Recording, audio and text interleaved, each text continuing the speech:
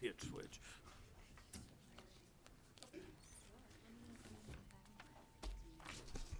Board Member Durham. Here. Board Member Flores. Here.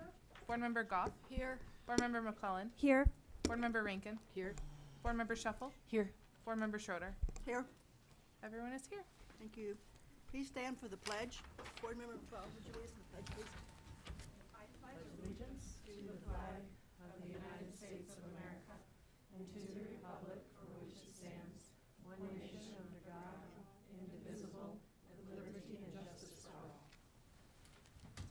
Thank you.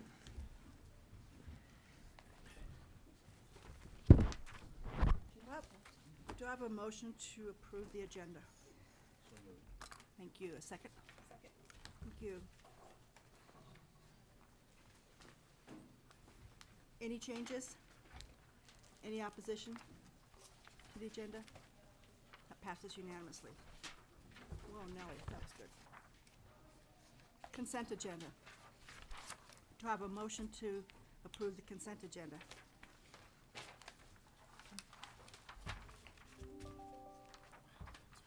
Hello? Hello, good morning. Board Member Goff, Move to approve the consent agenda. thank you. And the consent agenda includes items 5.01 through 5.18. Do I have a second? Second. Thank you. Any changes? Any items pulled? Great. Unanimous? All right.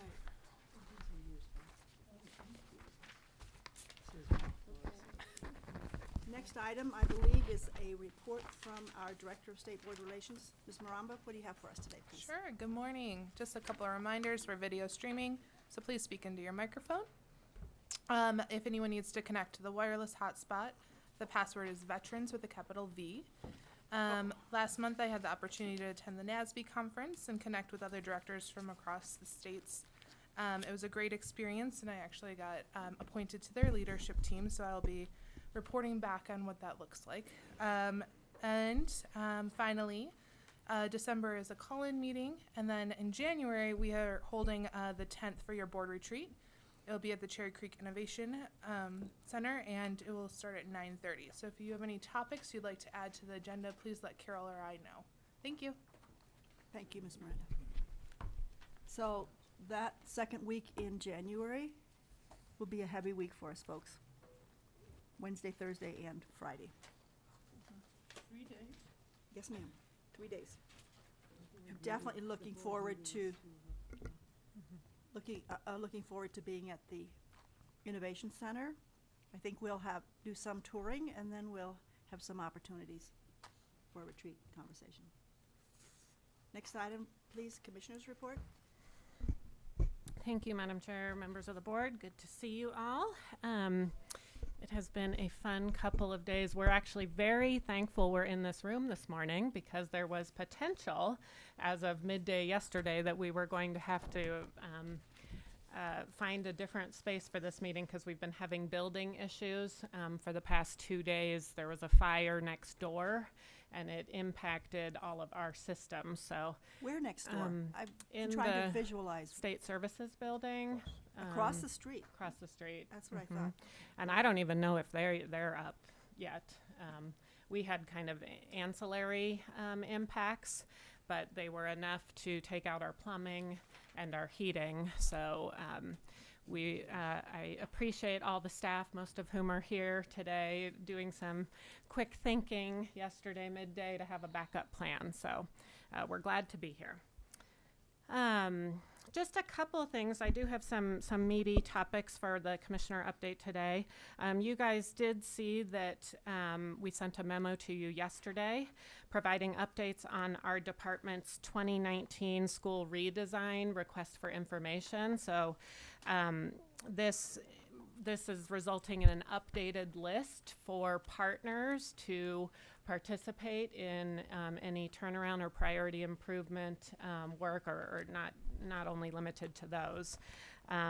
But we released our second request for information in order to review partners interested in charter management, leadership development, and community engagement. And so we have a updated, more robust list of options for district support in this area. So we just wanted to make sure we know that's an area of interest for you all, and the partners are all listed on our website. So we also held a provider expo in mid-October where schools and districts were able to come and learn about and meet all those different providers. We've had multiple of those expos, and they're actually really well received, and the districts have said that that's been great for them because we get them all in one place at one time, and so that can save a lot of time and be more It's like efficient. college night Yeah, at high school. exactly. So I did just want to mention that the Education Leadership Council is reconvening with a few additional folks. So Senator Rankin and I continue to co-chair that council. Governor Polis has expressed his support in that council. And so he is working on, I think putting a few more legislators on there. And maybe a few other folks as well. But we had kind of a pre-meeting in late September, but I think the first kind of substantive meeting will be December 10th. And we're still figuring out some logistics and preparing for that meeting. But I think the focus areas kind of connected to what the ELC had done and what our new governor is interested in will be literacy, so that aligns well with ours, community engagement, and high school transitions. I think the Innovation Center that you all are going to is going to provide a lot of ideas for, a lot of thinking on new ways to think about high school and new ways to make sure that that alignment between post-secondary and workforce and career and CTE are all really connected and embedded. So excited about that. I've been on the road quite a bit since our last meeting. I've done school visits in Monte Vista in the middle of that blizzard, so that was really fun. Driving 7 hours in a blizzard throughout that, but my little Subaru took me through safely. So it was great to be up in Monte Vista. I think they really appreciated us coming all that way and spending some time with them. Also visited Aurora, who you'll be hearing, Aurora Central High School, you'll be hearing from today, and 2 learning centers at Hope to prepare for the upcoming hearing. So just as a reminder, I am not in a quasi-judicial situation with these folks, so I didn't want to confuse you on why I've been visiting all of those schools. I also went to the Western Slope Conference, the Southern Superintendent Conference, the Teacher Cabinet, and a Rural Council meeting. So those are mostly day-long meetings each. All of those were really good to spend some time with superintendents. We did spend a lot of time sort of unpacking the accountability discussion. That's still top of their mind, and thinking through what, the next steps could look like. And so I was able to spend some good time talking with folks about that. I do just want to say our Miss Mello will be talking to you about this, I believe, tomorrow a little bit, but the budget process this year has been a much heavier lift for us.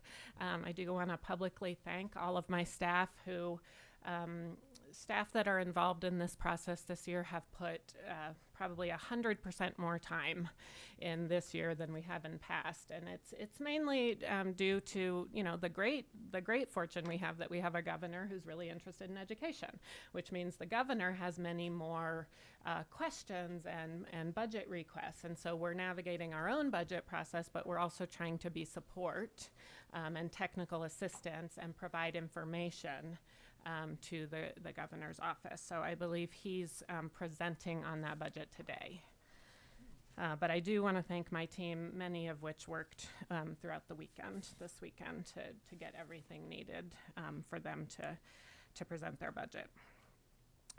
Lastly, just wanted to let you guys know we are going to be applying for an EdFlex. This is what's called Education Flex application to the U.S. Department of Education. We have been what they call an Ed Flex state throughout No Child Left Behind and throughout previous iterations of this. They have now opened it to apply for the next round under ESSA. We don't have any like direct specific needs right now, but what it does is it opens up some options for us to have a little bit more flexibility. And we figured based on the direction you have always given us, more flexibility is better with our federal Department of Education. So we will be applying for that. And we will let you know if we receive approval, and then we'll also be digging in to know like what that might let us do.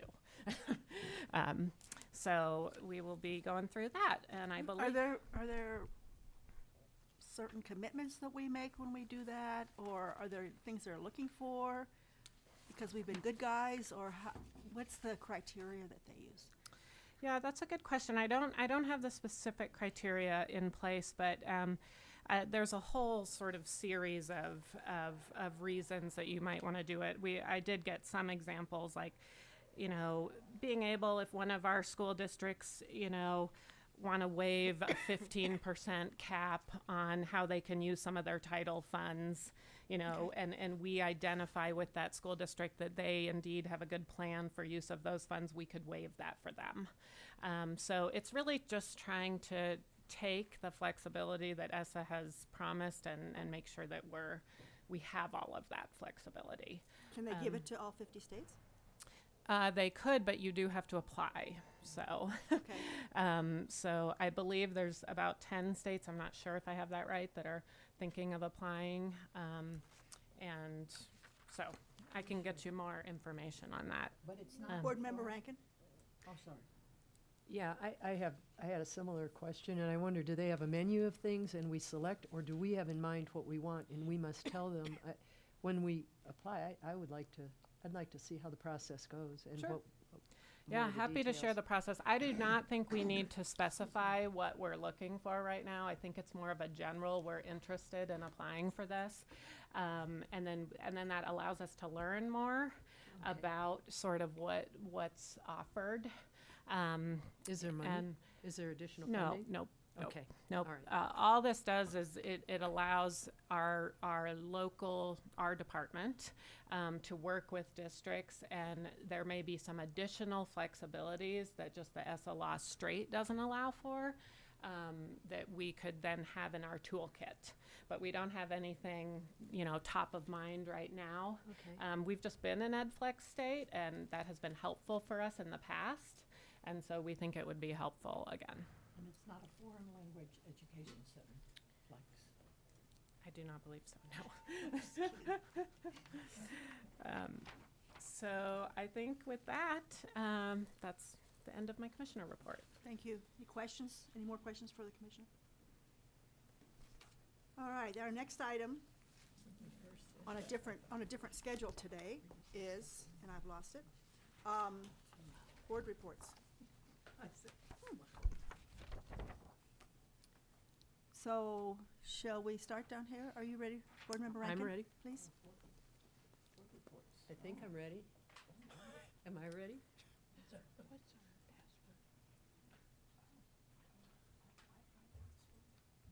Veterans with a capital V.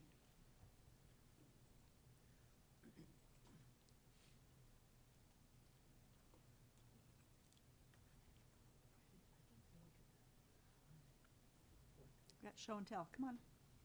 Oh, no. If you can't find it, then go to somebody else and come back. Okay. That's not it. Board Member Flores, do you want to go first, Sure. please? Yes.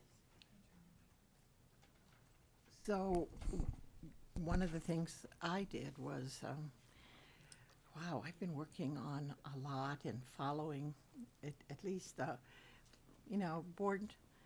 the local board member races here in Denver. That was a lot of work. And I sometimes present it at the very beginning of the debates. One of the centers that I went to was a big neighborhood up in the northeast, Heather Gardens, which I thought was one of the best presentations that was made by the board members, and I was asked to provide some information on what I thought would bring a closure to the gap. So that was interesting to do the research for that. Other than that, it's been, well, just a very busy time. Thank you. Board Member Rankin, there you are. Are you gonna click it? Okay. So, I've been all around my district since the last board meeting, and I've done a presentation on the READ Act at a very, very high level to community members. And this is always the first slide I start with, but I wanted to show you where I've been. So these are the congressional districts as they're divided up. You probably can't see Val's. She's got a huge district, but it's very small. On the Very map. dense, I must Dense, say. that's the Very word, that dense. was the word I'm looking for. Extremely So, dense. I It started. makes or breaks any election. Just do a click, and then do another click. Okay, now, if anyone knows where that is, I'll have to tell you probably. It's Steamboat. And the next one, that would be Craig. You'll notice I'm going right around the district. I went in a little different order, but this shows you the different areas and Oh. where my district is. Okay, that's where, yeah, that's right. Montrose would be the last one. So I still have some to do, and where the red circles are, these are superintendents that have talked to me and said they wanted to also have a presentation in their areas, and I'm continuing to go around when I'm requested to groups and just talk about the READ Act and what it means for Colorado. I also attended the West Slope Superintendent meeting, which was really very interesting, and Katie was there, and Katie gave a very good talk, and it's a receptive audience. To go to that, you really do understand what's going on the Western Slope, I think. I think they're very open, and I had a lot of my posters there and passed some of those out. I also went to Delta.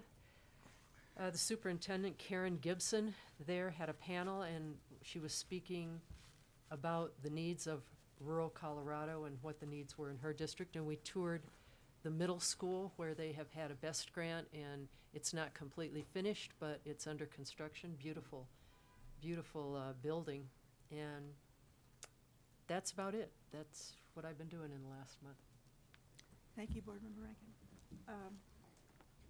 Board Member Durham? Besides golfing. So Thank you, Madam how is it possible that you can go to a district? We don't want to talk about the bad things.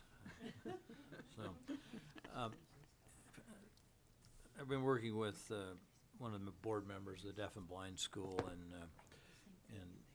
with their reports from their new superintendent, and I just, it's in the fifth, the Color School for the Deaf and Blind is located in the 5th Congressional District. And I think they are on the right track, continue to make progress. There's still some issues at the legislature, which I hope we will be able to resolve, and I have discussed some of those with Dr. Anthus. But I think it's important that that certainly I, and I hope the rest of the board, supports the ongoing process by the current superintendent of the school to improve educational outcomes there. And I may wish to talk to all of you or some of you individually about that as we move forward. Secondly, when the NAEP scores came out and the department did a press release, I had a difficult time understanding exactly where Colorado stood in the rankings, and so I asked Ms. Sirkowski to produce the most simplistic document I could, that at least that I think would help explain it, something that even I could understand. And I would encourage you to ask for a copy of this for your own reference, because I think it raises some issues that we ought to discuss as a board. And I will just pick, I'll just pick fourth grade reading as the example. Colorado's raw score is 225. The national average, including territories, I think Department of Defense and schools, and the District of Columbia is 219. Colorado's rank is actually 6th out of all of those. The number of states with statistically higher scores than Colorado is 2. The number of states with statistically lower scores than Colorado is 34. So when you start to analyze this data, and I'll use, and that's and then I'll do the same fourth grade reading for percent of students that read at grade level. So if it's 40% of our fourth graders read it at what the NAEP scores believe should be grade level, the national average is 34. There are 8 states that are ranked higher than Colorado in that 40% number of reading at grade level. Well, again, only 2 states that are statistically higher than Colorado, and there are 26 states that are statistically lower. And I would encourage you to get this and take a look at it for yourselves, because I think it paints a somewhat different picture than is generally portrayed about the education, the state of education in Colorado. And I think the question it raises is, by using cut scores and by NAEP and everyone else using cut scores, how accurate a comparison is it for us to be able to use from statistical purposes? And I wanted to just tie this in with one other thing, because during the month, and I didn't bring it with me, there was another report that Colorado was last in education spending for, and I forget what basis they used for this particular report. And I would just like to say on the record, those reports are false. Colorado is not anywhere near last in per pupil spending for education. When you use and try to use a consistent measure across all the states that includes all funding, state, local, federal funding, Colorado is generally about in the middle of the funding. Last time I saw a specific rating was 26th, so as I said, about right in the middle for funding. So I think it's important that we start putting on the record that while performance is not what it should be, and performance is specifically not what it should be when compared to other industrial nations. In fact, we could, I think, say our performance relative to other industrial nations is relatively poor, but I think it is important that we start to dispel the myth that relative to our peers in the country, we are in some way failing, because that is anything but true. And in fact, if you look at the number of states in the NAEP, if you use fourth grade reading, fourth grade mathematics, 8th grade reading, and 8th grade mathematics, the number of states, the number of states that are statistically higher than Colorado is 2 for fourth grade reading, 3 for fourth grade math, 3 for 8th grade reading, and 5 for 8th grade math. So when you look at those, I think we need to start painting an accurate picture of 2 things. One is, where are our scores and what is our money buying? And it is important to dispel the myths. We may wish to debate whether we are underfunding education. That's a whole different question. But to use these false comparisons about state spending per pupil, I think is inappropriate. And so I did spend a fair amount of my month trying to research and fully understand the NAEP scores and our funding issues. Thank you. Thank you. Board Member McClellan. Thank you, Madam Chair. It may be that this is the case for every district, but I know my district had some really vigorous and robust elections at the local school board level. So it was a month when not a lot of people were tugging at my sleeve to have a meeting, but I did nevertheless have an opportunity to have a meeting with stakeholders in Adams County in late October, and a meeting with stakeholders in Arapahoe County just last week, where they are still experiencing election fever with ballot curing operations happening on both sides. So where I live, the elections aren't over yet. So very I do want to take a moment to congratulate all of the winners of the local school board races in Congressional District 6. I look forward to having a cup of coffee with any who are interested once they've had a chance to settle in and begin their new service. So that's all I have this month. Thanks. Thank you. Board Member Schaffel? Yes. I attended an event in my district with constituents, which was a great opportunity right around the elections. Also hosted a workshop for teachers to receive continuing education credit to understand the standards in English learners. And that was a good opportunity because it was great to talk to teachers about how they feel about these additional CEU credits that they're asked to get to renew their licenses, and we're thinking about that for the READ Act. And so it was a good opportunity to interface with teachers around that issue.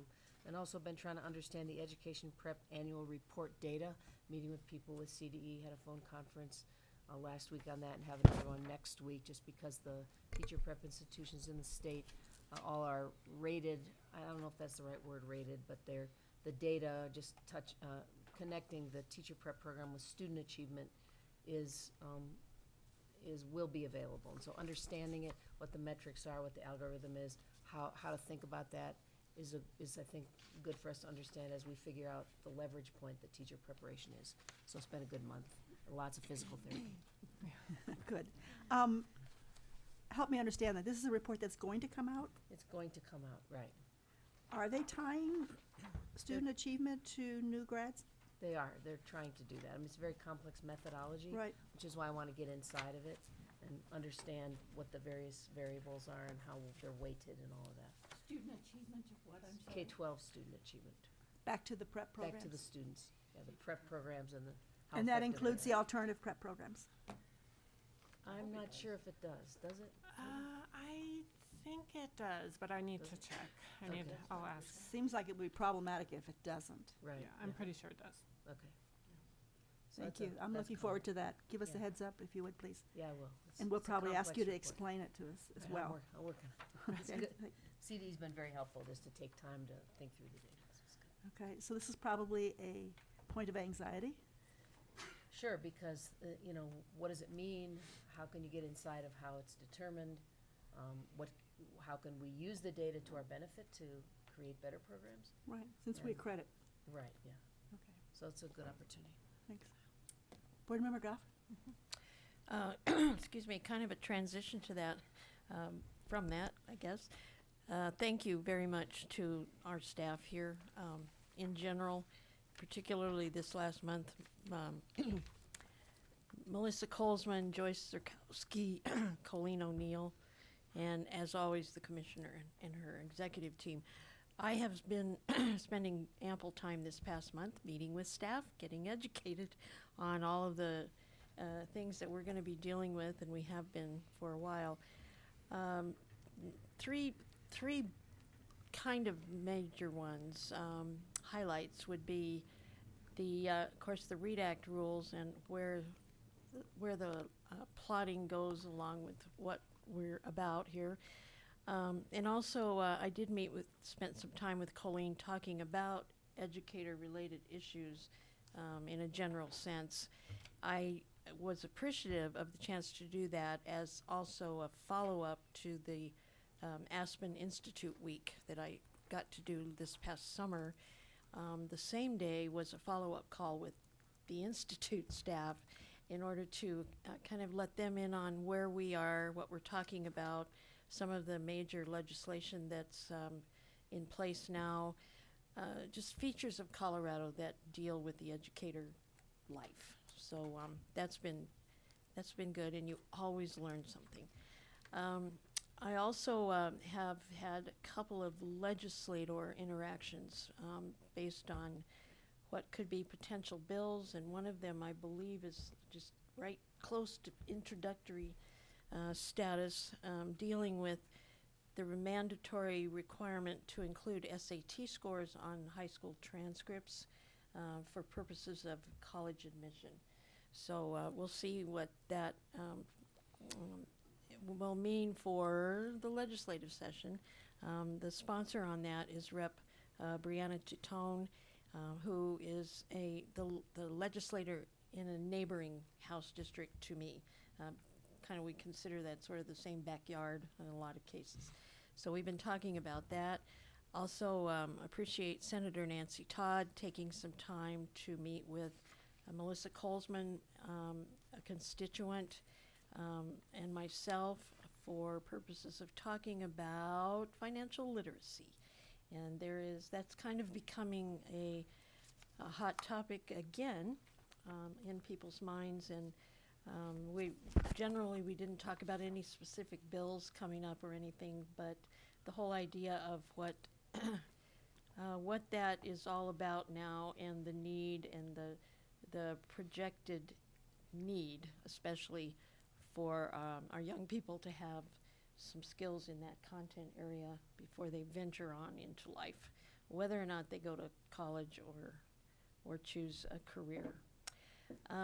Also, some of the events, the major one was the announcement of the 2020 Teacher of the Year. I forgot that. And Thank you I for thought bringing it when up. I should have brought when that the up. commissioner It's one didn't of the bring fun it up, things I we thought, do. okay, I can do that. There we are, Yes, that's announcing nice. Hillary Wimmer from Mountain Range High School in Adams 12. So happy to know that's in CD 7 this time. And it was a really great event, and well done by the school, the students at the school who played a pretty big part in that announcement ceremony. Superintendent Chris Godowski and many other people were there that day. Tie into what I just talked about, Hillary is a business teacher at Mountain Range, and one of her pillars of coursework is the whole notion of financial literacy. So she has her students, and really the whole school is pretty involved in activities that are designed by and led and facilitated by Hillary Wimmer, the teacher. So it should be a fun year to watch her serve as our Teacher of the Year and see how that plays out at the national level. I also attended the Mapleton School District's Foundation Gala, saw some old friends there. And I got the chance to visit McElwain Elementary, which is also in Adams 12, along with some of our Adams County legislators and the local board members. This was an event where the students actually demonstrated for the adults who were present and involved us in some quizzes. And I learned a new thing that day, and that's math, a math technique. Anyone ever heard of subitation? I didn't think so. Well, second graders know what that is, and they know how to demonstrate it, and they actually quizzed all of us on it.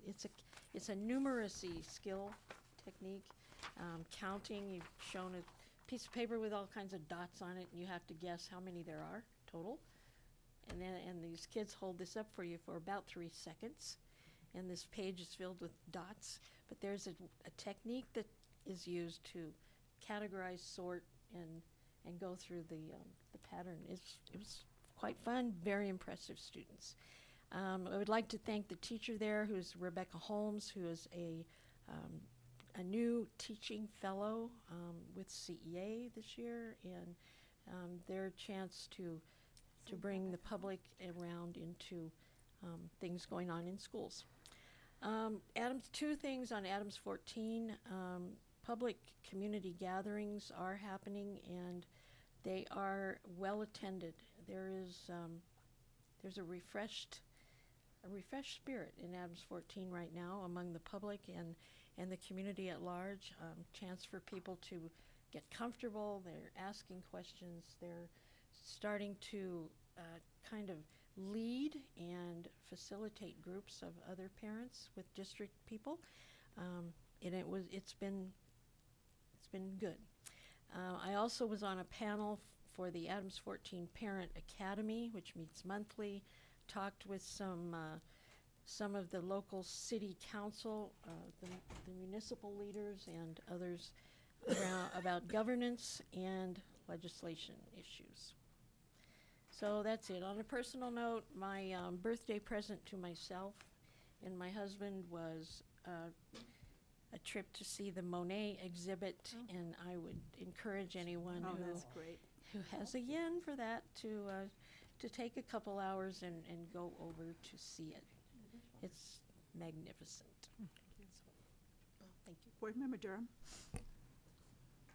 Thank you, Madam Chair. I did fail to mention the NASB conference that we attended, Dr. Schroeder and I attended in Omaha, Nebraska. Thought the venue was really very good. I've not ever done anything but drive through Omaha. It was really really a very nice city, good place for a meeting. I thought the conference was overall worthwhile. If I walk away with a criticism, and I think it's something that does come back to all of us at the board level at some point, is I think NASB talks about their agenda or their national, I guess I'd call it their agenda, promoting equity and excellence. I think if I heard the word equity mentioned once, I probably heard it mentioned 500 times. If I failed to hear the word excellence mentioned in my presence.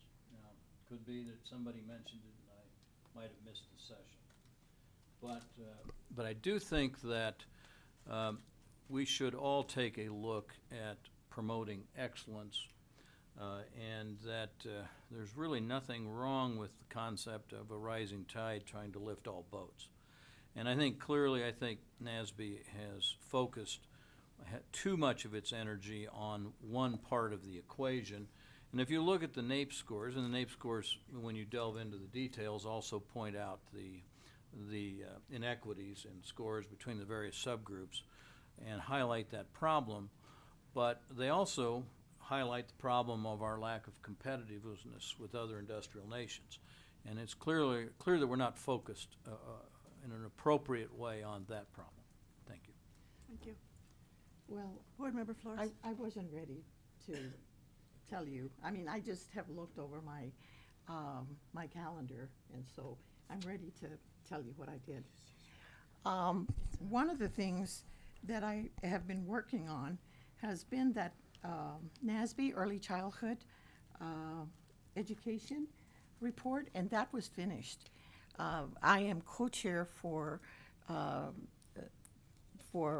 on this national committee for NASB, National Association for School Boards, and we did work on early childhood education, which, by the way, is an equity issue that NASB wants to help, and that is help especially the Western states. Many of us in the Western states, not us, but the states, do not provide early childhood for our children. And so that was one of the focuses, or the foci, I think, for working on that report. And so that report, I think, was out, and I think the executive director presented at NASB on that report. Another report that's coming out is the READ Act.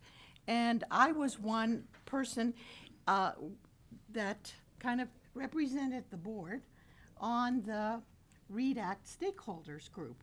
And so that was a big learning experience for me as far as reading and special education.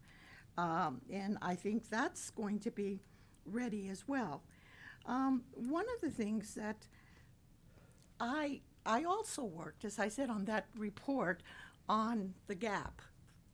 And in working on that, I found that Colorado, is one of 10 states that has over 1 million ESL kids.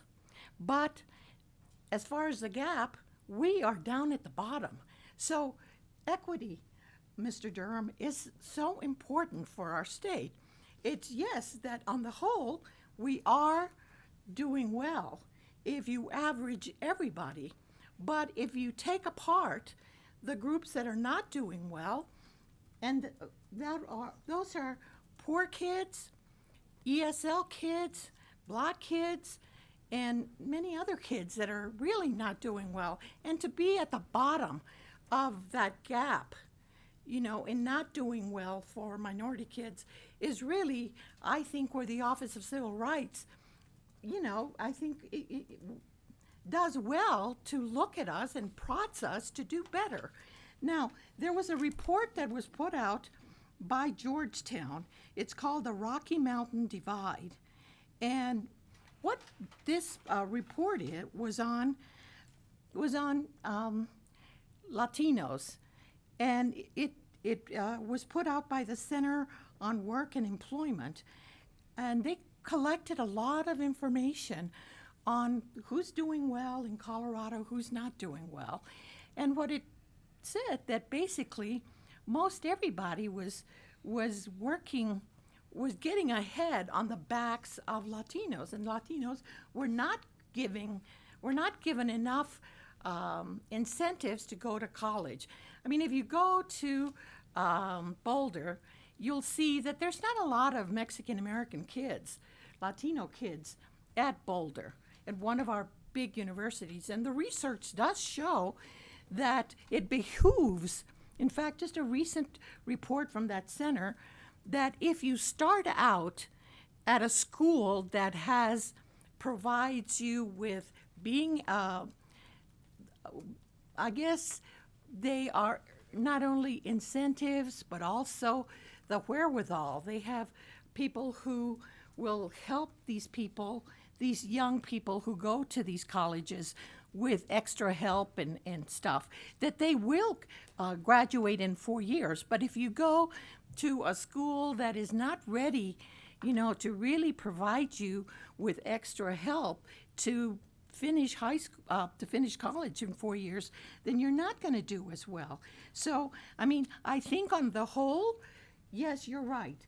On the whole, all of us in Colorado, all our students are doing well, but there's big pockets of kids that are not doing well.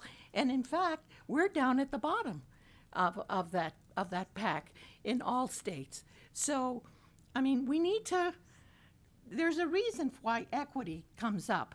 And equity is walking towards, I hope that they're thinking it in a way that I think of it, in that equity is walking forward, is a walk forward towards excellence.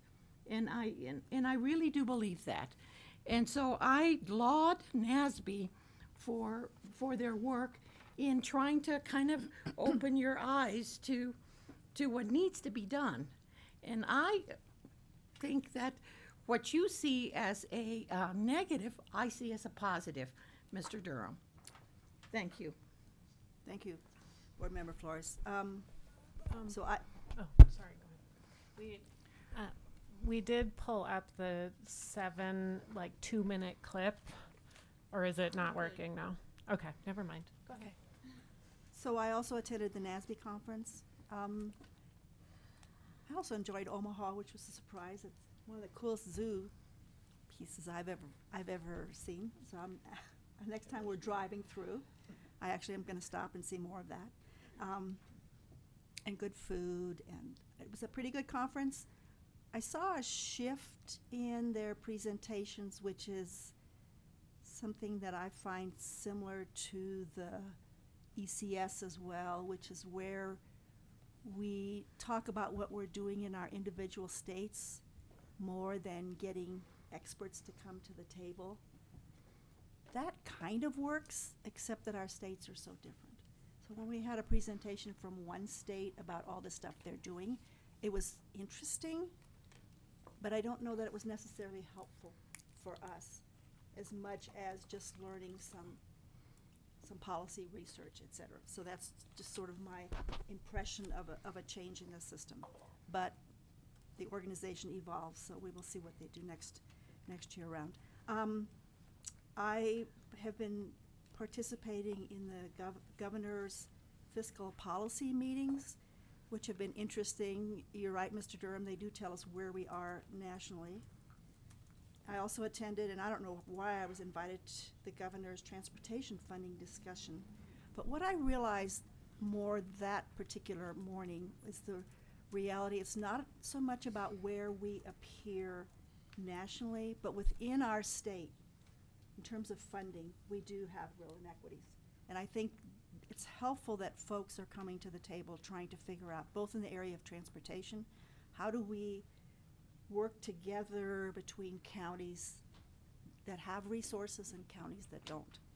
And I think to some extent that might be a conversation in the education field too, because we certainly know that a number of the rural school districts are in significantly different places financially, partly because of the School Finance Act, which will be really tough to change. I know everybody wants to, but it'll be very hard to make that change. Somehow finding some efforts to cooperate in order to distribute things in a way that seemed a little bit more fair.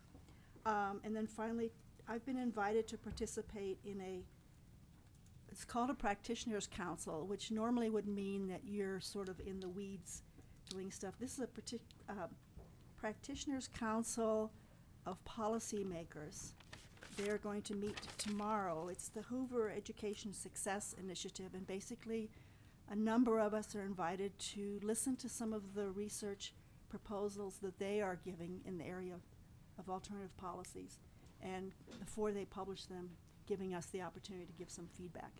Again, in reading in preparation for that, I suddenly realized some of these policy recommendations look very different in Colorado, or could be implemented extremely differently than in other states. So that diversity that we all enjoy makes it really challenging to have any kind of national input. So I'm looking forward to doing that tomorrow.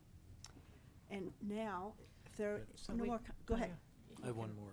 Oh, Board Member Durham. Thank you. I'd be remiss if I did not mention that Dr. Schroeder was elected treasurer of NASB and has guaranteed they'll be in a strong financial footing in the next 6 months. Absolutely. Oh, goody. Yet another unpaid position. Commissioner? Yeah, so I do believe we have just a 2 or 3 minute clip that we wanted to share. Oh, great. And this is a Teachers and administrators from all across the state gathered Wednesday to celebrate the Colorado Teacher of the Year. The 7 finalists for the award spanned all grade levels and all corners of the state, but ultimately, the top teacher came from Westminster. And Denver 7's Brian Sanders was at Mountain Range High School for the big reveal. You're on TV. Students assembled under the guise of a fundraiser in the gym. The stage was set at Mountain Range High School. Adams 12 Superintendent Chris Godowski even took a pie in the face to help hide the pep rally's true identity. That's the best $100 pie I'll ever have in my life. Until finally, with the buzz echoing and drum roll rumbling, the real reason revealed itself. The 2020 Colorado Teacher of the Year, Hillary Wimmer. And at a certain point when Liz put her hands up, spun around, she was truly surprised. It was a great moment. The state of Colorado's Teacher of the Year announcement, to the complete surprise of Mountain Range High School's Hillary Wimmer. There's so many teachers in Colorado, and to be recognized as Teacher of the Year, I mean, I feel like we should all be Teachers of the Year, so I'm speechless, I guess. Let's have Mustangs. Who's proud of Miss Wimmer? But it was no surprise to her students, who call her Mama Wims. High school can be a pretty cold and scary place, but especially with Miss Wimmer, you always know that you have like a place to go to. I'm very shaken up. Wimmer is a 15-year educator who teaches business and finance classes, which she hopes becomes a mandatory, not elective curriculum. People are surprised to hear about a teacher that's teaching Roth IRAs, or should you do a 401k? Financial literacy will be one of her biggest platforms as she now travels the country and works with lawmakers to promote better education, combined with a ceremony at the White House and a ticket to NASA's space camp. Gosh, to bring that back to kids, I went to NASA space camp. What's that going to be like? Brian Sanders, Denver 7. That's great. What an honor. Good for her. Mrs. Wimmer is now on that. Thank you. Yeah, and Dana Smith and the communications team did a great job of actually getting it really covered this year. So we've been able to promote that positive story. So Thank you. Thank you. Can I just, Real quick. one more thing? There were 6 other finalists for Teacher of the Year, and each one of them is going to be recognized. I think some are happening this week at their schools, in their classrooms, for their finalist status as well. So, That's great. Thank you. great. Thank you. Can I suggest we take a break and be back at 10 a.m. for comment.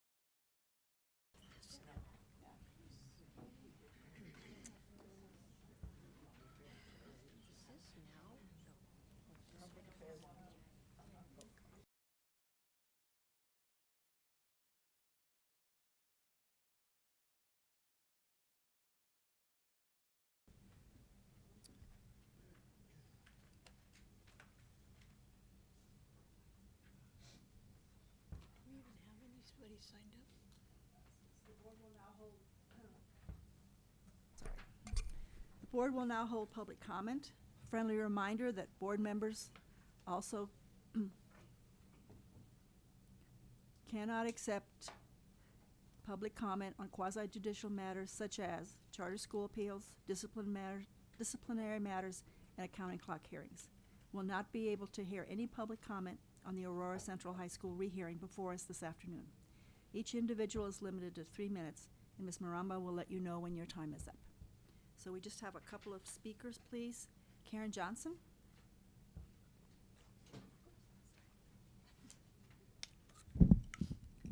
Good morning. My name is Karen Johnson. I'm with CO KID, which is Colorado Kids Identified with Dyslexia. I'm also an appointee to the Dyslexia Working Group created by House Bill 1911-34. This past week, I was in Portland for the annual International Dyslexia Association meeting.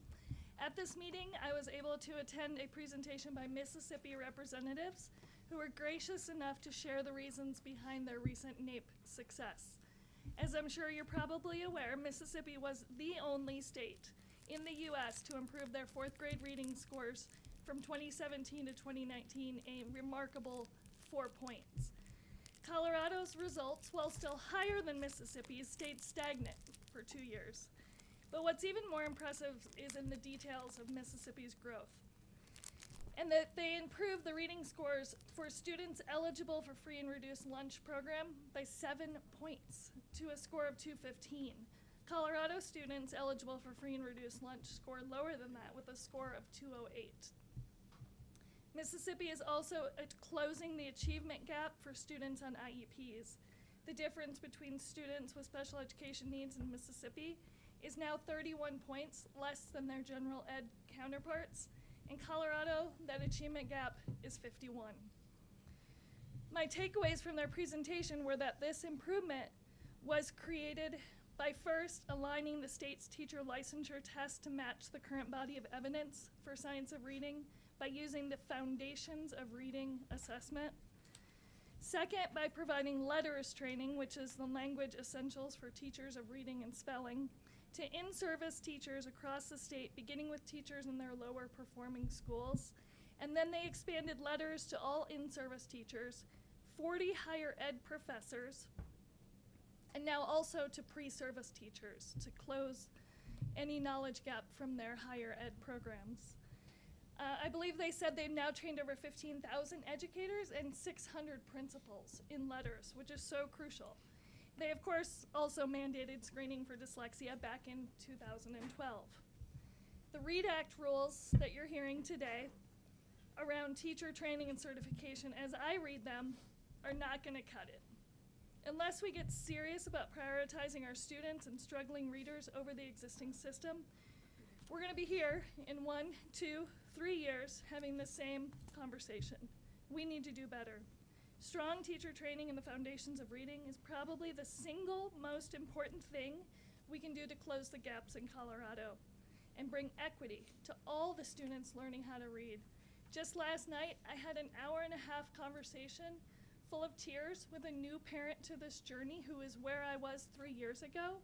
Last year, her daughter's kindergarten teacher told her to stop teaching her daughter phonics at home because it was confusing her.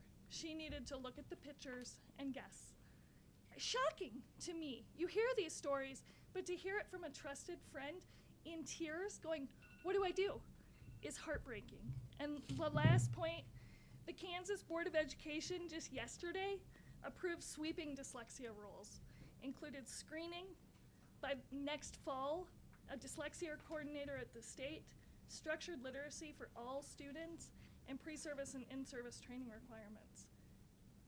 We need to get there. Thank you. Thank you very much. Callie Nichols.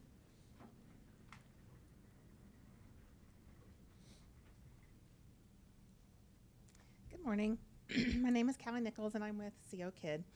Thank you for this opportunity to address the board. I'm here today to speak about the proposed rules changes to the READ Act. First, I find the timeline from first administering the approved READ Act assessment to implementation of a READ plan for those scoring below the cut point very concerning. Students in 1st through 3rd grade will wait approximately, if I'm reading things right, 5.5 months before a READ plan is put in place. Implementation of READ plans for kindergartners will be delayed even longer. Why? Isn't the goal early intervention? We have a short window of time to identify and remediate the reading problems for students in kindergarten through 3rd grade, and waiting 4 months before the diagnostic assessment alone is administered is simply unacceptable. Second, when a 1st grader scores at or above the cut score, then schools are not required to administer an interim assessment for the remainder of the year, and that goes for 1st through 3rd grade. This is also concerning. This is a crucial time for intervention, and we will be missing and not identifying students who are not progressing over the course of that school year. This is very much like a wait to fail model. If a 1st grader does not make progress during the school year, we won't know it until they are administered the interim assessment again in the fall of 2nd grade. And then that timeline kicks in again, and intervention will likely not begin until January. As a result, we have lost an entire year and a half because we were not diligent at monitoring students in these crucial early grades.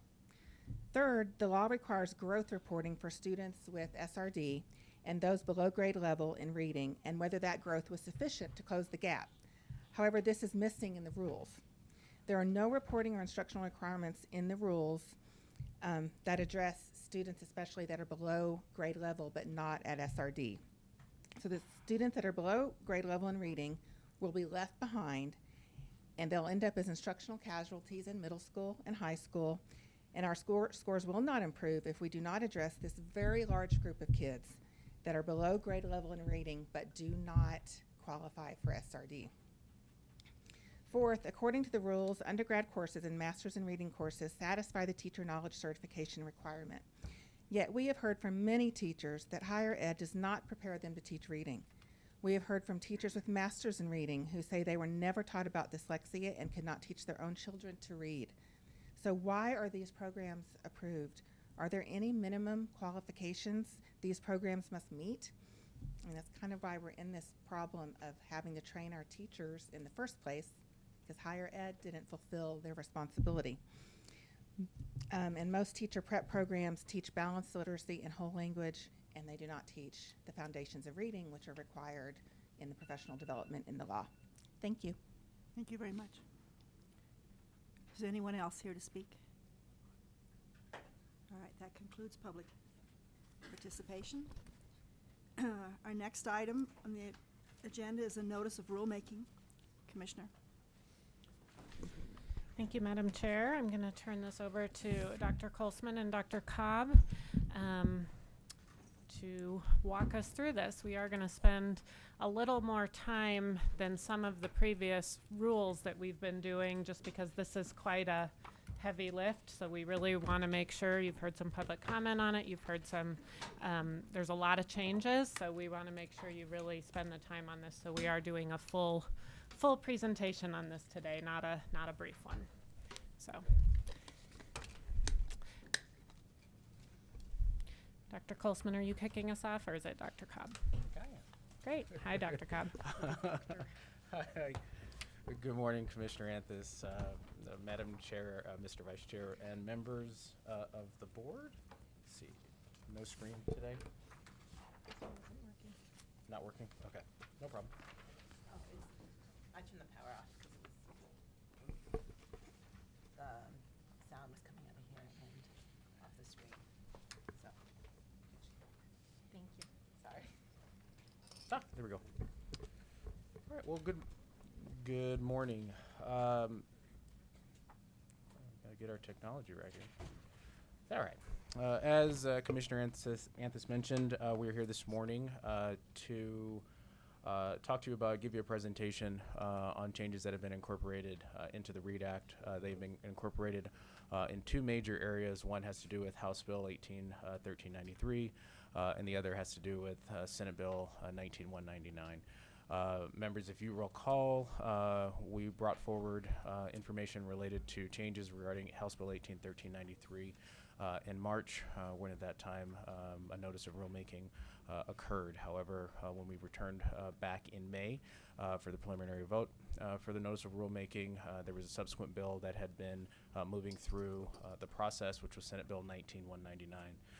And as a result of that, we engaged you in a conversation, and you determined at the time that it was more advisable to bring the rulemaking package as a collective as opposed to working through them individually. And so today we are here to bring forward the collective changes into the rules, which is 2 laws, both House Bill 18-1393 as well as Senate Bill 19-199. House Bill 18-1393 amended changes to the READ Act, and what it did is it brought forth 5 changes principally. One had to do in terms of changing the rules related to the minimum skills competencies. It created some change in language there. There was a adjustment in language related to the process for the inclusion of assessments on the approved list. Changed some language related to the appeals process for assessments, instructional programs, and professional development, and also made some changes related to district reporting requirements. One additional piece that House Bill 18-1393 created was the establishment of a READ Plan Working Group.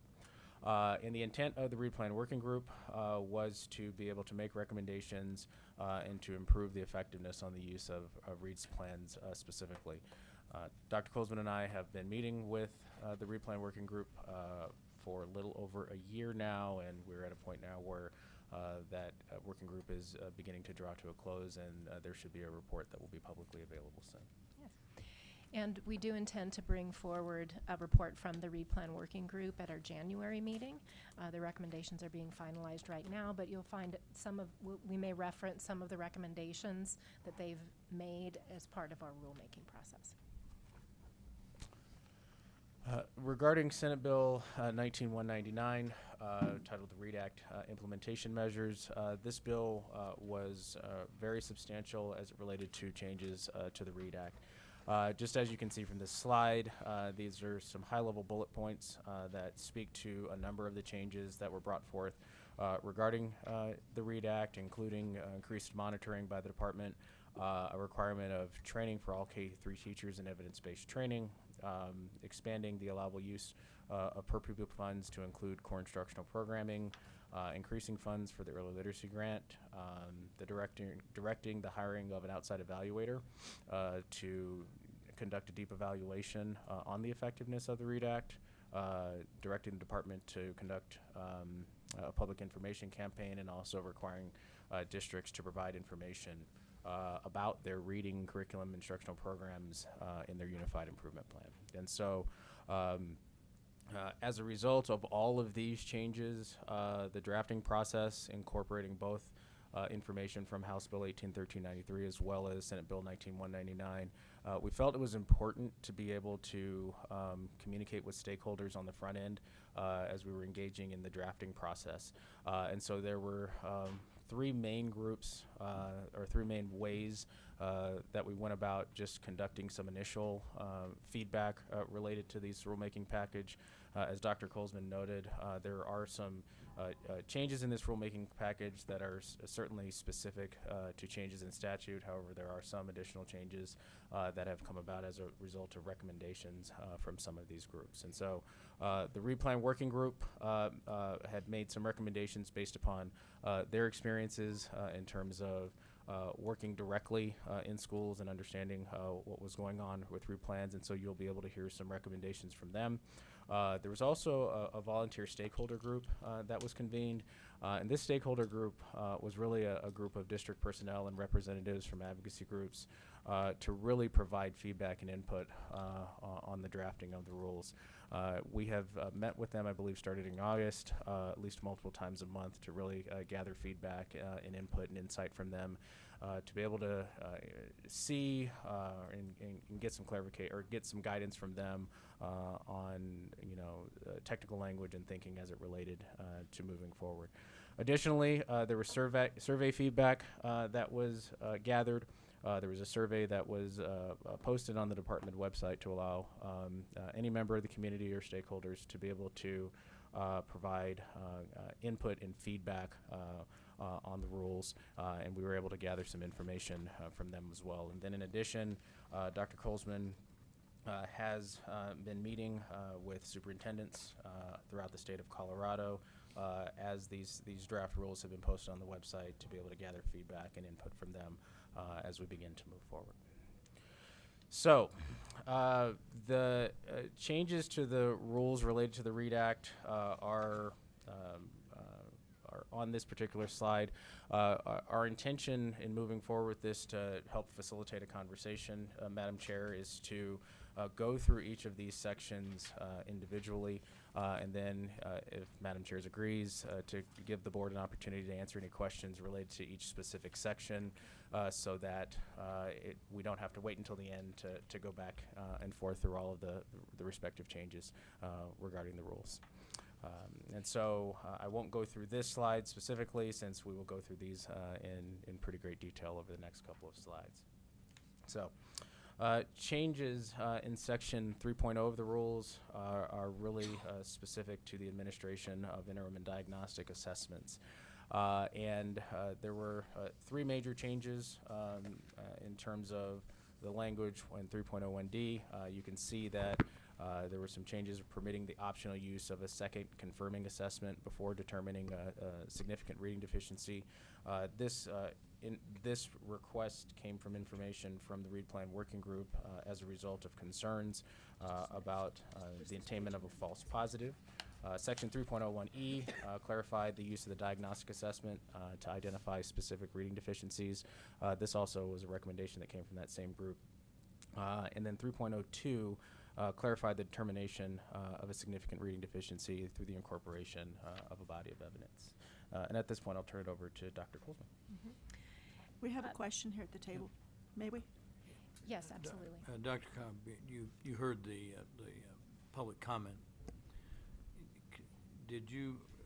Are these time frames, have they been raised with the superintendents and other stakeholders?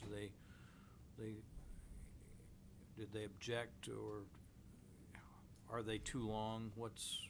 Could they or should they be shorter? So the timeframes that are in rule are actually from the READ Act directly, and so the rules reflect what's already in statute. So it would take a statutory change? It would take a statutory change, yeah. Okay, thank you. Board Member McClellan? Thank you, Madam Chair. I'm sorry, Oh, may go I? right ahead.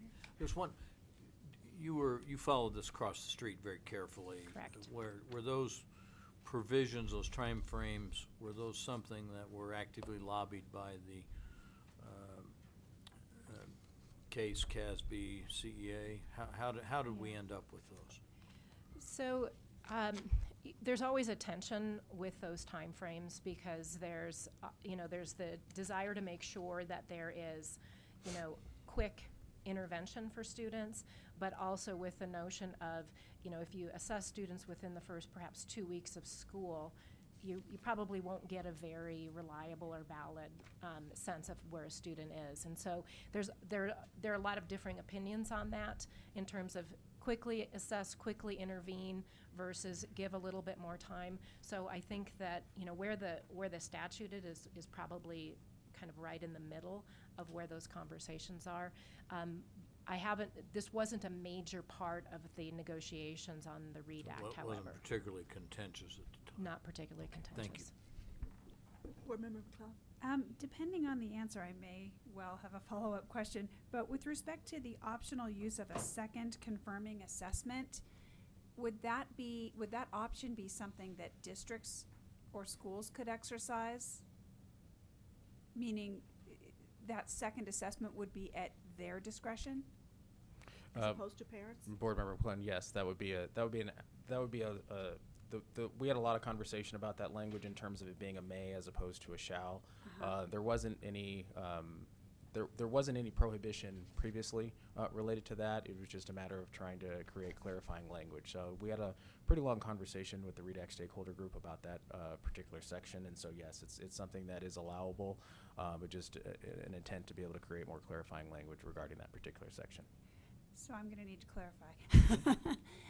Does this mean that the school or district could require a child who, upon first glance, appears to qualify for services and appears to be possibly identified with the need for greater intervention, could the imposition of the requirement for a second assessment then take that child and family down the path of having a contradictory finding that then kicks them out of eligibility potentially? If so, that's a concern for me. Board Member Clun, that actually is a situation, or that is a circumstance that could happen. The conversation around this really was related to, I would say we had a lot of conversations about concerns about a false positive, and so what you just described is kind of the opposite of that. And so that's kind of the place from where that recommendation came from. Oh gosh, well, not to put too fine a point on it, but I think we're all aware that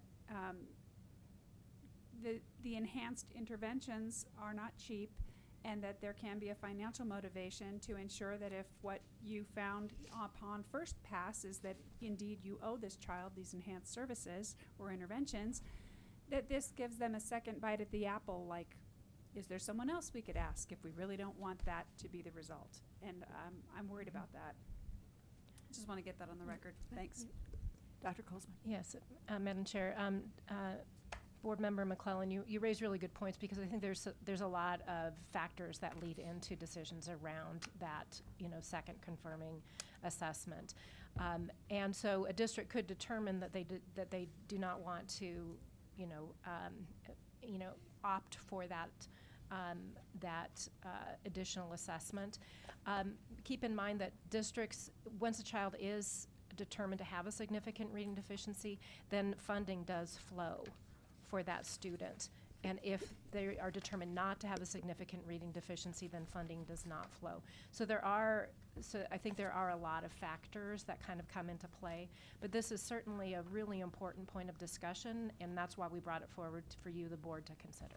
So I guess my question would be, am I understanding correctly that a child could take a first assessment and really appear to be identified as having a significant reading deficiency, and then a district could require that that child be retested with a different assessment and get a different result?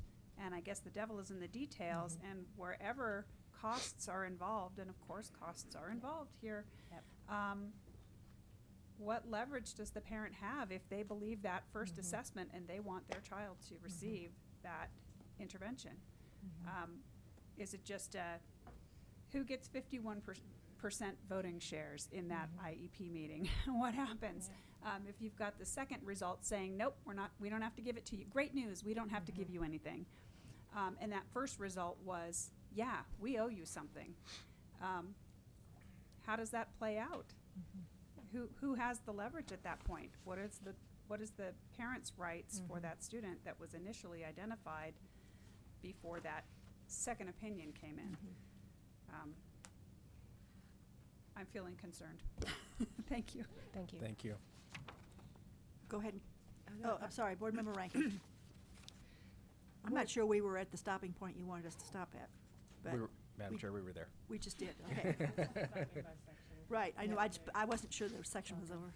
When we talk about the rule changes, and it says the rule changes are substantial in nature and then related to, the rule changes are actually from 1238, House Bill 1238 READ Act to Senate Bill 199, but also pulling in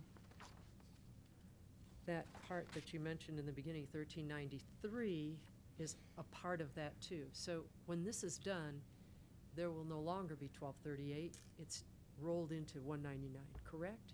Is that the specific rule changes we're looking at now?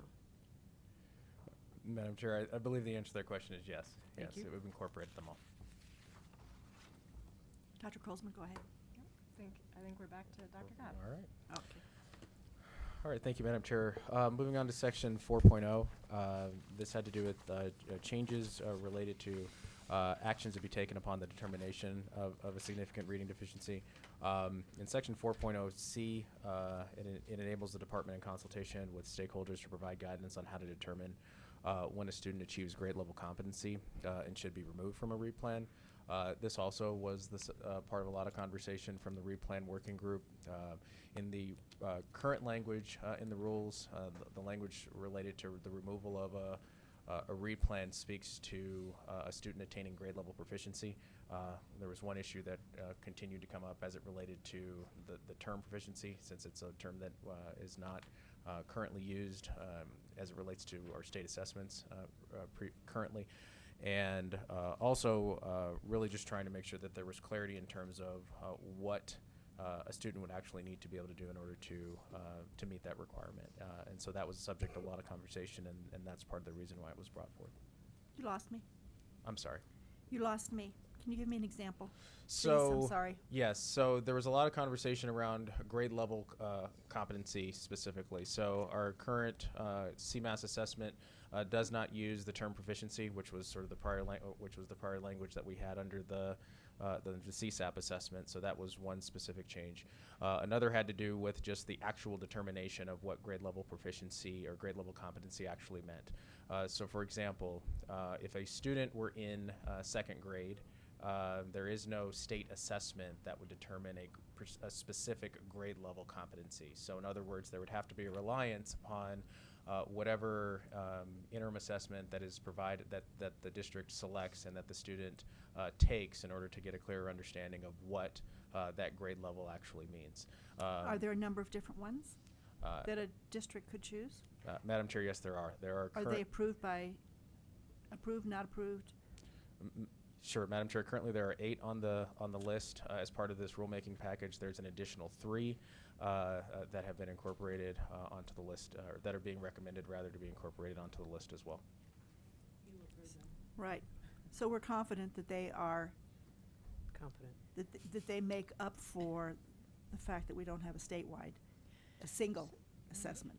So the challenge with using the interim assessments as a marker of grade level competency is that they're really not meant for that. They really are meant to measure risk for not reaching grade level competency. And so there has just been kind of a vacuum of information of like how does a teacher determine whether or not a student, yes, you can use a body of evidence, you can look at the minimum skill competencies which are listed in rule, so you can say, are these students able to demonstrate these things? And you could use the interim results in some fashion, but right now there's 178 different ways that that's happening across the state. The Read Plan Working Group really asked the state to come together or to come up with a process that could be used across the state so that there's more comparability for how to remove a student from a READ plan, and we can get kind of more people in the room to come up with really strong guidance around But that. it's 8 different options. Correct. Is that what Correct. I'm Correct. And what's the hindrance to having one? Madam Chair, the hindrance to having one would just have to do with change. It would simply require a number of school districts to change from the current assessment that they're using to a singular one. I think that would probably be the biggest impact that would be required as a result of it. Was there a request by the groups or not? Are they comfortable with 8? Madam- I don't, not knowing very much Yeah. about this at all, I'm not sure how comparable the 8 are. Yeah, Madam Just a Chair, I don't recall any conversations related to wanting to reduce the assessments down to 1 by any of the stakeholders. I can say that it has been we've engaged in a number of conversations as a department staff about trying to understand better the difference in terms of the comparability of the assessment and actually what it is that they're intending to measure. And I think the most important distinction that we were able to understand just really had to do with the difference between the interim assessment and the diagnostic assessment. The interim assessment, again, specifically just intending to be a screener, just to be able to measure risk. And so I think where one of the challenges has come in is that we've sought some additional guidance from a university professor on this to really be able to give us some deeper insight in terms of the ways that these assessments can and should be used. And what we have learned kind of over the course of this process is exactly what Dr. Colesman said, which is that they are intended to measure risk but not identify a specific proficiency. Now, there may be a situation or a circumstance where there's I would say a general ballpark or a zone, if you would, to be able to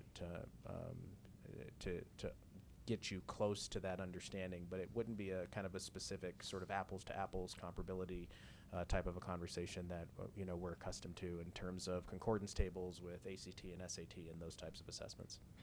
Are you guys comfortable with that? So we have sought a report from an expert on assessment to kind of help guide this. We have the preliminary results of that, and basically we are comfortable with adding more to the interim list, adding more choice based on the review that has occurred, because essentially these all do the same thing, which is say, is the student at risk for not reaching grade level competency? And so, we'd certainly be willing to engage in more conversations around that. If you recall, this was something that we talked about back in the springtime as something that we wanted to investigate further. I can't recall anything. The difference, if I'm listening to you carefully, the difference is this student at risk of not being grade level versus is this student at grade level? Correct. Because most of these assessments are meant to be short probes and not Right. extensive, in-depth assessments. And if you were to measure that second piece, it would be a much longer, more complex measure. Right, and so if we were able to come up with a process for determining whether or not a student has reached grade level competency that would use multiple measures, looking at the diagnostic assessments, looking at progress monitoring tools, looking at a student's performance in the classroom. And I think that's what the READ Plan Working Group was asking us to do, was to provide a little bit more guidance about what are the things that teachers should be looking at to determine grade level competency, because we don't have a summative measure for grades K1 and 2. Okay. Board Member Flores. I think we forget that probably the best instrument is a well-trained teacher. And so we're talking about instruments, but seriously, we forget about the teacher and what the teacher does in the classroom and what the teacher corrects.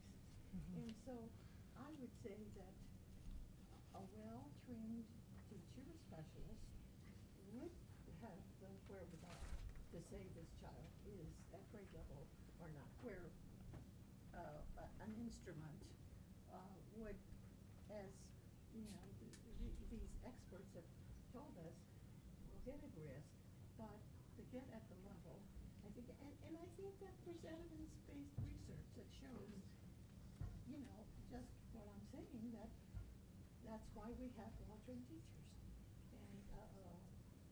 And that's why we have experts in the area of reading, because they know, they listen, they know all the rules and such, and can say, probably definitively, better than a test, that where a student is. So let's not forget that the best instrument, if well-trained, is a person, an individual, and not an instrument. An instrument helps.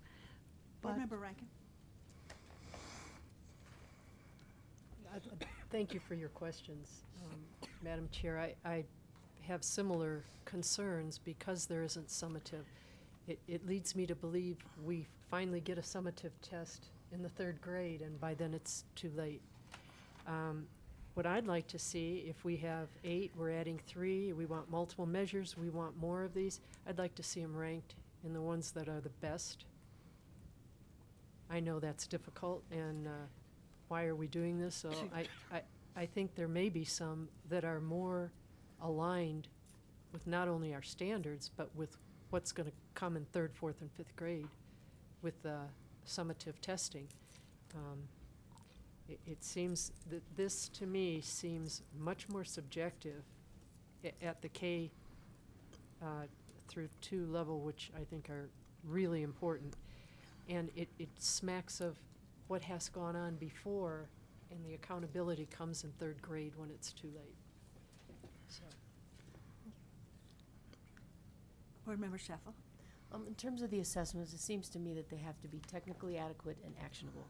And it sounds to me like the list of assessments on the list are technically adequate in the sense that they're predictive, But as far as being actionable for teachers to say, based on these data, this is what I now need to do to close these gaps, not all the assessments are, there aren't actions associated with the scores. So as we look at the list, I think, somebody said, can we make sure all the assessments are helpful?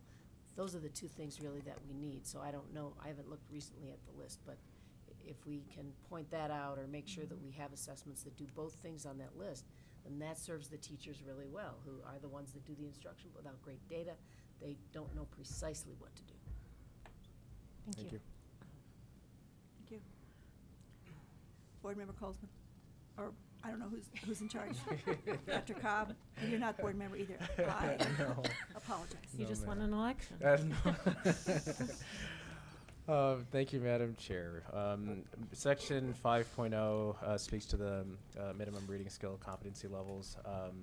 And in this particular section, it's really a technical cleanup language that has been assumed but never specifically articulated, and incorporates language that the state competency skills level should be based upon the scores attained on the improved reading assessment in alignment with statutory language. And then it also adds a time frame for updating the minimum reading skills competencies.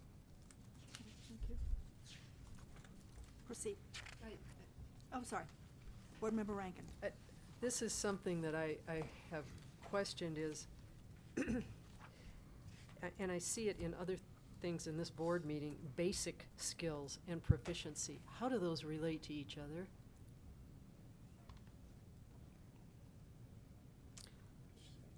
So, And competency skills? I so mean, what I would say is the minimum reading competency skill levels that are articulated here Yes. are actually taken directly from the Colorado Academic Standards for Reading. So essentially what this does is ensure that those areas where teachers are looking for the minimum skills that they would need in a grade level comes directly from grade level standards. So we're saying the minimum skills that a kindergartner needs in reading are grade level kindergarten standards in reading.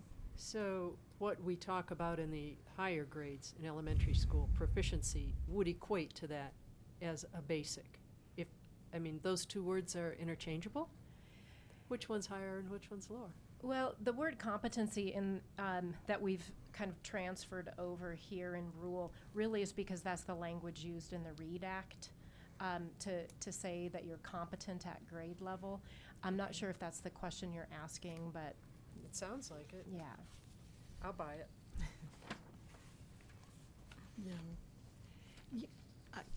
May I just add this?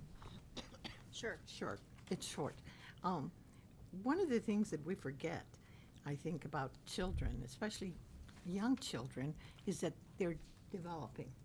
And so we give them a test in kindergarten, and then you see that kids who have not had schooling, let's say 3 and 4 year olds, probably make big gains because, they haven't had that, and they change.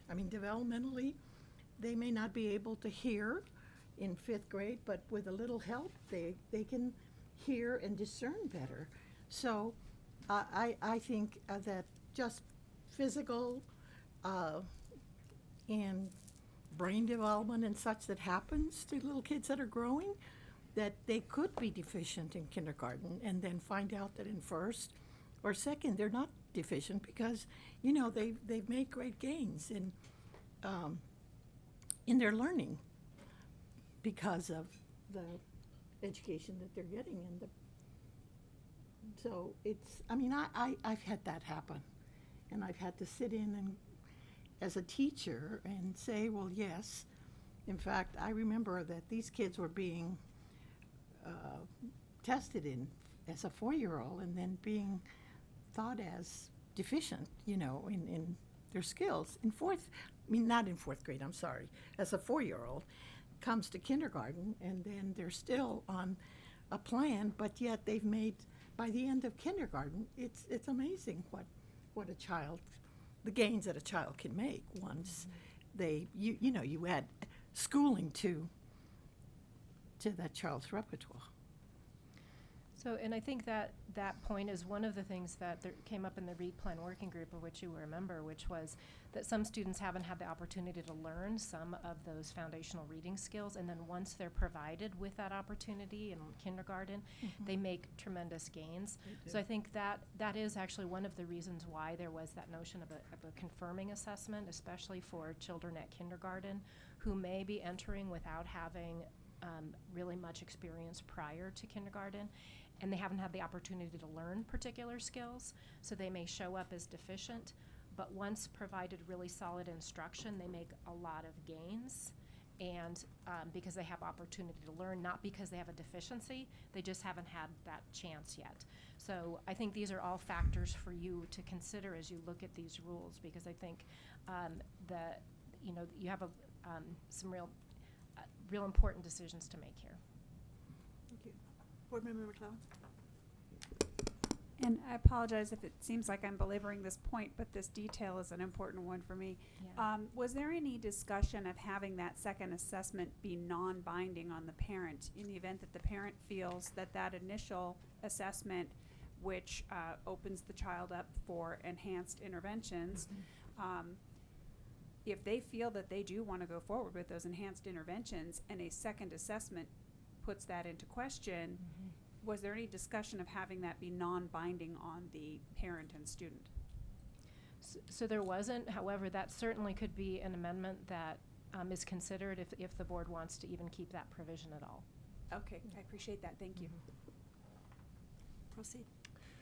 All right, Madam Chair, moving on to section 8.0. This change was brought about in terms of a technical cleanup from House Bill 18-1393. This creates a change in terms of the notice of, and the process for possible inclusion of the improved assessments. As you can see, section 8.02 adds language from statute to ensure that the interim diagnostic and summative assessments are evidence or scientifically based and aligned to the standards. Section 8.05 adds to the time frame for the review of interim summative and diagnostic assessments, and section 8.06 adds language to require CDE to ensure the transparency in the process by consulting with local education providers, especially those with high enrollments of English language learners. So these changes, again, were brought about primarily as a result of changes from House Bill 18-1393. So if I may, Board Member Schaffel, is there anything you wanted to add here in this procurement? I think this is sort of the procurement process for acceptable, based on the comment that you made. Is there something here that you think addresses the concern you expressed? Well, I would just say that if the list is just predictive assessments, that's probably not enough. In other words, the risk factor is helpful because it allows you to figure out who the students are that are high risk and then target resources toward them. But for teachers, they need something that goes beyond that. It's not enough to say they're at risk. It's like, what do we do now that they're at risk? So if we could, How do we get that? How do we get that in there? I think is what I'm asking. Are the assessments already both of those things, or at least some of them are? Or Yeah. they're pretty much all risk assessments? Okay. I would say that there are some that do provide kind of next steps. In fact, the one, and Dr. Cobb can perhaps talk about the other that's on our early literacy assessment tool project. Some interesting sounds happening out there.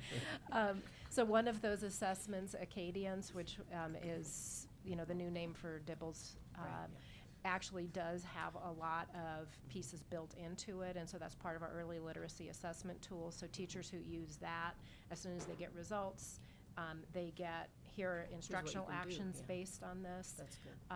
And I do think that does vary according to the tool, but that could be something that if the board would like to add to the criteria for our review, we could absolutely do that. I think that'd be really helpful, because otherwise you're just getting a cut point and you're bucketing kids, but what do you do then? So I think that would be very helpful. Great. I'm fine with that. Does everybody else agree? Thank you. Great. Okay, moving on to putting in a section 9.0. This actually We're is the section that focuses specifically on the approved interim reading assessments. It is here in this section where you will see a change of the or provides an update rather to the approved interim assessments. The list of approved interim assessments, as I had mentioned earlier, the list is in its current fashion, has 8 vendors that are on the list who provide interim assessments, some both in English and Spanish. We conducted an assessment review process that occurred earlier in the spring. And then there were a couple of vendors who simply updated their assessment, the Cacadians being one, Ames Plus being another. However, there were, in addition to that, there were 3 additional vendors who submitted new assessments that would then increase the assessment total to 11. Off the wall question, do these assessments cost dramatically different? I'm assuming a district is on the hook to purchase them. Madam Chair, the answer to that question is, the number that I recall, kind of in my last role at a school district, was about $6 a student was the general ballpark figure. Across the board? Kind of across the board. Okay. In other words, in order to make sure that they were competitive with one another, that's the ballpark figure that I have in my head. That might be incorrect now or even incorrect then, but that's the general number that I Thank you. remember. I just wondered whether cost would be a factor in a district's decision, and you're suggesting no. Yep. They're comparable. Madam Chair, it really depends upon the school district and how they go about it. So I think, there are provisions in the statute that allow for, ways in order to be able to support districts in terms of their implementation. However, every district is going to look at what it is that they consider to be best. One of the additional things that has to be considered really just has to do with the training associated. So it is not simply just the purchase of the assessment, but the actual training of the teachers that is required to administer and interpret the data that is associated with it. And I think another measure is also the cost of the person administering. I mean, I think that's the real cost. I mean, I remember when the cost of the person administering. I mean, a district, when you really look at the cost of what a test is, you have to put in, the cost of the test, $6 is minimum. You put in the cost of how much time and who's administering, how much that person costs. I'm not following this. No, Is it's there a teacher. There's a cost to. It's a teacher. It's the classroom teacher. Well, yes, but that costs money. If that teacher takes an hour or an hour and a half to do that test, that's money. I mean, you have to put that into the cost of figuring out totally how much that costs. I mean, I know that in some districts that may not be important, but when you're thinking of a district, I'm thinking about how I had to deal with Houston Independent School District and how much I had to figure out, how much the teacher cost, how much the cost for the test were, how long it was, and, there's just a lot of cost involved. And if there's only $3, now this is in 73 or something, but if you look at the time and how many dollars a district has, it's not many dollars. We're very lucky in that we just throw money at tests in this state, but we have to think about the real cost of an assessment, and that think has about to the real include cost of a the kid not teacher reading. time. Board Member Goff. No, that's important. Has there been an conversation in the past or Gee through whiz. this new refresh process here of these tests available in other languages in addition to Spanish? Board Member Graff, currently the only assessments that have been submitted the only additional language that we've received in assessment submitted has been in Spanish. That isn't to suggest that there aren't other assessments that exist. However, if they do, we have not received them. I'm going to ask only a reading expert. I'm not that deep. The languages, first of all, the premise statement, we have a growing population of non-English speaking people, and especially in parts of everywhere. I can't say it's just metro area, but we think about it in terms of that. There are languages that are not Latin-based. In other words, the same phonemic system does not exist in certain languages. What are we doing to think ahead, I think, about these kids who are certainly we don't want to exclude them from the whole identification and intervention process. But if we don't have the tools to tie their learning into what will make that path quicker and more effective for them, I'm curious about that, and I wonder if, I know it involves budgeting in a different way and all kinds of small details, but if we're gonna really tackle reading proficiency, and the transferability of that between languages, just curious about it. I know, and I totally appreciate the Spanish availability. Yes, we have to have that, but we do have more and more kids who are coming in with a totally different language background. And the goal is for them to become proficient in reading through any language. So. But for those kids, they're gonna be immersed Board in Member English. Rankin. I've gotten some questions from some school districts as I've gone out in the field, and some of them say, well, we have materials already for phonemic awareness, phonics, vocabulary, fluency, and comprehension. Can we use these materials? So I'm asking you if your assessments that you said we have 8, with 3 more being added, 11, and we may be adding more, are they aligned with the same materials that they could select from in the old READ Act so that they may just continue using those materials? And again, we have to make sure the teachers are trained, because obviously that hasn't been the case. Board Member Rankin, there's a unique distinction in the statutory language regarding the selection of core instructional materials.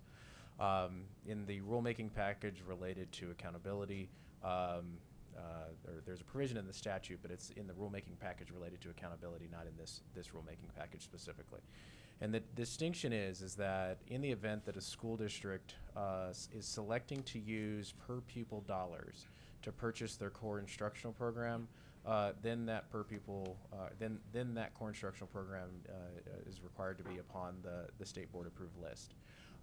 Now there's a requirement to identify that instructional program in a district's unified improvement plan for all of their schools in grades kindergarten through 3.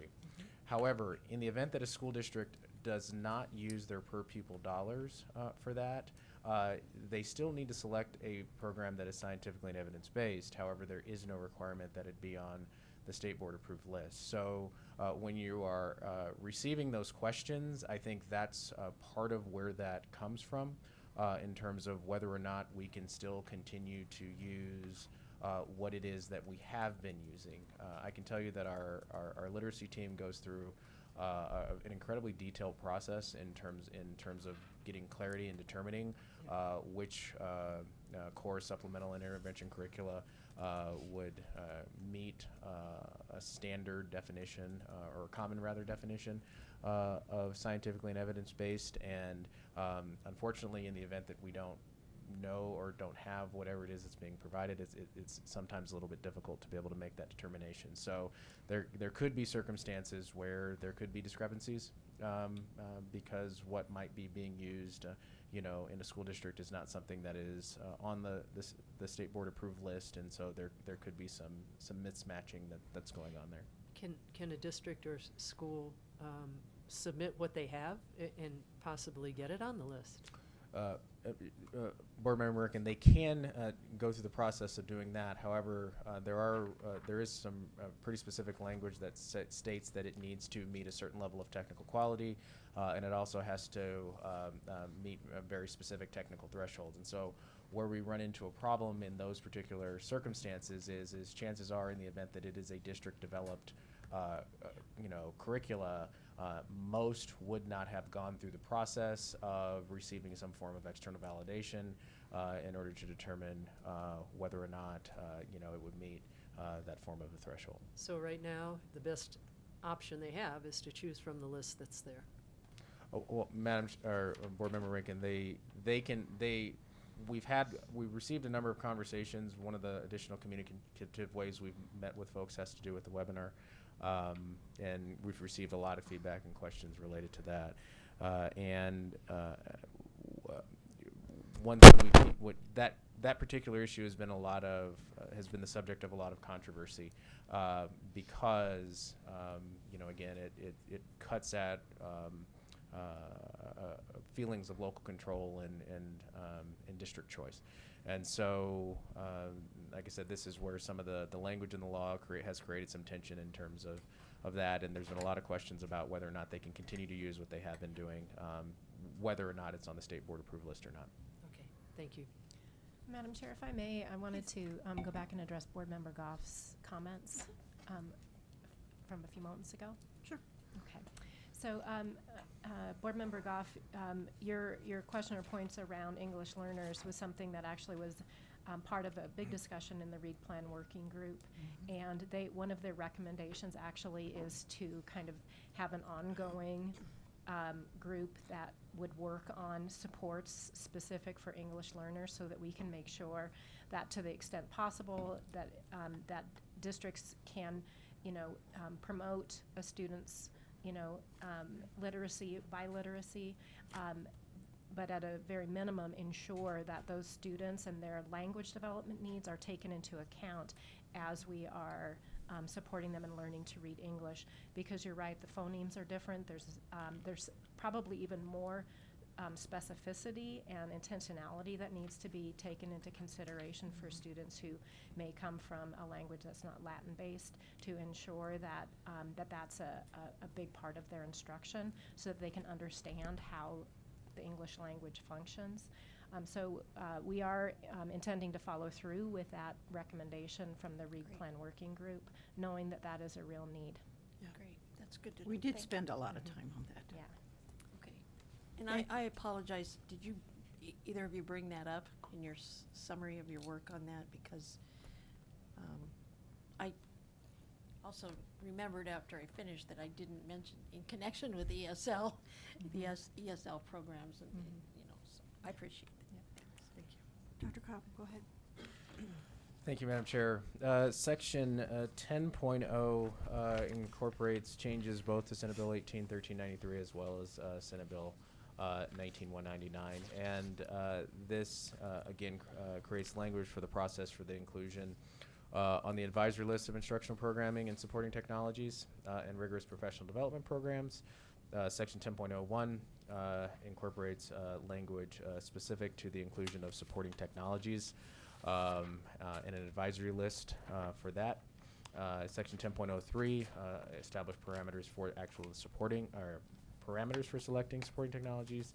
10.04 establishes parameters for professional development, requiring an alignment to the educator preparation licensing standards referenced in the educator license rules for endorsements. And Section 10.05 adds language that requires the department to ensure transparency in the review of assessments, again, consulting with local education providers, including those with English learners and third-party experts as necessary.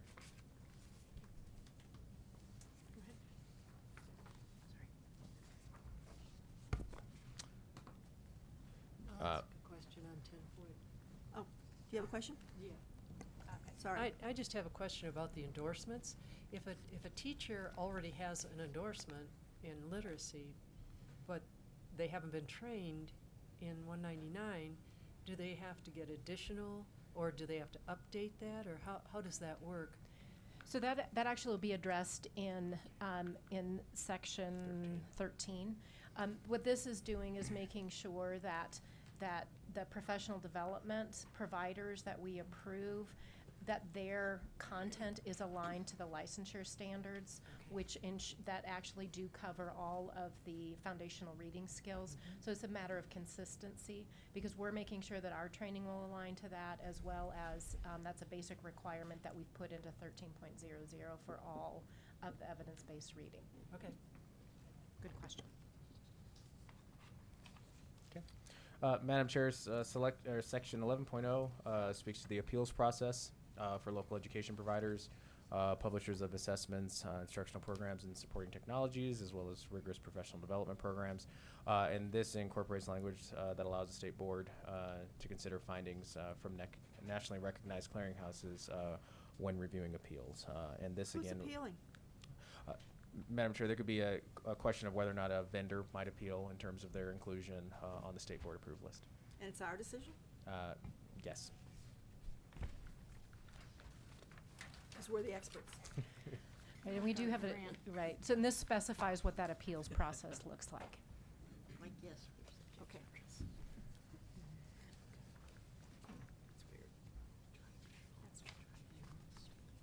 Me if the appeals to us, that's weird. I don't Is think it, is the, sorry, Dr. Cobb, is the appeal to the state board or is the appeal to the department? I believe the appeal is to the department. I hope so. Yes, the department. Okay. So we do I have feel some better. experts in. Yeah, I feel better We about need that. to have an expert on this board as well. We're a citizen board, folks. All right, Madam Chair, changes to section 13.0. We'll probably spend a little bit time here going through this. This has to do with the district reporting requirements for the newly passaged K-3 teacher training requirement for all teachers. And section 13.01 adds reporting requirements related to the use of READ funds. One, it speaks to the requirement that there's an inclusion of the number of students receiving services pursuant to READ plans, limits the carryover of funds from previous budget years to 15%, as well as identifies the rules to comply with the newly evidence required teacher training program. And then 13.02 amends information that local education providers submit to the department. And I'll turn it over to Dr. Colesman to go into this section a little bit more deeply. Right. So this section has received the most amount of feedback, and in fact, there's actually quite a variety of opinions on the teacher training components. I will draw your attention to, let's see, make sure I draw your attention to the right page 18 of the rules. So section 13.01C, page 18.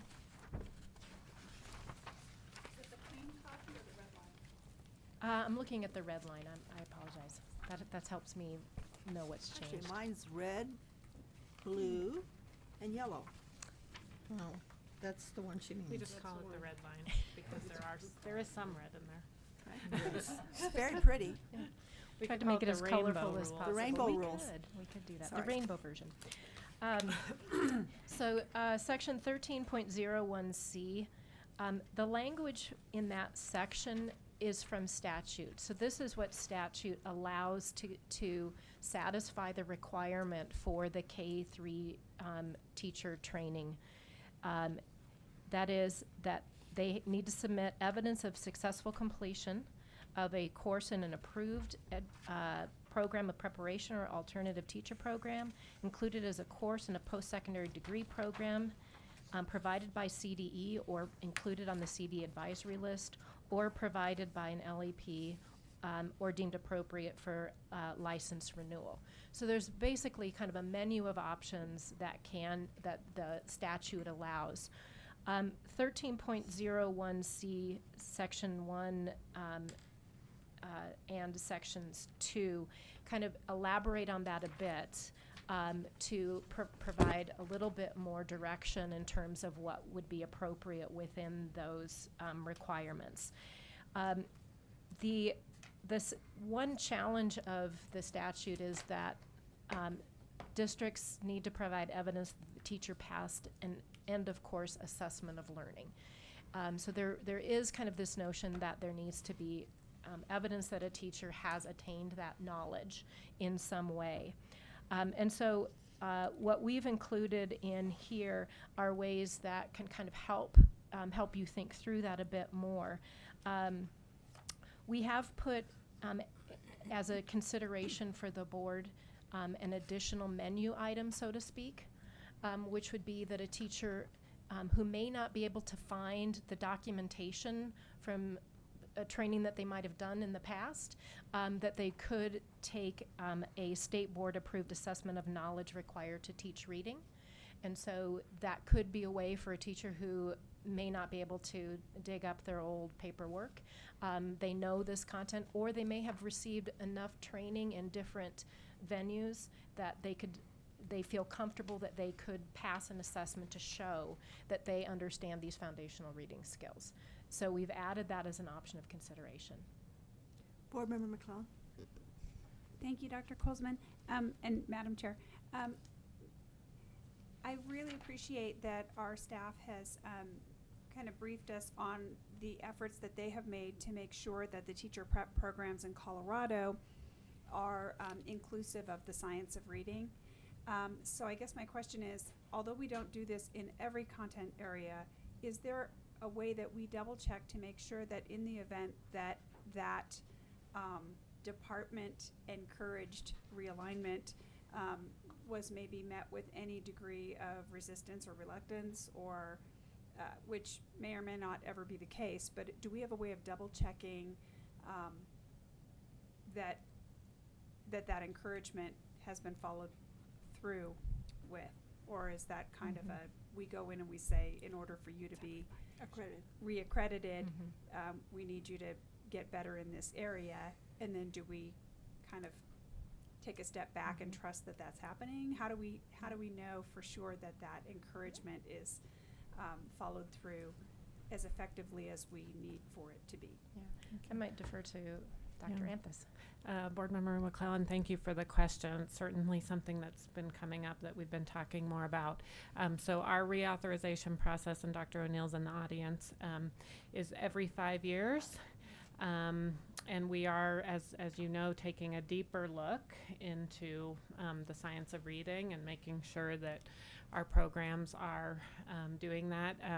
So right now, and I believe it's statutory, the review process is every 5 years. So once you authorize them, and just remember, you've given a conditional authorization, you only gave it for 9 months for one program. So now we're going back in 9 months to make sure that those changes have been made. So once you all have deemed it satisfactory, then they would be on their regular renewal cycle, which is every 5 years. But you have the ability, if you're not seeing what is appropriate, to do some of these shorter stints, based on your approval process. And Board Member McClellan, I think we've taken that into consideration with the rules regarding the undergraduate or graduate reading courses, in that we've put a limiter of CDE approved undergraduate or graduate courses in reading, so that we can be assured that those courses really do cover the right content. Because as you can imagine, you could have a really generic transcript that says reading in elementary school. To really know if that covered the content, we really need to look and know that that course really does cover those foundational reading skills. And so while we have the ability to look in Colorado and at reading courses that are available through universities, look carefully at their syllabi, we can then start to say, if a student has taken this course, we know we've reviewed it, we know that the content is appropriate, and yes, we believe that this satisfies the requirement.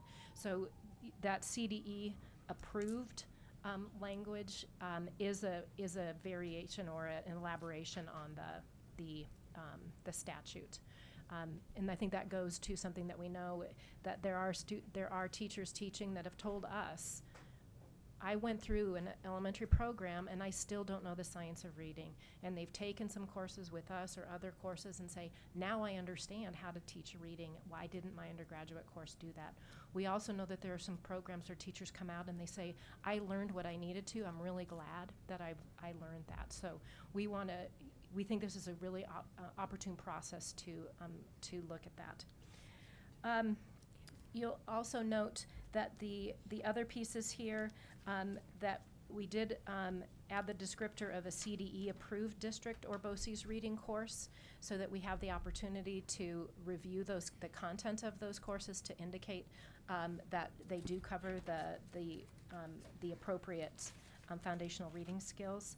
We also believed it was important that if a teacher holds an endorsement as a reading teacher or reading specialist from the Department of Education, that be a way that they could show that they have this reading content. Even if they got it 10 years ago? That could be something, there are no time limits currently in rule. That could be something that you as a board determines is important.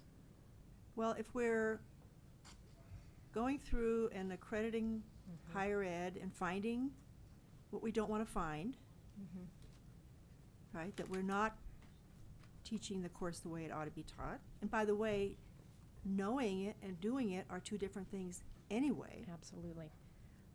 So we're just really getting to the part about teachers knowing what needs to happen and how it ought to be done. That's correct. We don't really have a program that identifies whether they are able to accomplish that. But she talked about the Silver That is correct, but I would say that the teacher, the state teacher rubric actually does include observational, does include that those foundational reading skills because it pulled from the licensure standards. So I'm calling it the wrong thing. The teacher rubric. I'm not sure. Colleen would have Colleen? to tell us. The teacher quality standards. I should have known that. Yeah, that's why I looked to you. my old life. But the thing, though, that I want to draw your attention to, which has caused the most amount of discussion, actually is kind of the header for all of these. And that is that the department rules right now are recommending that any of these offerings would be a minimum of 45 hours. I want to tell you a little bit about where we came up with 45 hours. Part of it was due to the language of this being from statute regarding a university level course.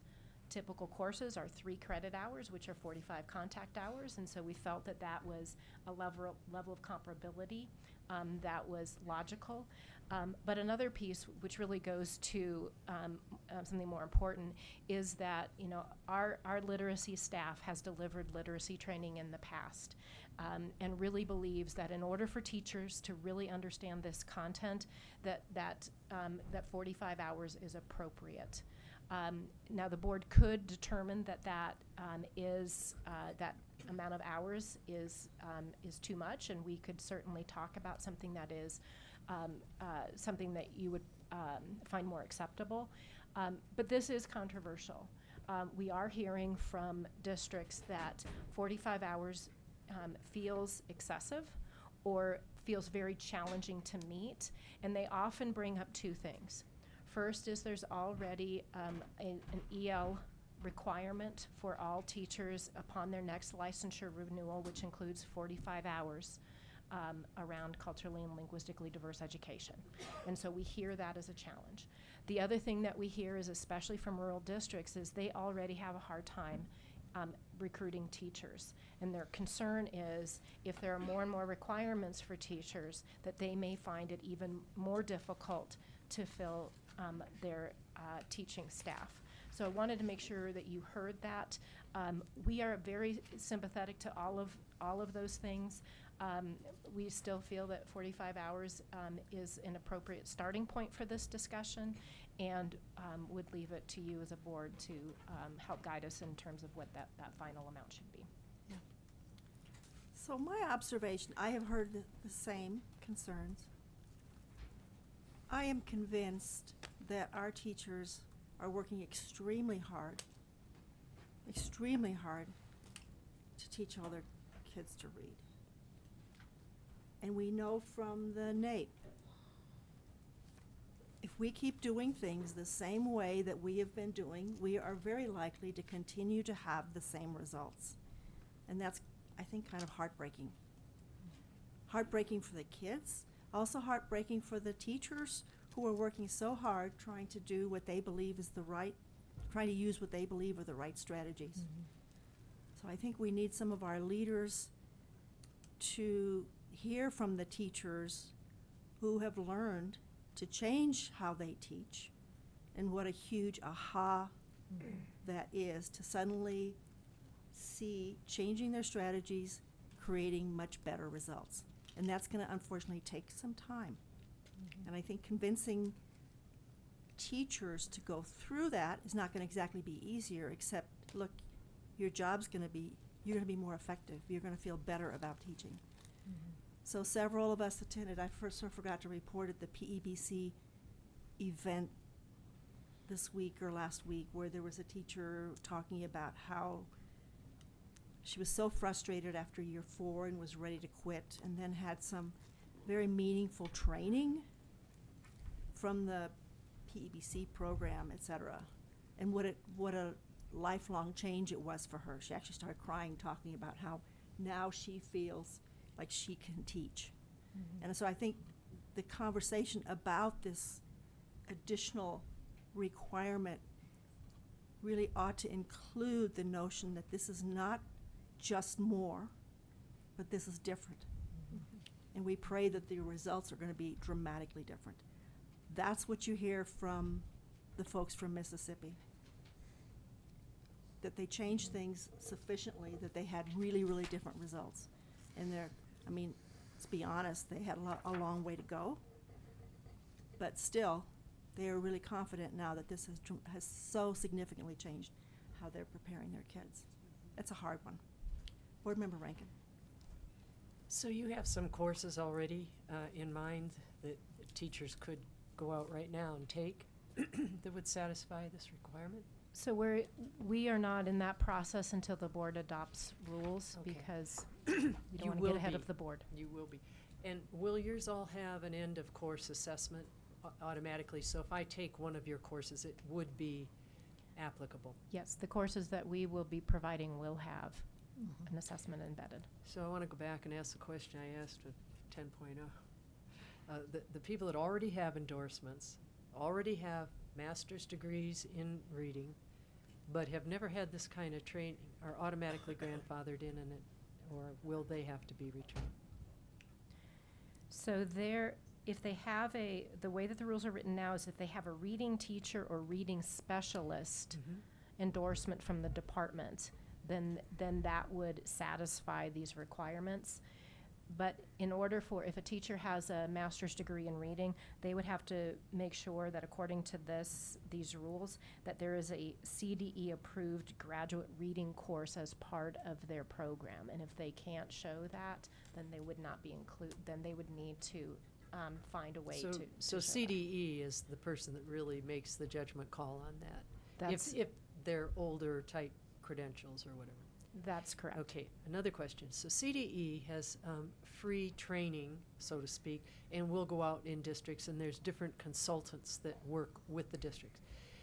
So I have a district that has been trained.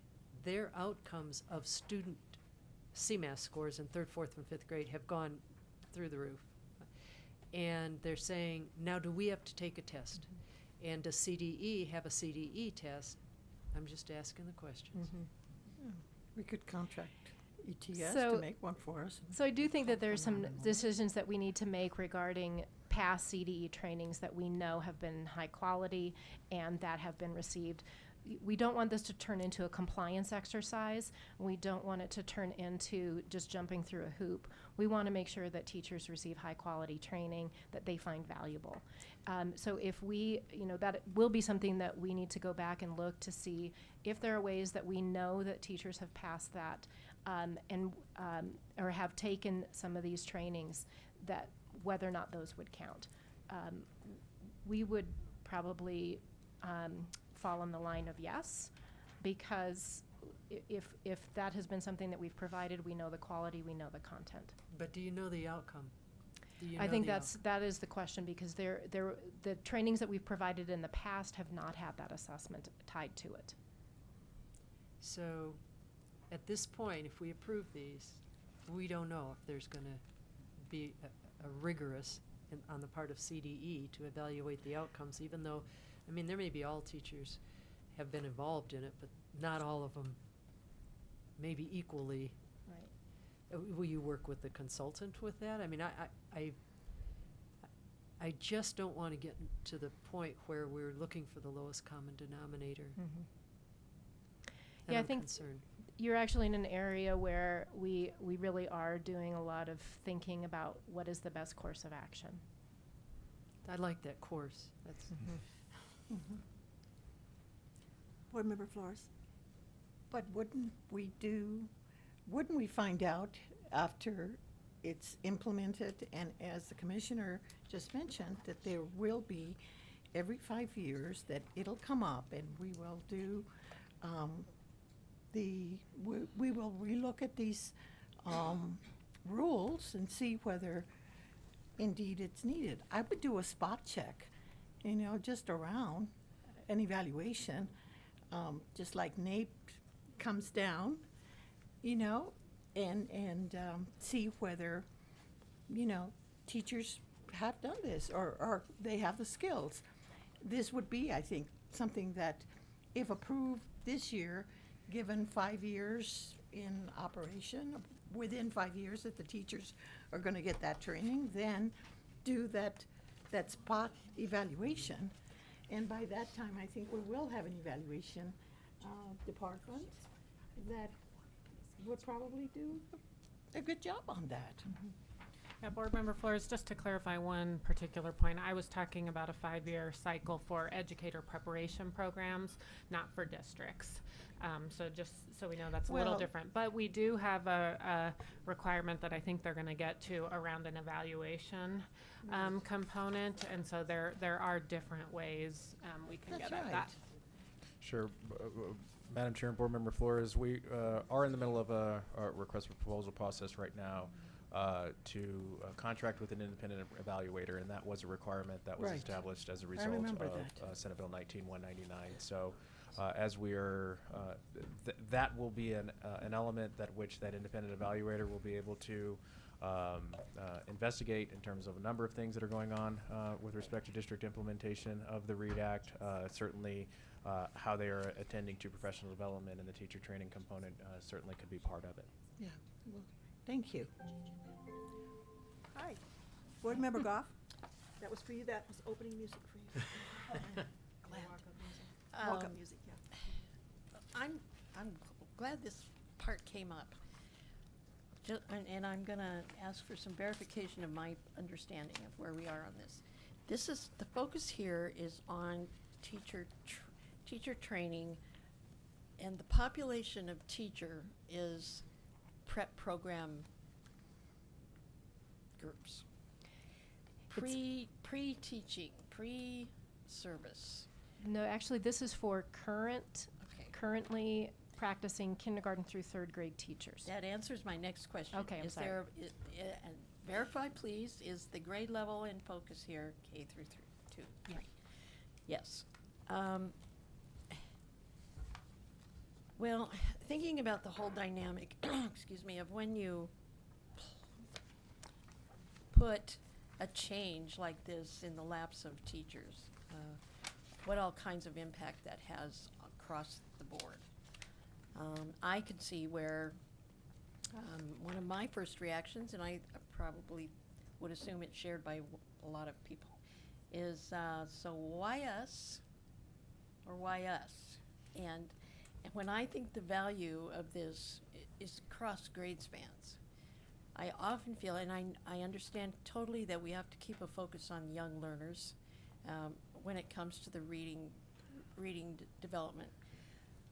But it's not only the young, and I often think that sometimes we are benevolently forgetting older students.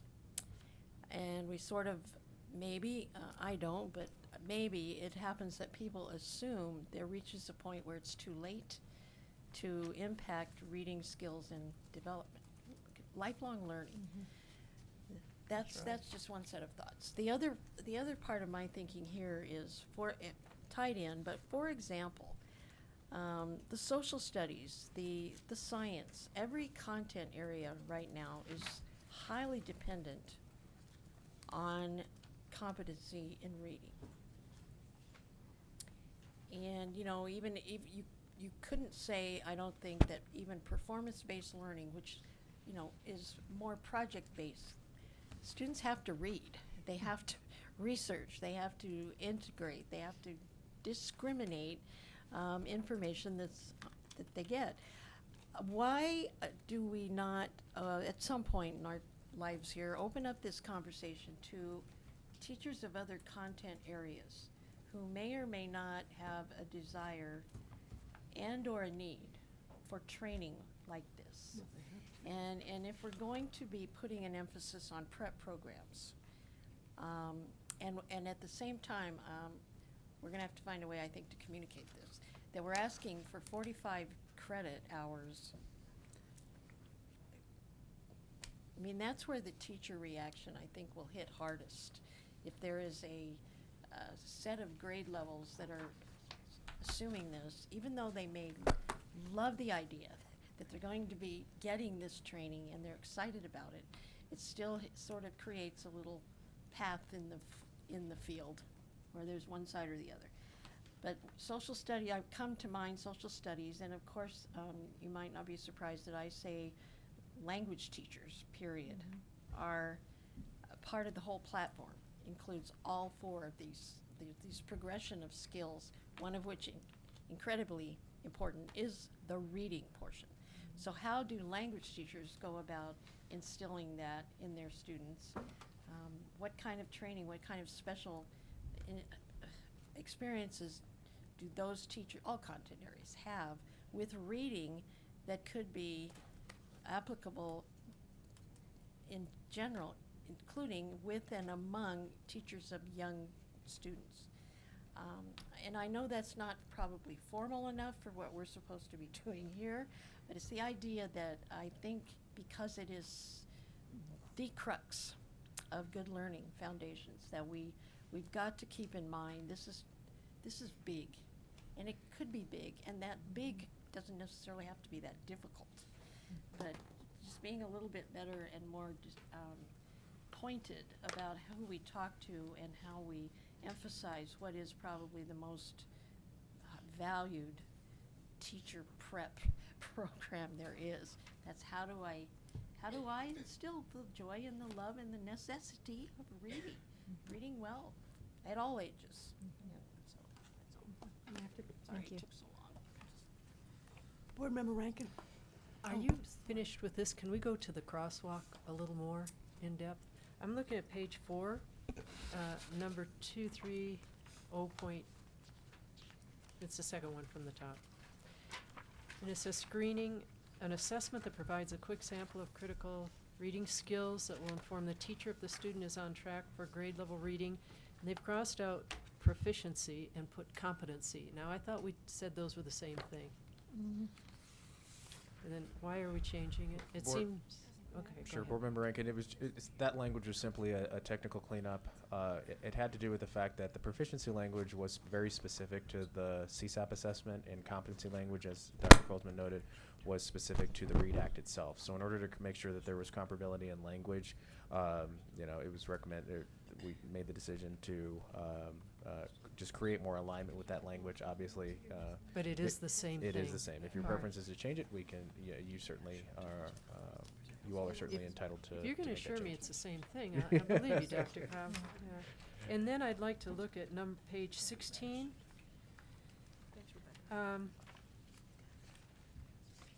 So if you start at 1003 C, but it references up to 10. So if you go to 10, notice a process for possible inclusion and advisory listed instructional programming and supporting technologies and rigorous professional development programs. And then that finishes down at 1003, and it says, with regard to instructional programming, it looks like, oh, I'm sorry, let's go to 10.03. When they talk about instructional programming there, the list of evidence-based instructional programming and supporting technologies. And then it's, at the end of that, it says, at a minimum, with regard to instructional programming is evidence-based. I think you should take with regard to instructional programming out of there because it's already in 10.0. I think it's confusing. I don't think it makes sense.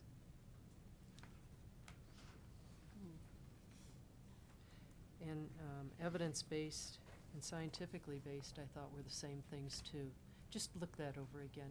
That, Right, but some people would say scientifically based and not use the word you like to use, which is evidence-based. no, it's So not that it's I like both. to use, I'm just quoting the law, 199, the Senate Right, bill. but the law and, you know, what's in research and such. is- Research?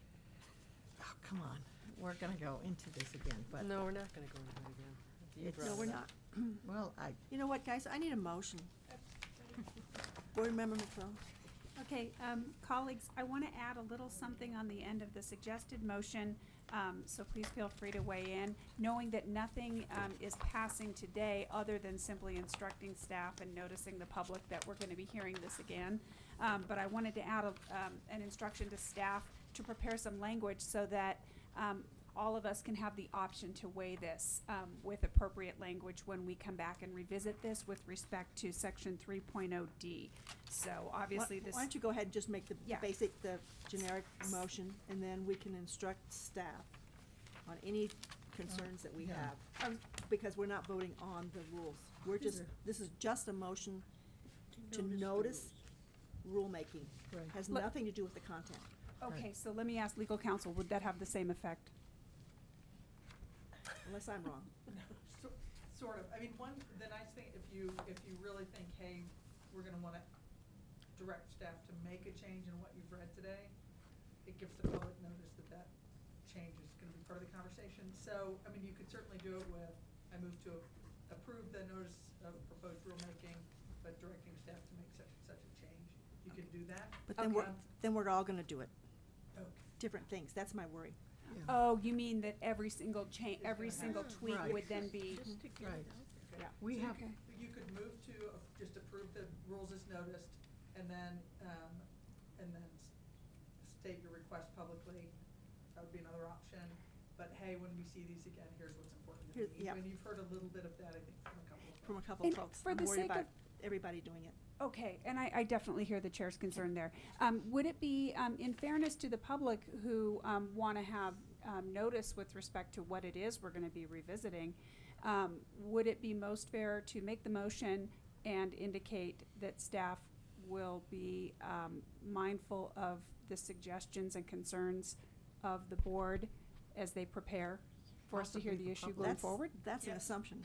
Well, That's a basic assumption, We'll Kim. do that I in- guess what I'm saying is I'm kind of putting it Yeah. out there that this isn't going to be precisely the same cake once we finally Yeah. bake it. Exactly. Right, and I do think that it's important for that to be flagged publicly because, of course, that's gonna drive the content of the rulemaking hearing in part 2 months from now. Okay, I'll try to incorporate that and then I'll look to you to see if I did a fair job of it, okay? With that in mind, and thank you for your patience, Madam Chair.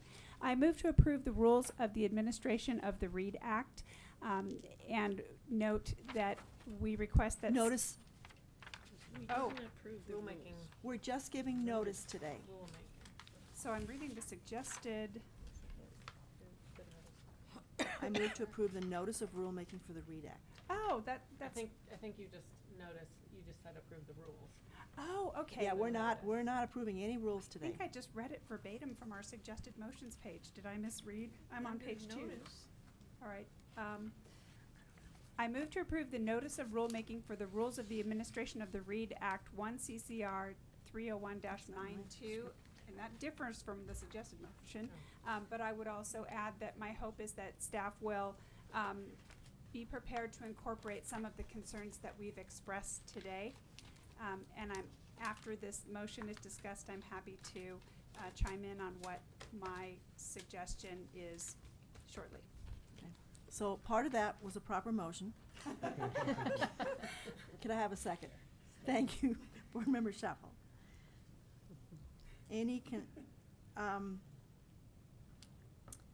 So let's continue discussion until we're ready to vote. Okay, Board Member McClellan. I'll get mine out of the way. So, what I had been thinking about with respect to section 3.0D was, to instruct staff to develop a proposed language, for section 3.0D reflecting that the second assessment shall not be used to disqualify a student for services without the consent of, the child's parent or guardian. And my will either agree or not agree, but I thought it would be a good option for them to be able to weigh and to discuss. So now the parent is the, is. Can weigh in, can weigh in. Well, can weigh in. Weigh in is something else than make a judgment, and you're talking about a judgment. I'm trying to avoid the abuse of the second assessment being used to disqualify students who are otherwise qualified, bearing in mind, and I very much appreciate Dr. Colesman explaining that there are certainly legitimate reasons to do a second assessment.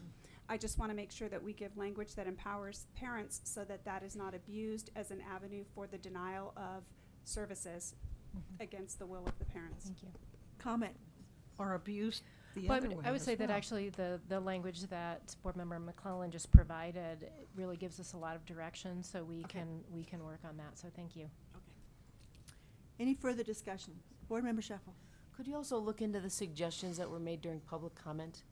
Because I'd love to follow up on those. The issue of the second grader has to wait so many months, and some of those issues that were Yeah. surfaced. I have notes on them. I'm sure you do. We could Right. Thank you. address those. Thank you. Good.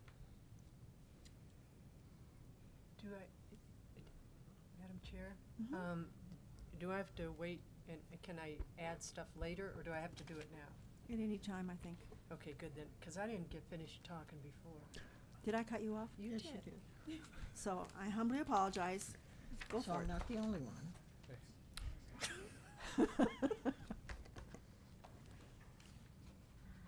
Board Member Rankin, go. No, I Keep can chatting. talk to them later. I don't Okay. have to continue on. There's just some musts and mays that in the online, I think we should include blended, but I'll talk to them Okay. about that. Okay. Does anybody oppose the motion? Well, Yes, Commissioner, you do. I can't, no, I don't, I can't remember what I'm supposed to call you. Madam Chair, thank you. I'm like, it's not coming to my head. We don't want to hear what you were going She's to call very, me. we work her too hard. That's the problem. Madam Indeed, Chair, you I do. was just going to say, I know we're eating into lunch, but it might be good because I know these rules are controversial and, well, I don't know if they're controversial, but they're important.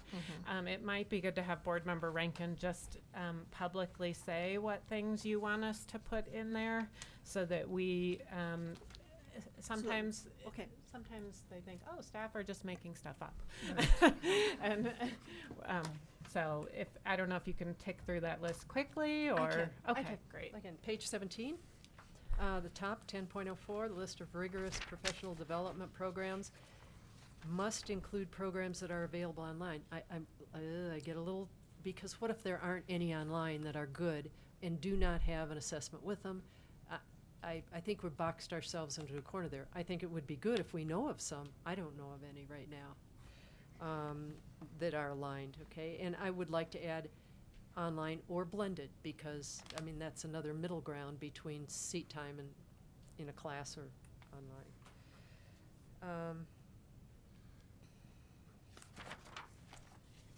Give me a minute. So what do you want? Oh, You want to The be sure, research. I mean, what it says is that they want us to the be list of rigorous sure professional development programs include online must include programs that are available online. When we say must, we're gonna pull out some programs, but if they are not aligned, if they If they're are not not rigorous ava- professional development and they're programs. not available on the, I don't know, this is, maybe too new to have something like this. I think we need to leave it open so that 3 months down the road, when people start having courses, we can add them in. It can be a may. And then. Is it a may or a should? I mean, I'm thinking about the rurals. Well, it says must include. You could just say can include. So, Yeah, it can be fine. can, yeah. Yeah. And, or blended, after the word online, or blended. And only include programs that really does, the rest of it's good. The rest of it's really good. Is that okay, Madam Chair? Sure.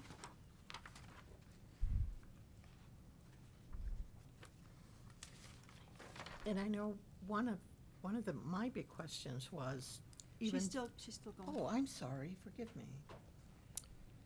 And we are in agreement that scientifically based and evidence-based are the same thing, correct?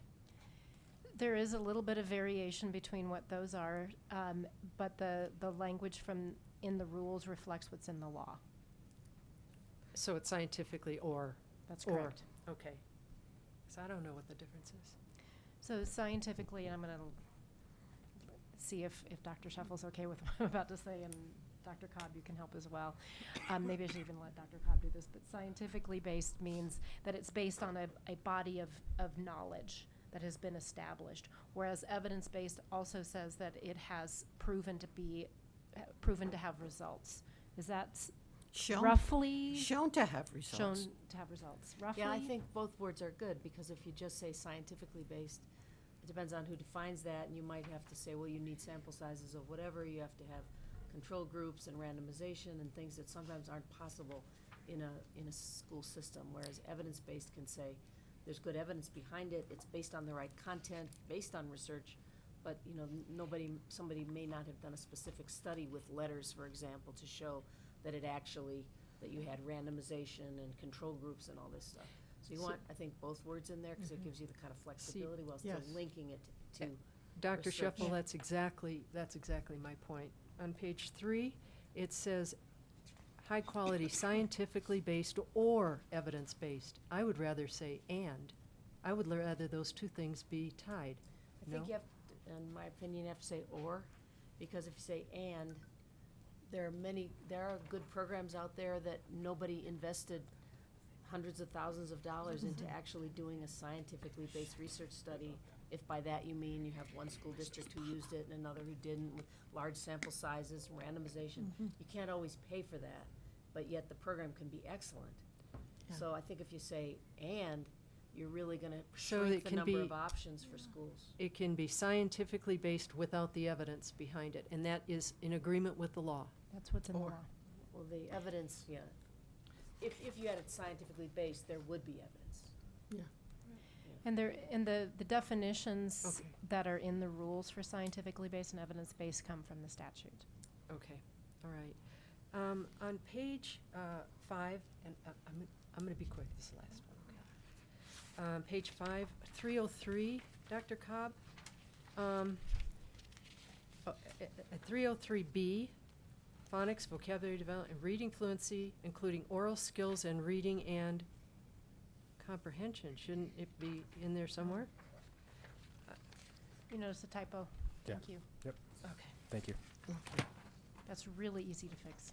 The Board account Member Flores. comprehension is- Okay, and one of the big questions that I had was, I know that before, the READ Act didn't include money for second language learners. And this time, it does it? Because that was another thing we talked about. So the READ funds flow to any student identified with a significant reading deficiency, regardless of their language development. Very So- good. Thank you. Board Member Shuffle? I don't know that this detail's in here, but if we say existing teachers with existing licenses, in order to reauthorize them or renew them, have to have so many hours of professional development. Is there timing in here within so long? Does it say that? Yeah, How the- long before they have to get those hours? So the provision in the law related to the K-3 teacher training requirement indicates that school districts need to submit to the department by the 21-22 school year. So it doesn't necessarily get at your question specifically, which has to do with the fact of, and I think this really goes back to defining what would need to be done in order to define that, because in the event, as Board Member Rankin had mentioned, that in the event that a teacher had taken a training or had achieved an endorsement years and years and years ago, would that knowledge still be relevant and applicable? I think is a question that can be asked, or reasonably asked rather. So I think a lot of that will have to do with the how you all determine what is required in order to make sure that particular provision of the statute and particular provision of the rules is met. And then for universities, because they get courses approved by curriculum committees, and there's a cycle for that, and if it says that the university would need to offer a course that was approved by CDE, we'd have to think through some of those logistics. So I'll read deeper on both ends, and maybe we could discuss it. Correct. It's timing issues. Any objection to the motion to notice rulemaking? This will come up in January again. That passes unanimously. Thank you very much. Thank you, folks. Thank you for giving the board the extra time. I think that Commissioner and staff, I think that was really a good idea. As you can see, we abused that. But hopefully that'll help for the next iteration. Thank you all. And I think we're supposed to have That's a lot of time. lunch, but we also need to go into exec session. Yeah, we should go straight into exec session. Ms. Miranda, could you please read us in?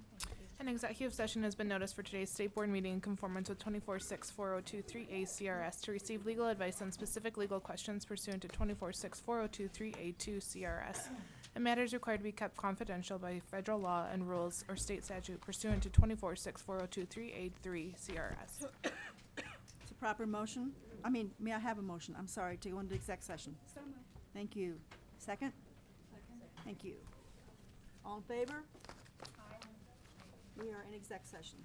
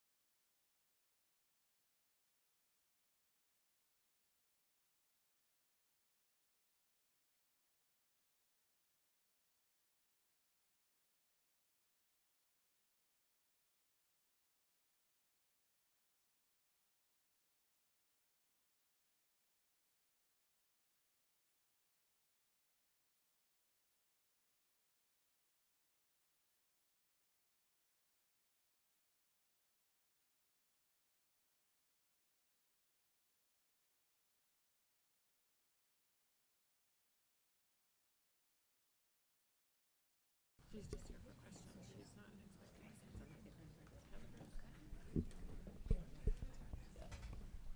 Judy, you ready? Next item, action item, Community Leadership Academy versus Colorado Charter School Institute. Board Member Durham. Thank you, Madam Chair. I move to grant the motion to withdraw the appeal for case 19 CS 10. Do I have a second? Thank you. Any objections, colleagues? That passes unanimously. Mr. Durham? Thank you, Madam Chair. I move to deny the motion for oral arguments in the case 19 CS 11 filed by the Community Leadership Academy. It's a proper motion. Do I have a second? Thank you. Any objection, colleagues? That passes unanimously. Mr. Durham, one more. Thank you, Madam Chair. I move to table a motion to dismiss the second appeal for case 19 CS 11 filed by the Charter School Institute until tomorrow, November the 14th, 2019. Thank you. It's a proper motion. Second, thank you. Anyone opposed? That passes unanimously. So we'll take this up again tomorrow. I'm not sure what time of day. I'll let you guys figure that out. Okay. Now we go to item number 15.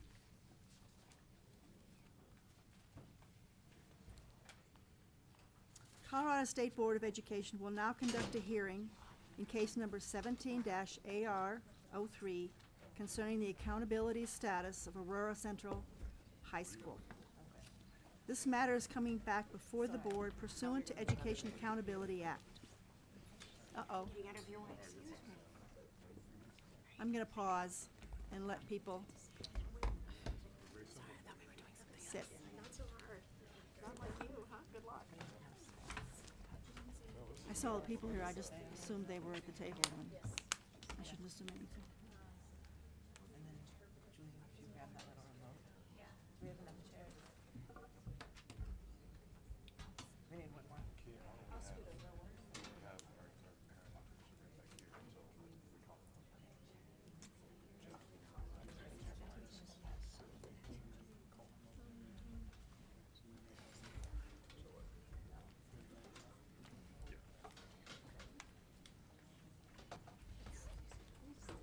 Well, yeah, it's just shifting. It's hard.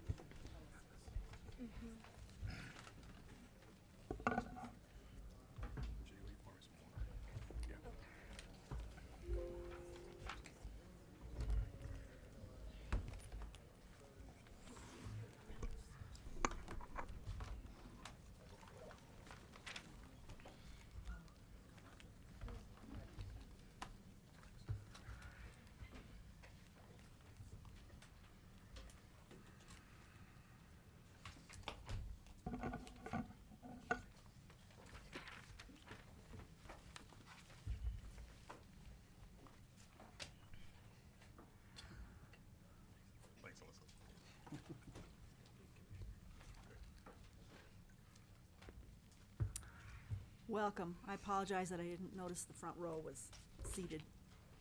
But I did notice all our guests, so welcome to all of you. Glad you're here. This matter is coming back before the board pursuant to the Education Accountability Act. If a school or district remains on priority improvement or turnaround after the state board directs an action, the state board may, in any year, but shall every 2 years, require the district to continue the previously directed action or undertake additional or different action. For these schools, the commissioner must require the state review panel to evaluate the school at least every 2 years after the directed action. During this hearing, the board will consider the report, that's the state review panel report, and recommendation of the state review panel pursuant to 22-11-209-3, or paren 3, and 22-11-210, paren 5, paren B, CRS. This report and recommendations are included in the record and available on board docs.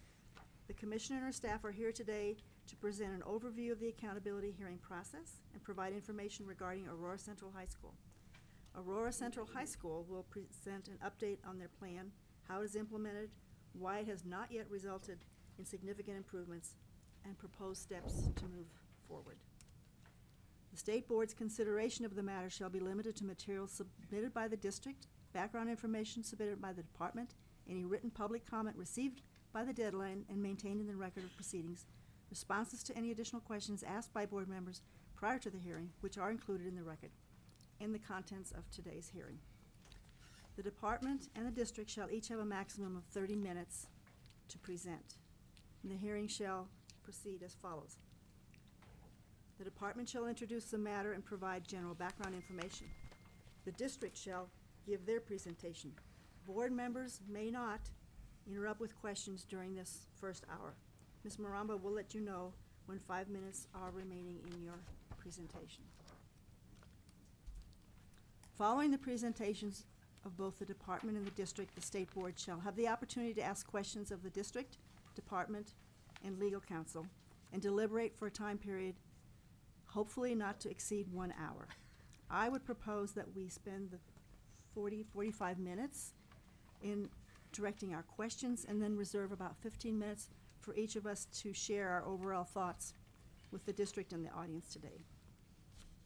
The State Board shall deliberate and make a determination by majority vote, assigning appropriate staff or counsel as needed to reduce the board order in written form. While this board was in this situation last year with Adams 14 and Risley and Heroes Middle School in Pueblo, it's not common for the State Board to be this directly involved in a school. We usually focus on the guardrails and leave the details for local control. However, when a school has struggled with student performance for this length of time, the State Board has an additional statutory role to evaluate implementation and progress so as to ensure students' needs are being addressed. We take this role very seriously. We want to focus on what students and families need in Aurora. We want to thank all of you for coming today to share your reflections and talk about the best ways to move forward for students. I'd also like to take this time to acknowledge the many insightful public comments we received. We appreciate the time and effort of many students, parents, school district staff, and community and advocacy organizations we heard from. I believe it was about 125 pages that we received and read yesterday. So at this time, I'd like to ask the department staff presenters to introduce yourself for the record and present your, Ms. Pearson? Thank you. Good afternoon, everyone. My name is Alyssa Pearson. I'm the Deputy Commissioner at the department. I'm here with Lindsay Jekyll, who's the Executive Director for School and District Transformation. Did I do it right? And Julie Woods, who is our new Accountability Specialist. She started with us at the end of September and has just been a great addition to our team here. We feel very lucky to have her. So with that, I'm going to turn it over to Julie to talk you through the overview.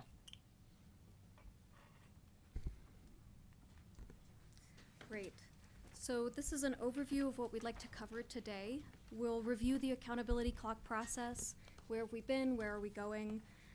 Provide an overview of Aurora Central High School's background and performance, and then provide summaries of some of the main documents that the board considers today.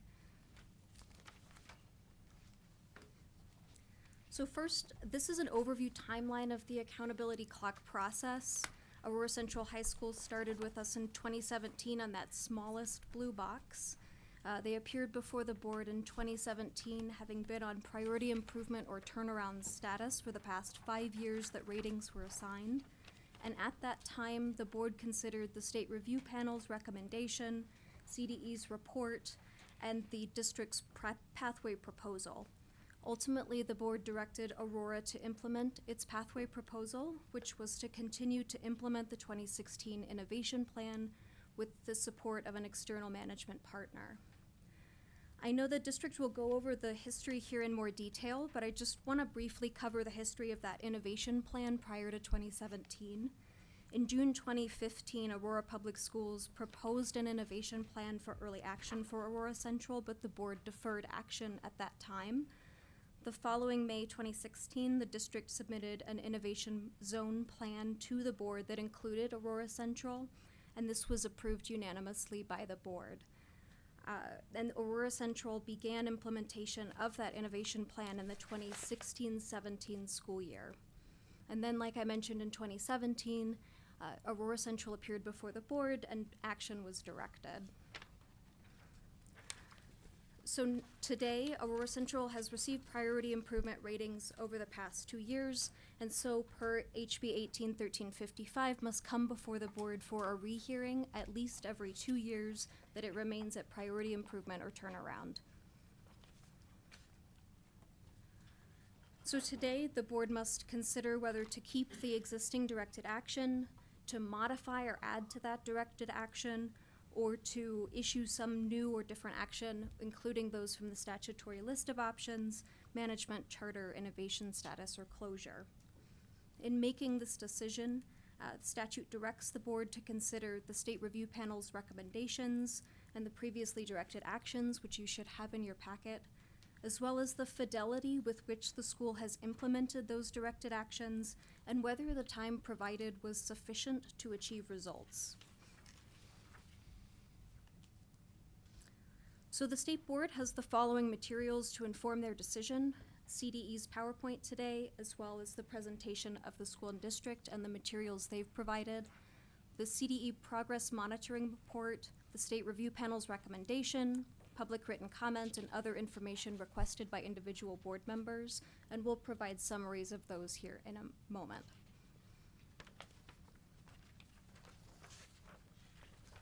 So let's go into some background and context on the district and then the school. The district, as you can see, has been accredited with improvement for the past several years, since 2017. 12 of 56 schools in the district currently are rated priority improvement or turnaround based on the 2019 preliminary school performance framework ratings. This is very similar to what we saw in 2017 when Aurora Central was previously before the board.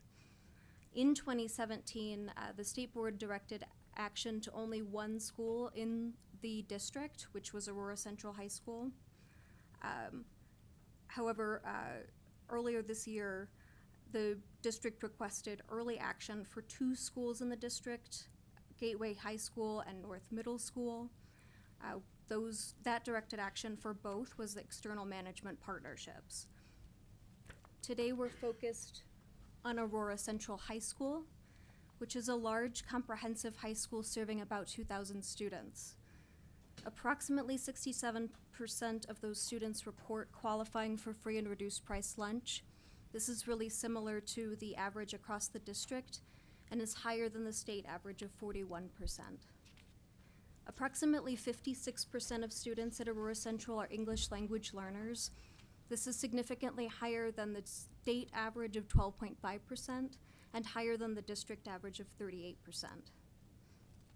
As I mentioned before, in 2017, the state board directed Aurora Central to continue implementing its innovation plan with the assistance of an external management organization. Mass Insight Education was selected as that external management organization. And I'm gonna turn it over to Alyssa to go over more of the performance trends. Okay, we're gonna just take a little bit of time to talk through the data with you all today. This slide shows you the ratings for Aurora Central High School, their school performance framework rating over time. You can see in 2016 they had a turnaround rating, but since then they've been at priority improvement. We've heard from some of you that you'd like to understand what's behind those ratings a little bit more, so we're gonna take a few minutes to dig into that.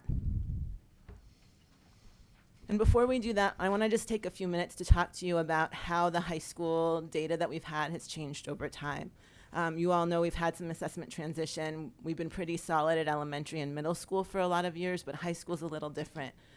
This year you all are gonna be hearing Aurora Central is up now, and then you're gonna have 3 more high schools in January and February, so we want to just lay the context a little bit for what high school assessments are involved in the school performance frameworks over time. So this table up here shows you what assessments we've had. When there's color coding in red or orange, it means that a change has occurred from the year before. So you can see for achievement, English Language Arts and Math, in 2016 we started with 3 different assessments. We had CMAS in 9th grade, 10th grade was PSAT, 11th grade was SAT. 2017, we moved to having CMAS in 9th grade, so that stayed consistent. 10th grade was still PSAT. 11th grade changed from ACT to SAT. 2018 is when we changed 9th grade to PSAT. then 10th grade was PSAT, 11th grade was SAT. So in 2018 and 2019, the assessments were the same, and they were in the same kind of suite of assessments. Science we've had consistently all those 4 years. Likewise with the change with the actual assessments, and it impacted growth and what growth was available. So you can see on the slide what grades we had growth for, and what assessments we measured growth between. So you can see that that's changed slightly, 2017, 18, and 19. The English language proficiency growth, though, has been consistent all those 4 years. So digging into the actual results of what we've seen, this slide shows you the PSAT results from 2017, 2018, and 2019. Again, in 2017, it was only 10th grade, and 18 and 19, it was both 9th and 10th. The color coding matches the color coding on the school performance framework. So red represents does not meet ratings. And then the number in the parentheses shows the percentile rank. So Aurora Central High School in these content areas and grade levels has been at the first percentile. The other thing that's important to notice on here is the participation rate over time. The school, I think, has always been higher than the state average, but has also increased significantly each year in the participation of students in the assessment. This next slide is 11th grade SAT scores over time for 2017, 2018, and 2019. You can see participation rates increased each year. You can also see that there's earned a does not meet rating each year. There has been a decline in the scores on the SAT from 2018 to 2019. I think you all remember that we saw that statewide. The science CMAS results are also at the bottom of that last row. And then we've had lots of conversations about growth and the importance of looking at both achievement and growth when we look at school performance. So this slide shows, again, we've got some changes over time, but you can see color coding as a refresher. The green means meets expectations, yellow is approaching, and red is does not meet. So you can see for most of the years, the school's been at approaching or meets, with the math PSAT to SAT back in 2017, just at does not meet.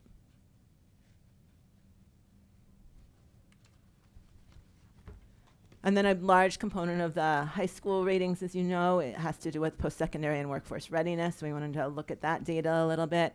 The first row you'll see is the dropout rate over time, and the dropout rate overall is decreased, which means we see an improvement for the school and for students. Then we've got the matriculation rate, which has kind of gone up and down, but been mostly consistent.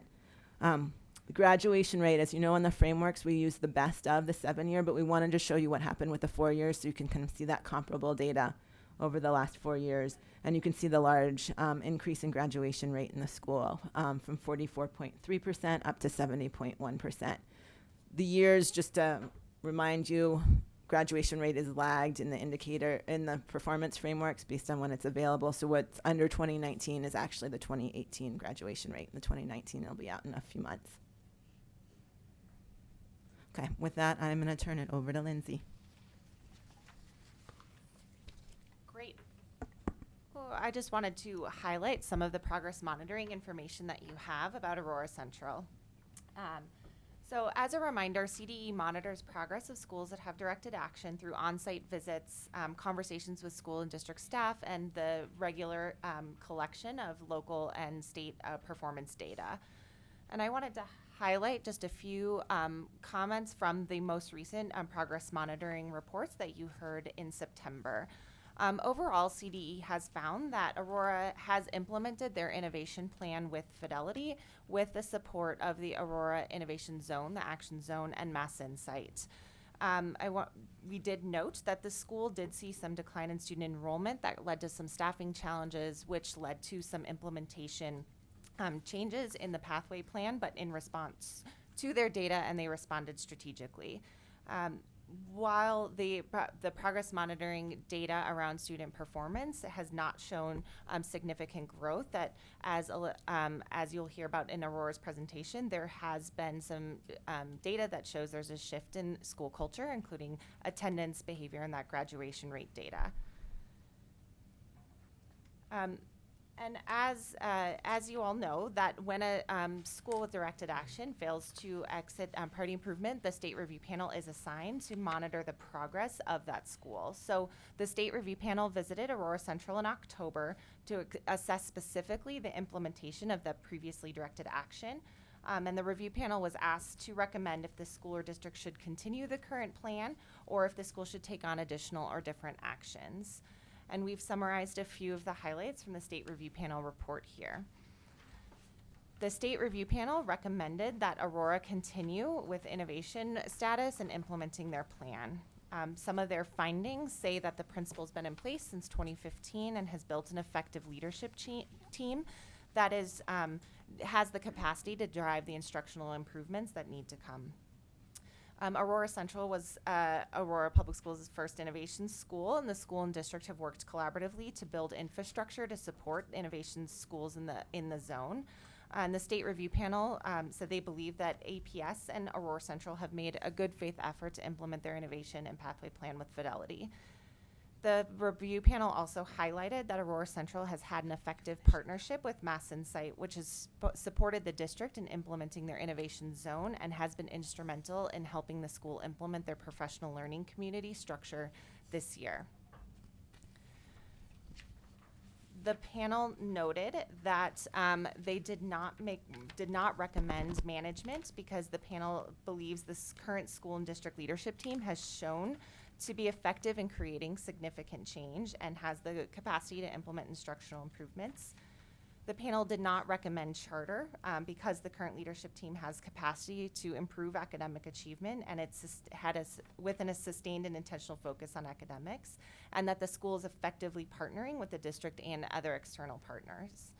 The panel did not recommend closure because with nearly 2,000 students, there's not enrollment capacity elsewhere within the district, and that Aurora Central has extensive history as an anchor in the Northwest Aurora community, and closure would have a significant impact on that community.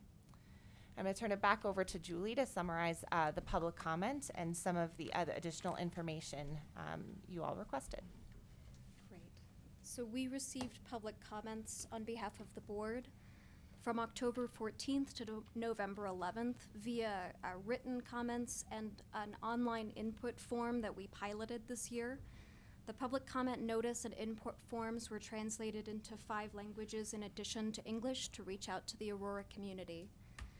We received a total of 85 responses. 32% of those were school staff, an additional 32% were parents, and 19% were from students. As we also received responses from district staff, community members, and advocacy organizations. Some common themes we identified include that the staff are generally on board with the current pathway and want time to bring it to fruition. We also heard requests for an awareness and understanding of the student population, which includes a large number of English language learners as well as students from immigrant communities. School safety, student behavior, attendance, and culture have improved per the comments, but there were still some concerns remaining. The students we heard from felt positively about the school in general. And then I just want to note too, we received a wide range of responses, so there were contrasting opinions on all of these key themes and issues, but on the whole, the responses were positive about Aurora Central.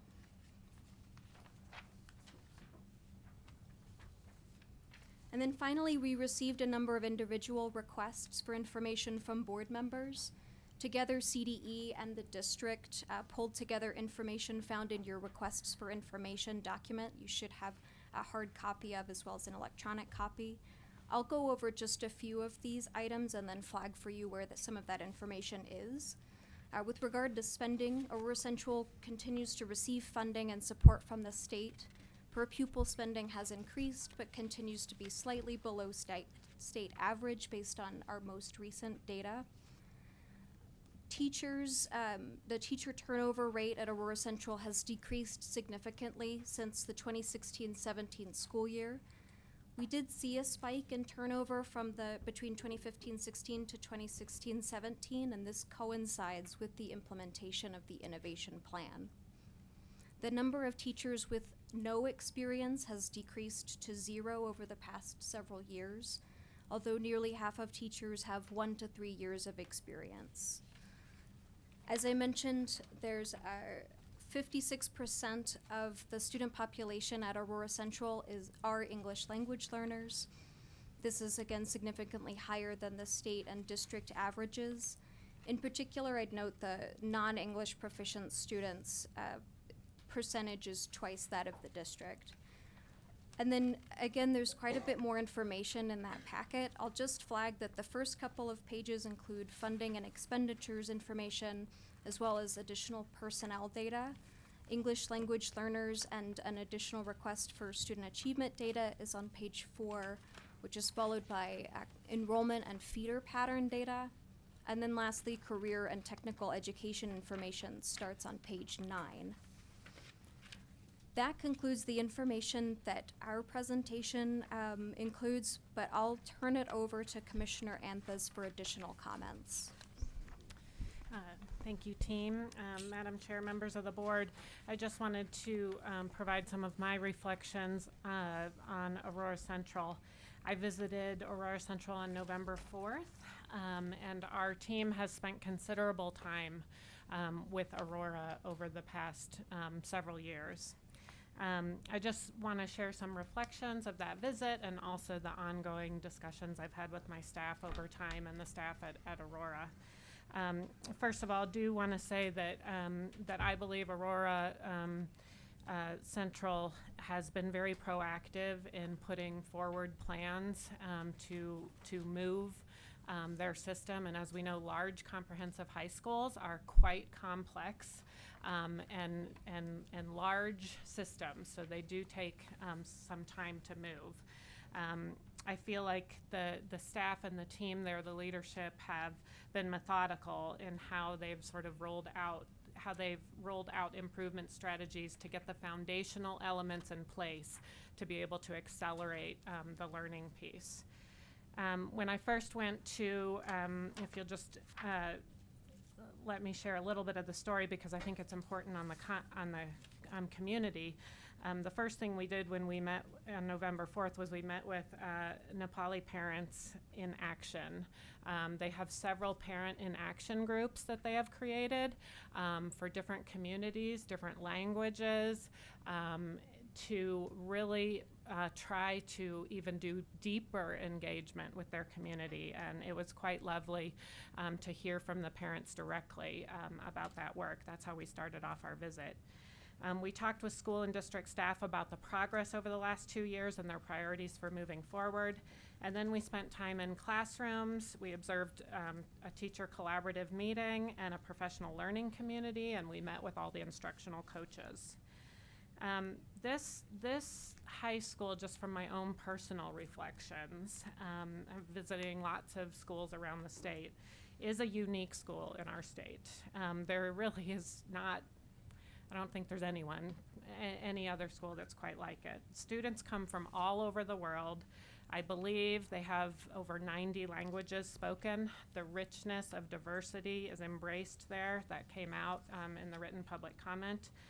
This year alone, the school enrolled 400 new students in the first quarter. So I do think that's an important element when you think about mobility and you think about how long they have with each of these students. So 400 new students alone was quite a statistic for me to hear. They're doing a lot to celebrate their community and their parents and their families. So I also want to reflect on the difference in the building now and when I visited in the winter of 2017. I did see a lot of progress. And I know it's not all the progress we want to see, and I know there's still great progress we want to see, but I did see quite a bit of the foundational elements in place. The school felt different, there was a much more supportive feel, respectful. The teachers were engaged and incredibly interested in their own coaching and learning. And the process and structures have been built for continuous improvement. So all grade level teachers have common planning. All content areas teachers have common planning. routines and expectations are in place to analyze student data. We actually observed an hour-long session, and it went on longer than that, around digging into each individual student level data on instruction.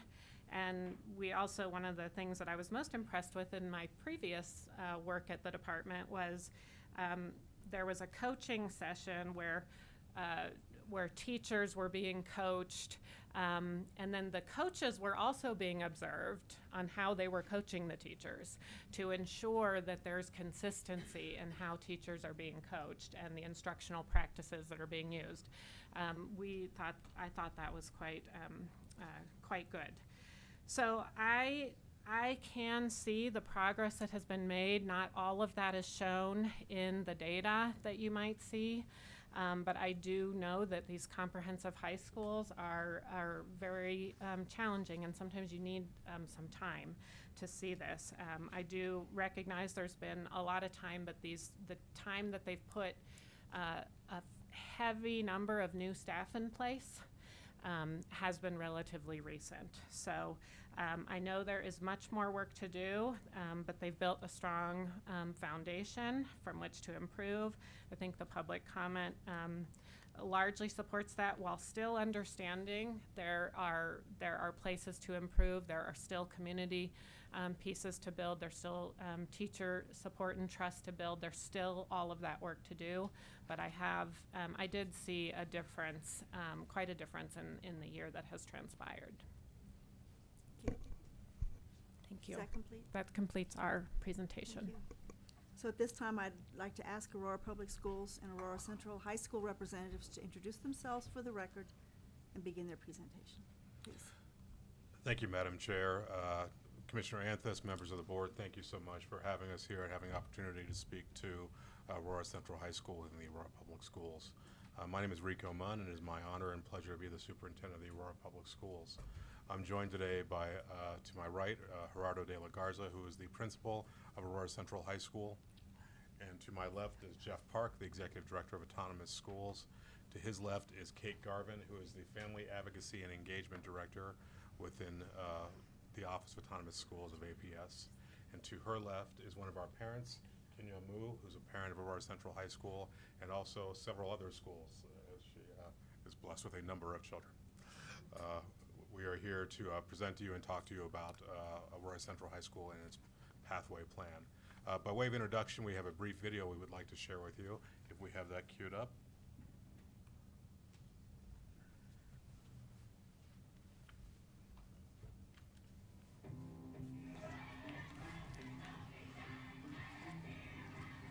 This is the place where I can be and I can feel safe.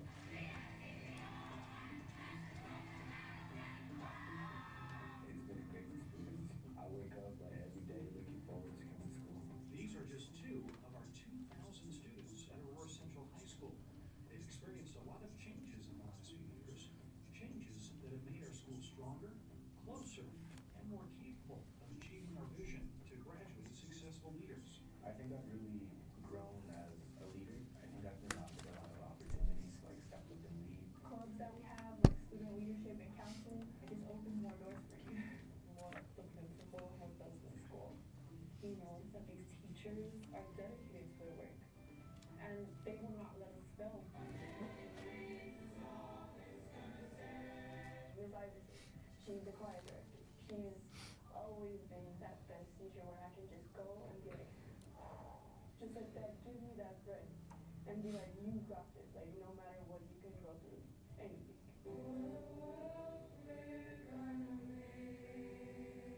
We first implemented our state-directed action during the 2017-18 school year. The innovation plan focuses on creating a culture where students are empowered to be self-aware, locally active, and globally engaged. One highlight includes implementing a house model across all grades. We give students an academic home with a team of staff dedicated to meeting their academic and other support needs. Has anyone had a home visit before? We use an active home visit program to help improve attendance. Knock, knock. Our dedicated staff members take time to visit the homes of students who have struggled with attendance. The staff members offer help and resources for families to get their children back on track with strong the best thing for me has been the communication between the teachers and me, and we know each other's email addresses by heart, the phone numbers. So we keep in touch a lot. I think that shows me that she's pretty important to them. In the last 2 years, we've conducted more than 1,600 home visits and have completed almost 300 so far this school year. Since 2015-16, our attendance rates have increased, and the number of behavioral referrals for students has significantly decreased. Overall, we're seeing more students are in school and engaged in learning. I think it's connecting with the students on the emotional level before they can connect to them on the educational level. In addition to home visits, we invite parents and families to spend more time in our school. What other ways are your students getting support in academics? We host meetings called Parents in Action, where they can engage with us in school improvement planning and decision making, and with the help of interpreters, do it in their native language.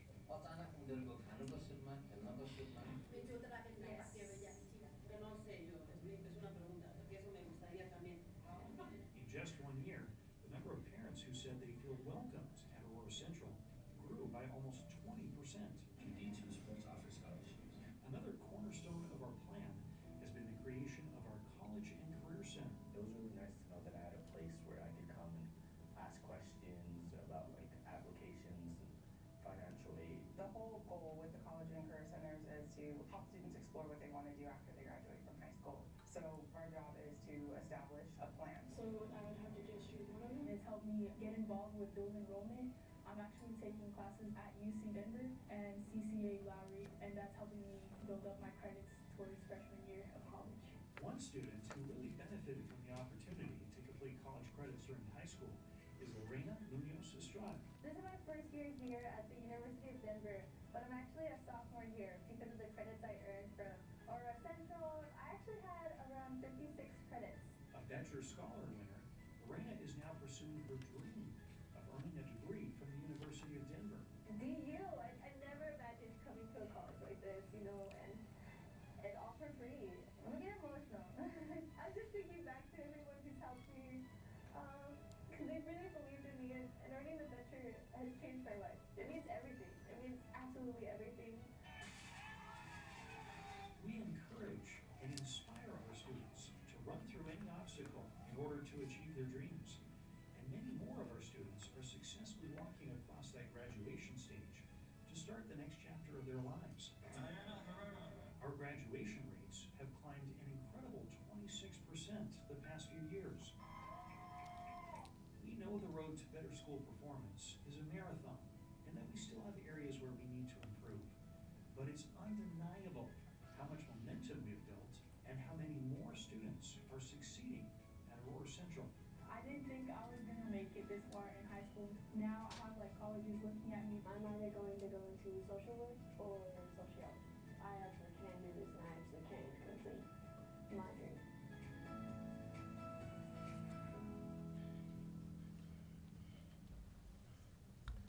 Thank you for allowing us the opportunity to share the story of Aurora Central with you in that format.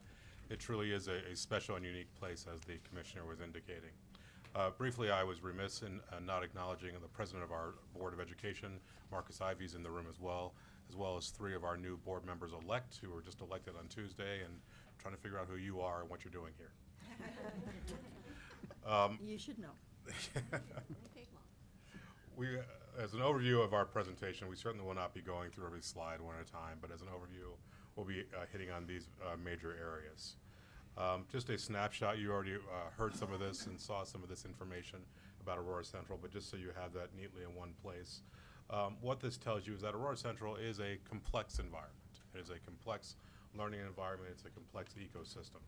We embrace that diversity, we embrace that complexity, but it does create certain realities. But we are excited that out of that complexity are many wonderful opportunities and many wonderful things happening for our students, kids, and families. I would highlight, as you saw, our young lady who's a Becher Scholar. We've also had several Daniel Scholars and several students earning their BA, BS, MD program admission through the University of Colorado, Denver. We note we had a Jeopardy champion as one of our teachers, which creates a unique environment and energy in the school. We're also very excited as we welcome more alumni back into the fold, and some of our alumni were able to fund the electronic marquee that you saw on that screen, including we also had the Denver Broncos this year fund a grant to install a new turf field, and then we've seen community donors who actually funded the College and Career Center that you saw on the screen. The point there being that we are gaining a lot of energy and momentum in the community around the work in the community that's being built at Aurora Central. And because of that, we are here to ask you to continue the innovation pathway plan that went into place at Aurora Central. You directed the further implementation of that in 17-18, and now we are back here pursuant to the terms of your order and 1355. It was mentioned earlier, but we think it's worth noting that the framework for the accountability pathways is really designed and meant to look at how do you evaluate, as the board, the capacity of a school and a district to do the turnaround work that's necessary. I appreciate Chairman Schroeder's comments that this is a rare circumstance and a rare space that in a narrow space you occupy. But as we understand it, it's really about understanding whether or not the district and the school has the capacity to do the work that's needed. And we readily acknowledge that prior to 2015, we did not have a strong demonstration of the capacity to do that. We had not engaged in some of the things that have been identified by the state and federal government as turnaround work or any of those turnaround pathways. But that we changed course in that work in 15-16 by implementing a specific turnaround framework. And since that time, I would argue that among any district in the state, we have the most capacity and understanding of what it means to do school and district turnaround. You've seen the success as a district that we've seen on the SPF. We've also seen that across a number of our schools. And I think we may be the only district in the state that has actually engaged in and implemented all 4 of the turnaround pathways that have been identified by the state. The message there being that we are not afraid of this work and we are not afraid of the different parts of this work, but we are very thoughtful and tactical about what is the right move for kids and in what space. And as necessary, we've come to you and we've engaged in that conversation over the years. As you know, this is not my first time here. We have come to you over the years to talk about this work in a very assertive way. We came to you in 2015 to suggest that for 2 of our schools, Aurora Central and Boston, that we take early action, that we engage in that. The board was not prepared for that at the time, so we came back in 2016 and asked again. The board was not yet prepared for that at the time, so we came back in 2017 and asked again. But again, we have been pushing this work and trying to engage in this work around turnaround in a very thoughtful and meticulous way, pushing ourselves and our district and our community, quite frankly, in a lot of ways about what's the work that we need to do to engage in better outcomes for our kids. As you can see, we have had quite the journey with the work at Aurora Central High School, but we understand and see that that work is turning out for the better for our kids. But as we approach this timeline, as we approach this deadline around this year's SPF, we again were very serious about the work. And we didn't just say, well, let's just go back and ask for more time. We dug deeply into that. We engaged in our own internal analysis of that work at the district level. We then engaged a third-party reviewer to do an analysis of the work. We got then a third review from the external management partner about that work. And this was all before the SRP happened, and the state review panel then showed up and became a 4th analysis of that work. All 4 of those analyses said that we are going in the right direction. We are seeing solid and strong leading indicators around that work, and recommended that we continue down that pathway. I think it's particularly insightful that you look at the third-party review done by Billick Consulting. I find this one the most compelling, quite frankly, because the main principal reviewer from Billick Consulting happened to be the same person who did a review of Aurora Central in 2009, 2012, 2015. This reviewer has seen Central over the years and seen the work. Those prior reviews, quite frankly, were not kind to Central, and they indicated some serious concerns and problems that we've tried to address over the years. But over these next couple of pages that you've seen, as you see in your materials, you see an analysis of the contrast to the past to the present and get a real sense of what that work has been. I'd particularly draw your attention to slide 14 at the bottom of that first section, where the reviewer indicates that one major difference from the past is that teachers are generally on board with the current focus and believe that is the right one to implement to improve students' academic growth and performance.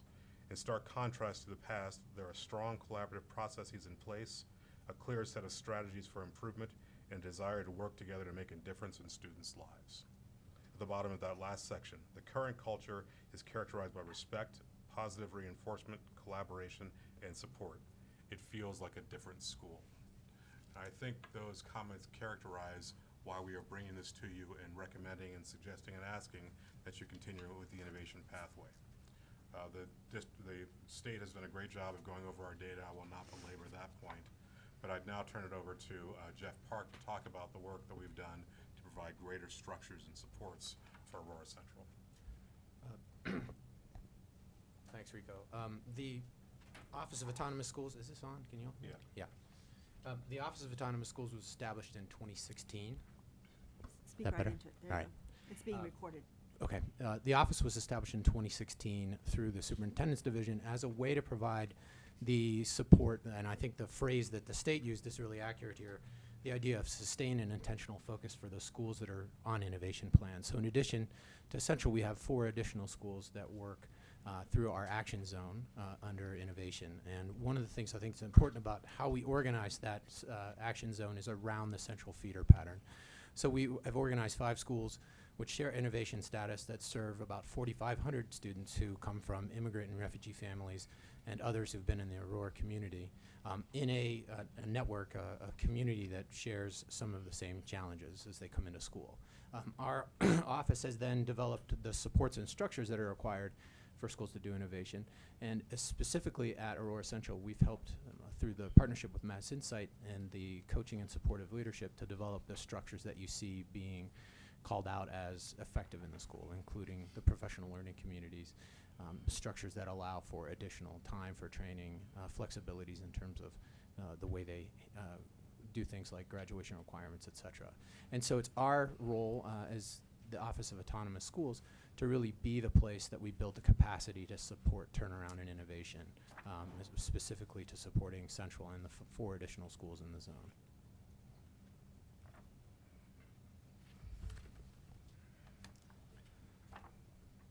Good afternoon. I'm Gerardo De La Garza, the principal at Aurora Central High School.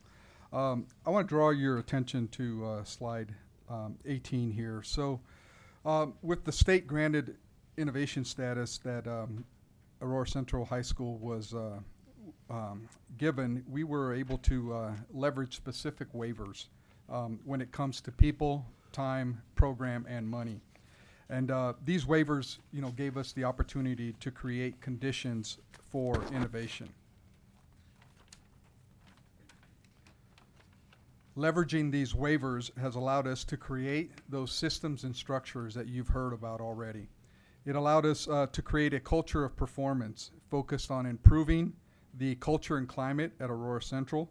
It allowed us to increase and improve our family and community partnerships, and allowed us to create student pathways and post-secondary readiness opportunities for our students. It also helped us and allowed us to improve our educational program, specifically with an alignment and focus with our international leadership and the competency-based instructional approach. And those waivers also allowed us to focus on our human capital, what I believe is the most important piece there at Aurora Central. It allowed us to, think outside the box when it came to retention and recruitment of just the right people for Aurora Central. It allowed us some flexibility with our evaluation and how we work with our teachers.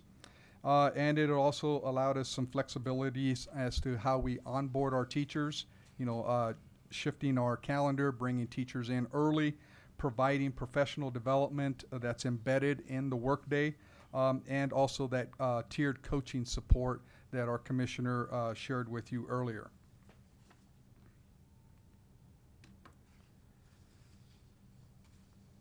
We have also been able to work with our external management partner, Mass Insight. They have provided high-level support with our zone staff and central leadership around the implementation of our innovation plan. And they have carried out the work in supporting the development of our PLC structures and our instructional vision and our instructional framework. As the needs have developed this year, they have also, been able to come in and bring in that high-level support for our leadership team and continuing to build the capacity of our leadership team at Aurora Central. As previously shared, our work these past 2 years has been focused on the culture and climate at Aurora Central, creating those systems and structures. By implementing these systems and structures, we've been able to utilize, unique staffing strategies that have improved, a lot of the leading indicators that you have already seen. Student attendance has improved. The behavior incidents have gone down. Overall satisfaction, when we look at our staff, student, and community surveys, have all gone up. Parent involvement has improved. Student-teacher relationships have improved. ICAPs have increased. Students accessing, credentials, concurrent enrollment, as you saw some of our, winners there of different scholarships have talked about. And one of the things that I'm most proud of is increasing our graduation rate, giving our young men and women an opportunity. And that has been, pointed out as well. Another emphasis was implementing our house model when we're talking about changing the culture and climate at Aurora Central and focusing on those student relationships. Obviously, this has improved the student culture. It has improved the attendance and the student behavior, and that has been implemented in grades 9 through 12. We have also been very strategic with our staffing and our support staff. We have brought in, folks that work with our teachers. We have a coordinator of professional learning and talent development. We have a dean of attendance, so we have looked at our data and we have been very strategic about how we use our resources and staff our building to support it. We have also, used those waivers to implement our enrichment courses and our ACCA program to address the needs of those students that are undercredited, overaged, and have dropped out and trying to re-engage them. We've also been very intentional with our professional learning and our talent development. You heard about that earlier where, we do have instructional coaches. We've allocated resources there, like I said, a coordinator to support our teachers, with their practice and improving their practice, and that's that tiered coaching support. And also our partnership there with Mass Insight has been critical with all of this work, helping us to develop those PLC structures and those professional development structures. Oh, I think I went one slide ahead. So moving forward, we definitely understand that there's still a lot of work to do, but we want to double down and continue to leverage our innovation plan to improve our student culture there. Through that sustained implementation of our house model, our attendance strategies, and our parent engagement. We want to continue to work with Mass Insight to build, those instructional leadership, build the instructional leadership capacity and to strengthen our collaborative structures. We want to continue to implement and embed the professional learning within those PLC structures, and provide those teachers those opportunities to align themselves and to focus on those grade level standards and developing those formative assessments and those interim assessments that they use to analyze where their students are at. We also want to continue to develop our intentional recruitment and retention strategies and further align our partnership with ISSN for our international leadership focus there. And we also want to continue to leverage, those waivers that we have when we're talking about meeting the needs of our students. We have brought on an MTSS coordinator this year to work with those teachers in those house meetings to address those concerns that students have. And then we also need to, continue to focus and enhance our approach to pathways and post-secondary readiness there, and continue to monitor our on-track and college career readiness through our College and Career Center. And we've also brought on board a grad coach that also works closely with our College and Career Center and our teachers to make sure that our students are on track. Then I want to turn it over to Kate Garvin to talk about our work with Parents in Action. So Parents in Action, excuse me. So for the last year and a half, we've been running a program, a parent leadership program called Parents in Action.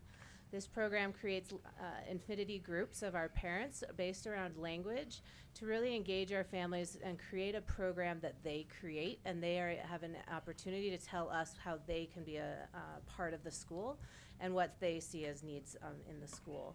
So the main parts of Parents in Action are to empower our parents that they have a voice, that they can come to these meetings and really learn about the school, to advocate for their children, to learn how to best do that in their systems, and also connect as a community of support among each other. You can see here the 3 main goals of Parents in Action and how we're actually evaluating if it's working. And the main program goes through a process that's very similar to a community organizing approach. So knowing that there's some inherent knowledge within our communities that we need to start listening to and allow our parents some space in there to create solutions and community-based solutions. At Aurora Central in 2018, we piloted the model. It was brought up from our innovation zone. It started at one of the elementary schools, and now it is running in all 5 innovation schools. At Aurora Central, they started out with 25 parent leaders in Nepali, communities of Burma, which include Karen, Burmese, and Karenni families, and Spanish-speaking communities. After that year, 100% of our parent leaders indicated that they felt connected to their school community in the post-survey. This year, they've expanded the program. There's currently 34 parents active in the Parent Action meetings, and they're expanding it to include the languages of Somali, Swahili, and English-speaking communities. They were also very active in our feedback for the state review, and we actually have one Parent in Action leader here, Kinyamu. But before that, I just wanted to show some of the data points that really show how by engaging families in a different way, that we're seeing these impacts within the parent climate survey. So the one that I would definitely point our direction to would be that last bullet point of I can be involved in school improvement planning and decision making at my school, and that rose by 57%. So I'd like to introduce to you Kinyamu, a parent leader, for her perspective on the work at Aurora Central. And Maggie.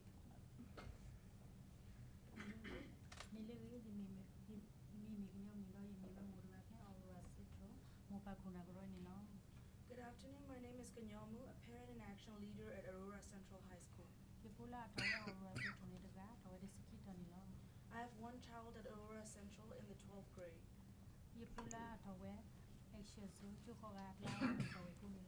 She's my oldest child of 8 children, and all of them go to Action Zone schools. My family arrived to Aurora from a refugee camp in Thailand.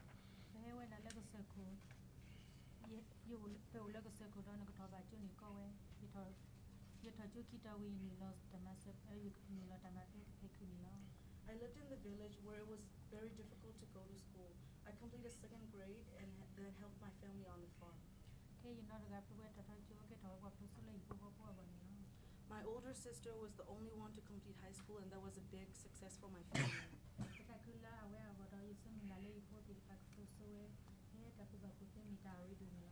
I was very proud of her, and I wish for my children to be successful in life, especially in this country where education is very important.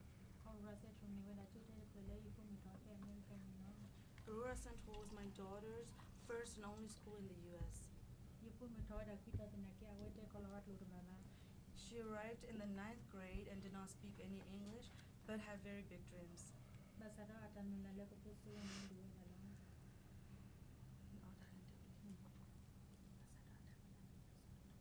She was welcomed at the school.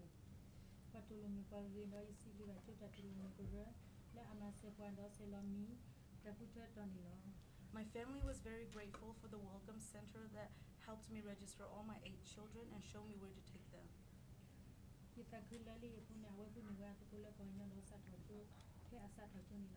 It made me very happy to see Leopold find a current friend when she started school.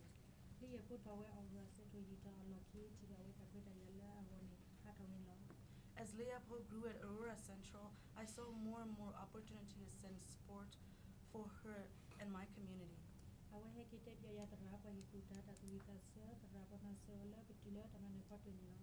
She often talks about her teachers, counselors, and choir teacher who show her how to get to her dreams.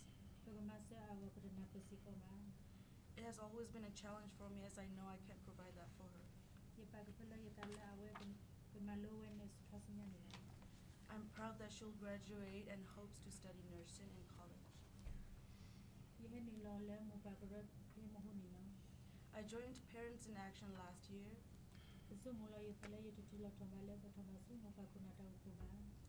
I was not familiar with the program and I didn't think I knew enough to be a part of the meetings.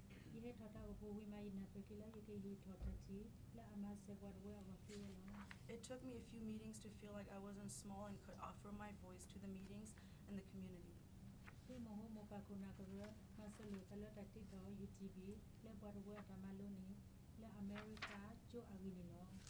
Last year I helped our Parents in Action create a YouTube station for all my community to learn about the U.S. schools as our community project.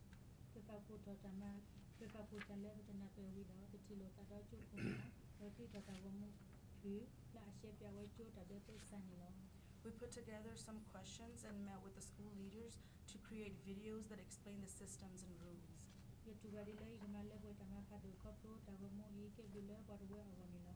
I felt really proud of the work and I know many people benefited from it.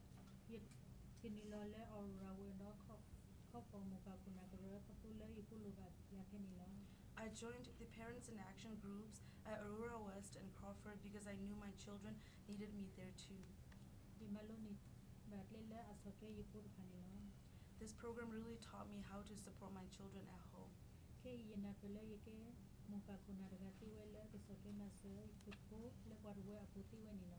I understand now that I can be a leader for my family and for the kids in my community.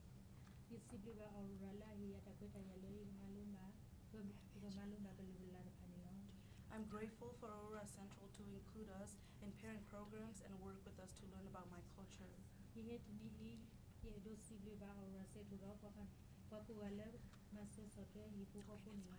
I'm here today because I want to thank Aurora Central and everyone that has supported my family.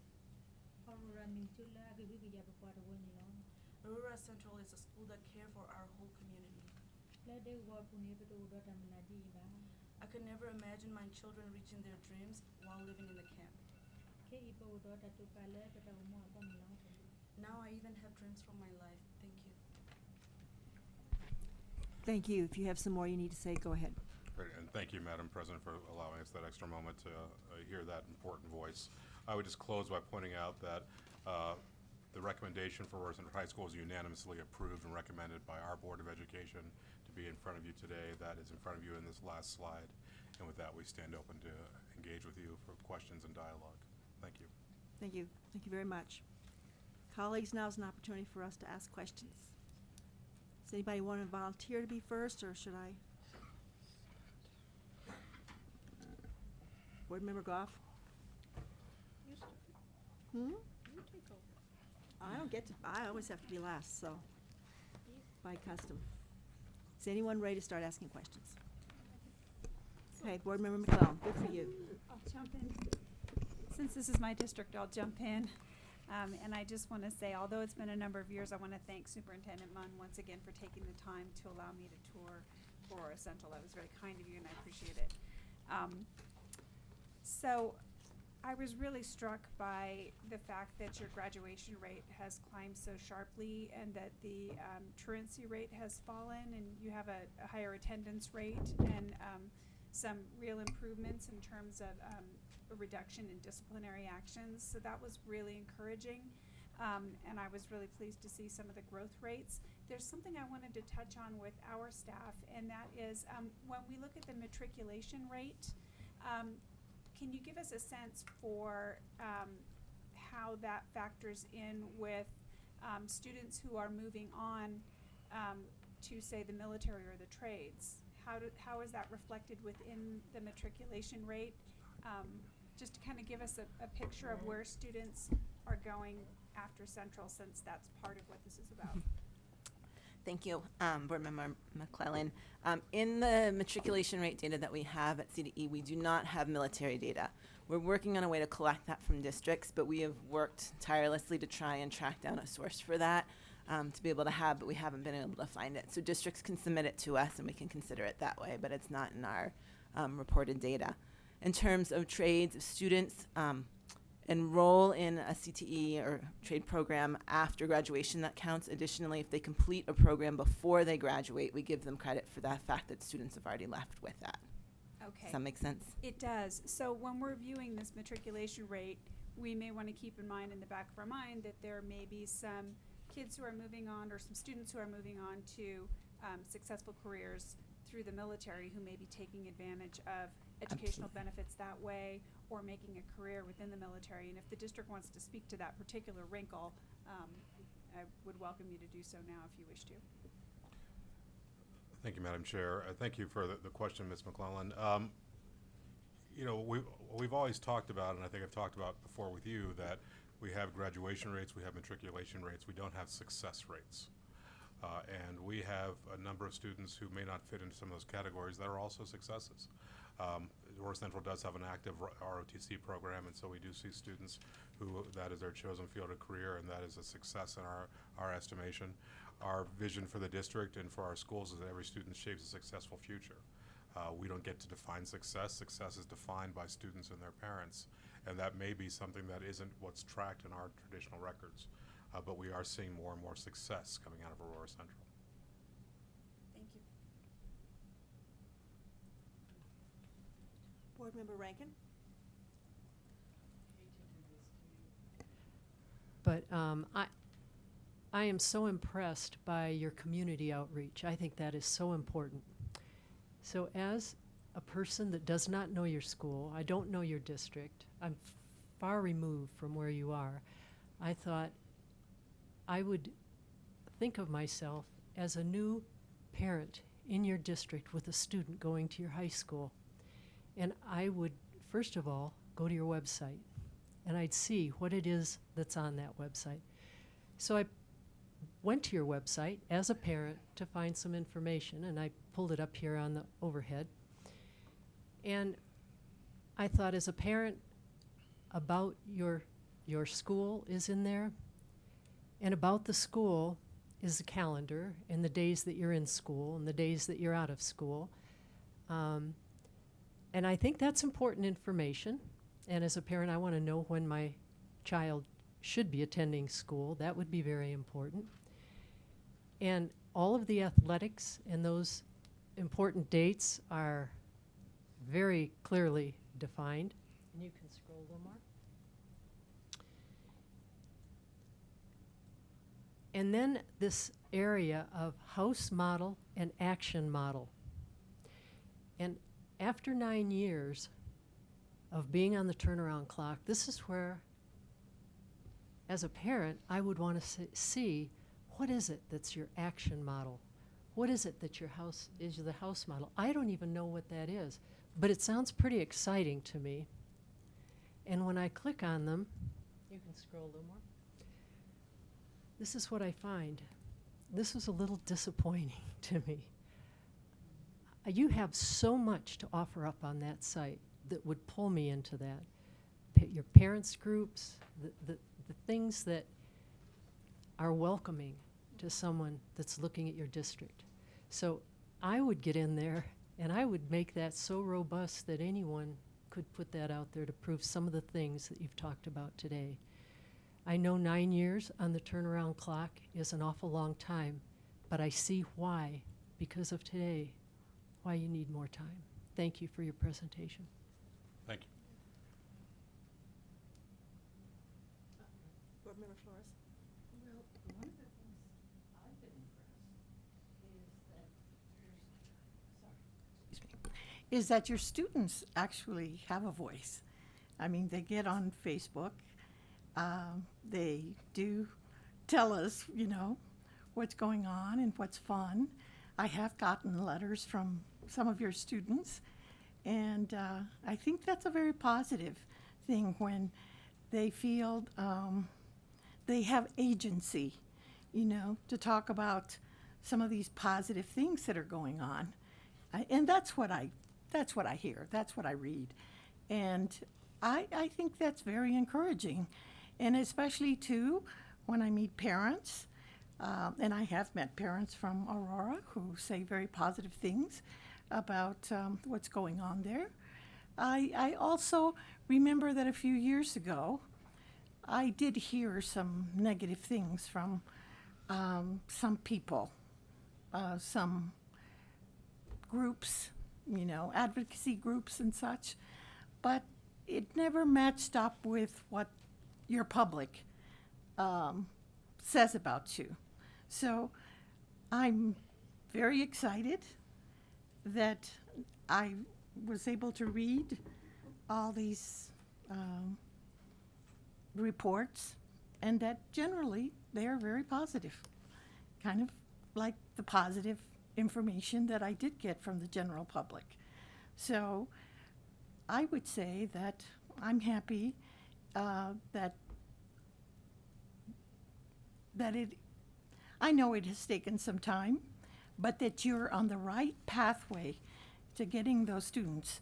And I understand, I worked in a school where there were a large number of students that came from many different countries and spoke different languages and such. And so it's not easy.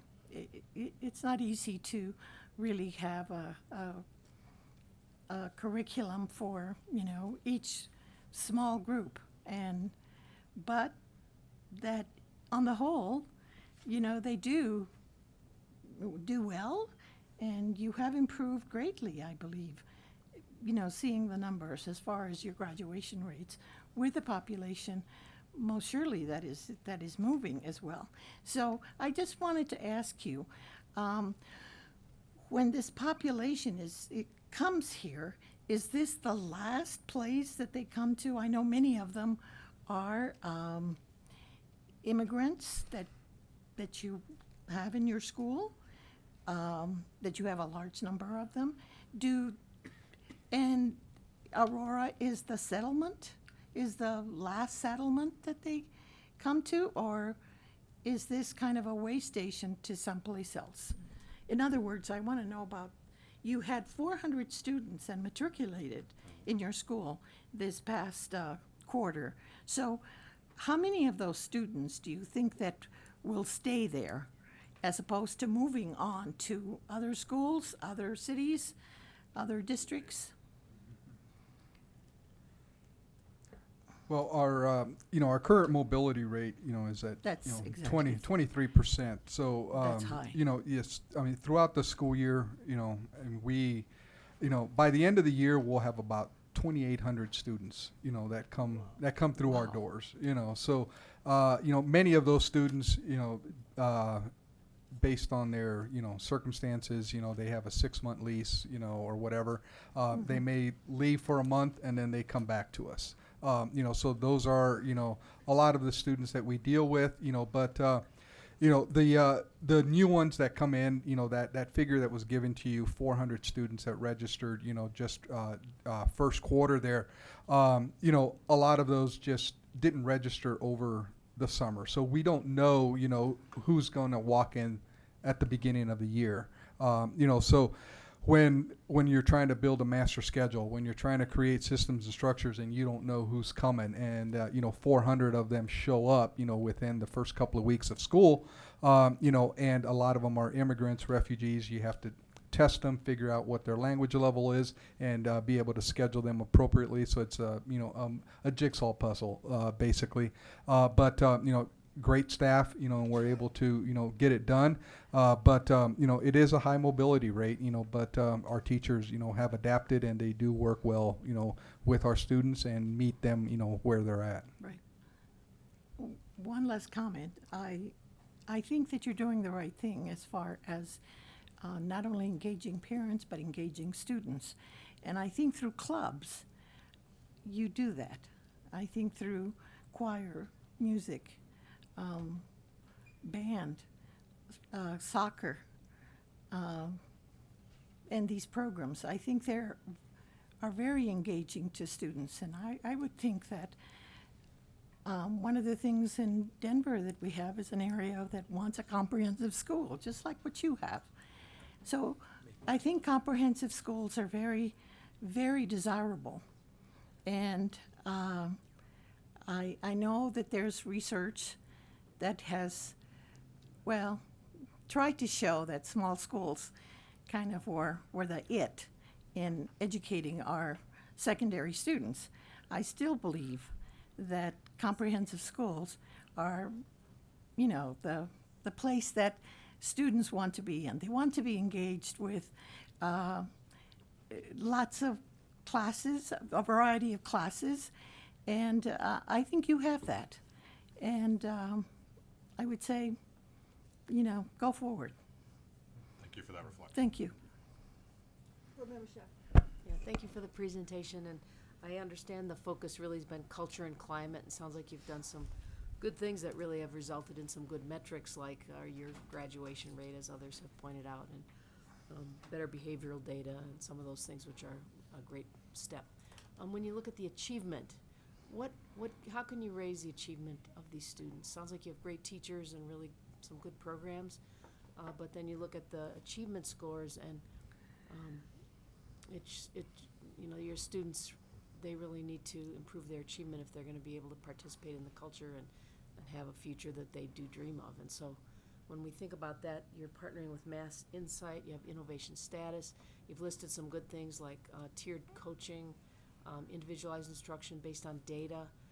What can you do different to improve achievement? And as you look inside your data, can you disaggregate it in any way to find islands of excellence where things are moving that you could replicate in other facets of your population? Or how do you interpret your achievement data, and what can be done to really target that? Yeah, that's a lot and one big question at the same time, right? Dr. Scheffel. You know, if you go back to our prior slide to talk about where we know the work needs to move to, and we have been, I think, as direct as we can in saying we know that achievement needs to be the next thing that really needs to demonstrate movement. We have leading and lagging indicators, and those lagging indicators around that achievement work is what needs to move. We've identified these areas as the ones where we really need to put the pedal down and move further and faster on. As you heard Principal De La Garza talk about, just this last year, we've added additional supports, additional capacity, particularly around that instructional coaching and those instructional strategies. I know that is your home and where you love to speak to. But what I can say there is that one of the key challenges that we now need to address is the reality that a significant number of our staff are in their first 4 years of teaching. And that reality, you know, that was a reality that was a change that was about, you know, bringing a new culture and a new climate. But just the reality of having new teachers in that complex environment is about just giving them the right supports, the right structures, the right coaching to make sure we get that first best instruction, making sure we have the right intervention strategies in place to continue to push their work. And as we have some veteran teachers in the building who have success with our particular demographic, that we provide them the space and the opportunity to try and make sure that they can be coaching along the way as well. Any other parts of that you want to speak to? I mean, just to piggyback on that, I mean, that's where we have to double down.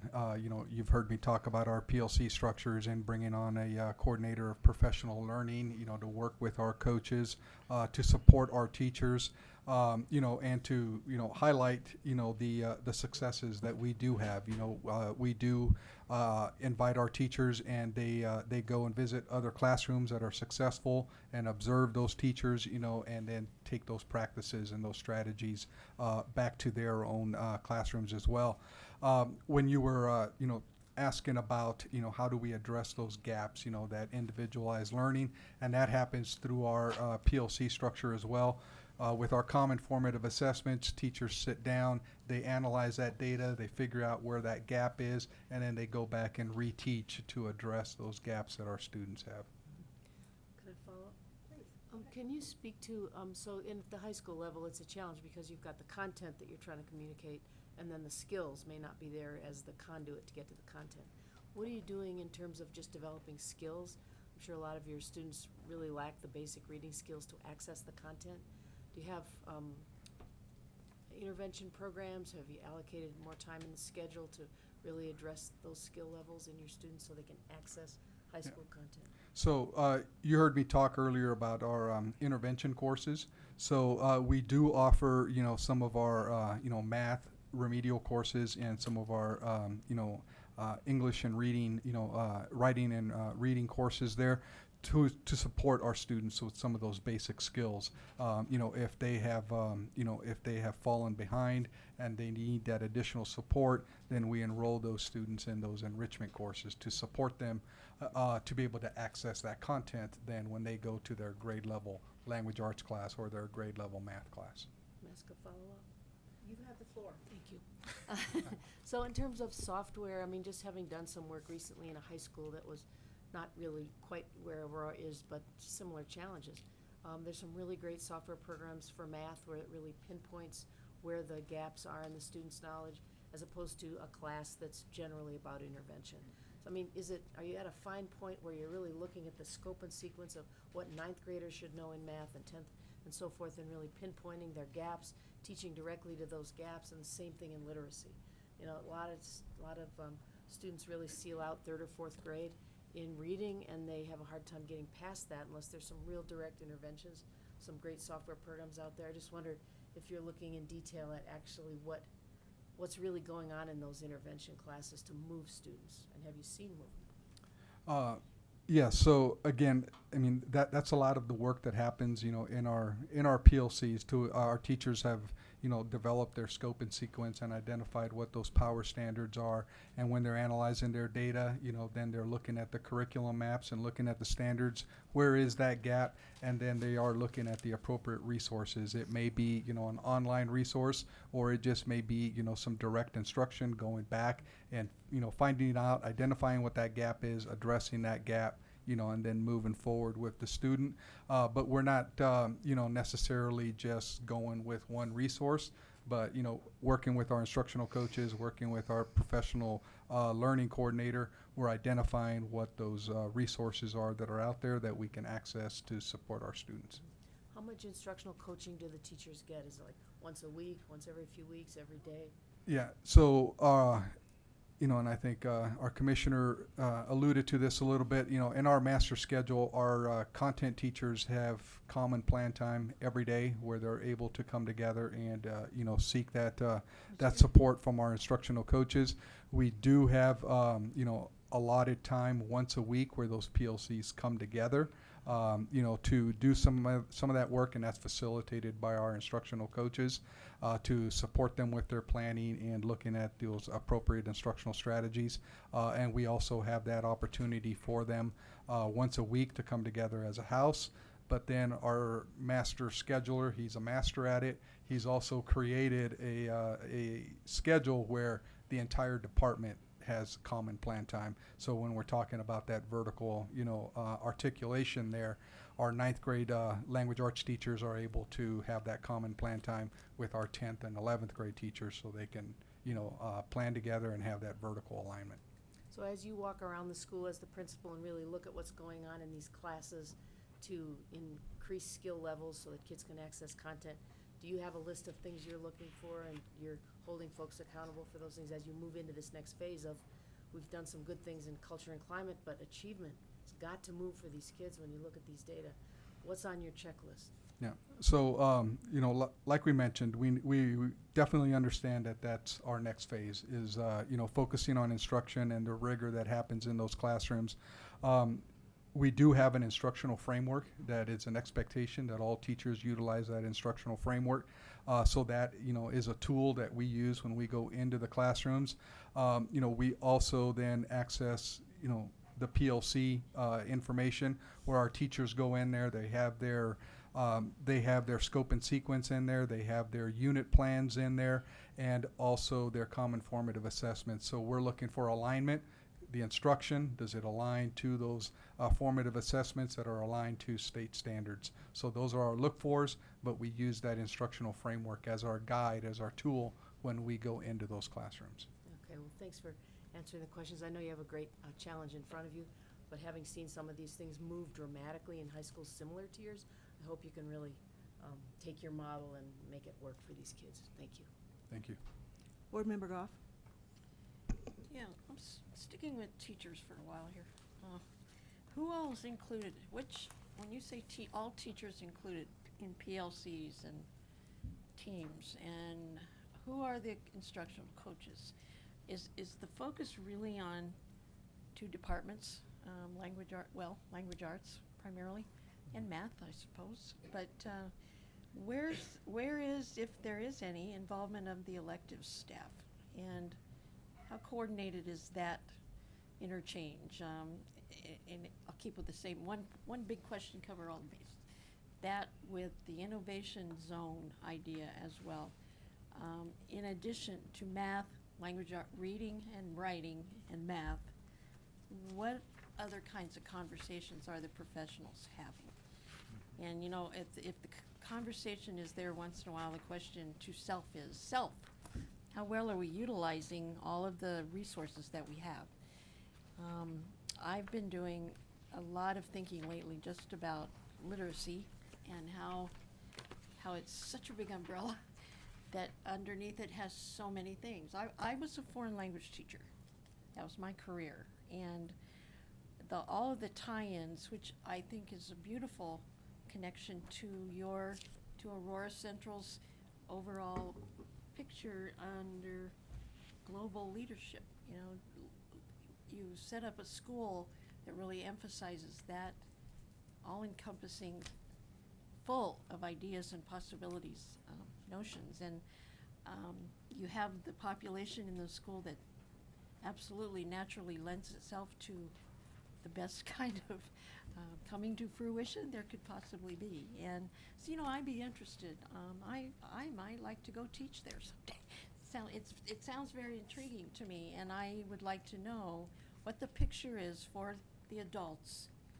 And frankly, what I feel is moving up to be a leadership core of students who are going to also be ready to take the reins of some of the instructional part of what goes on in your school. And I'd be interested to hear that. And you know, even from the student's viewpoint, or the mom of a student who is probably looking at becoming a great leader in that community too.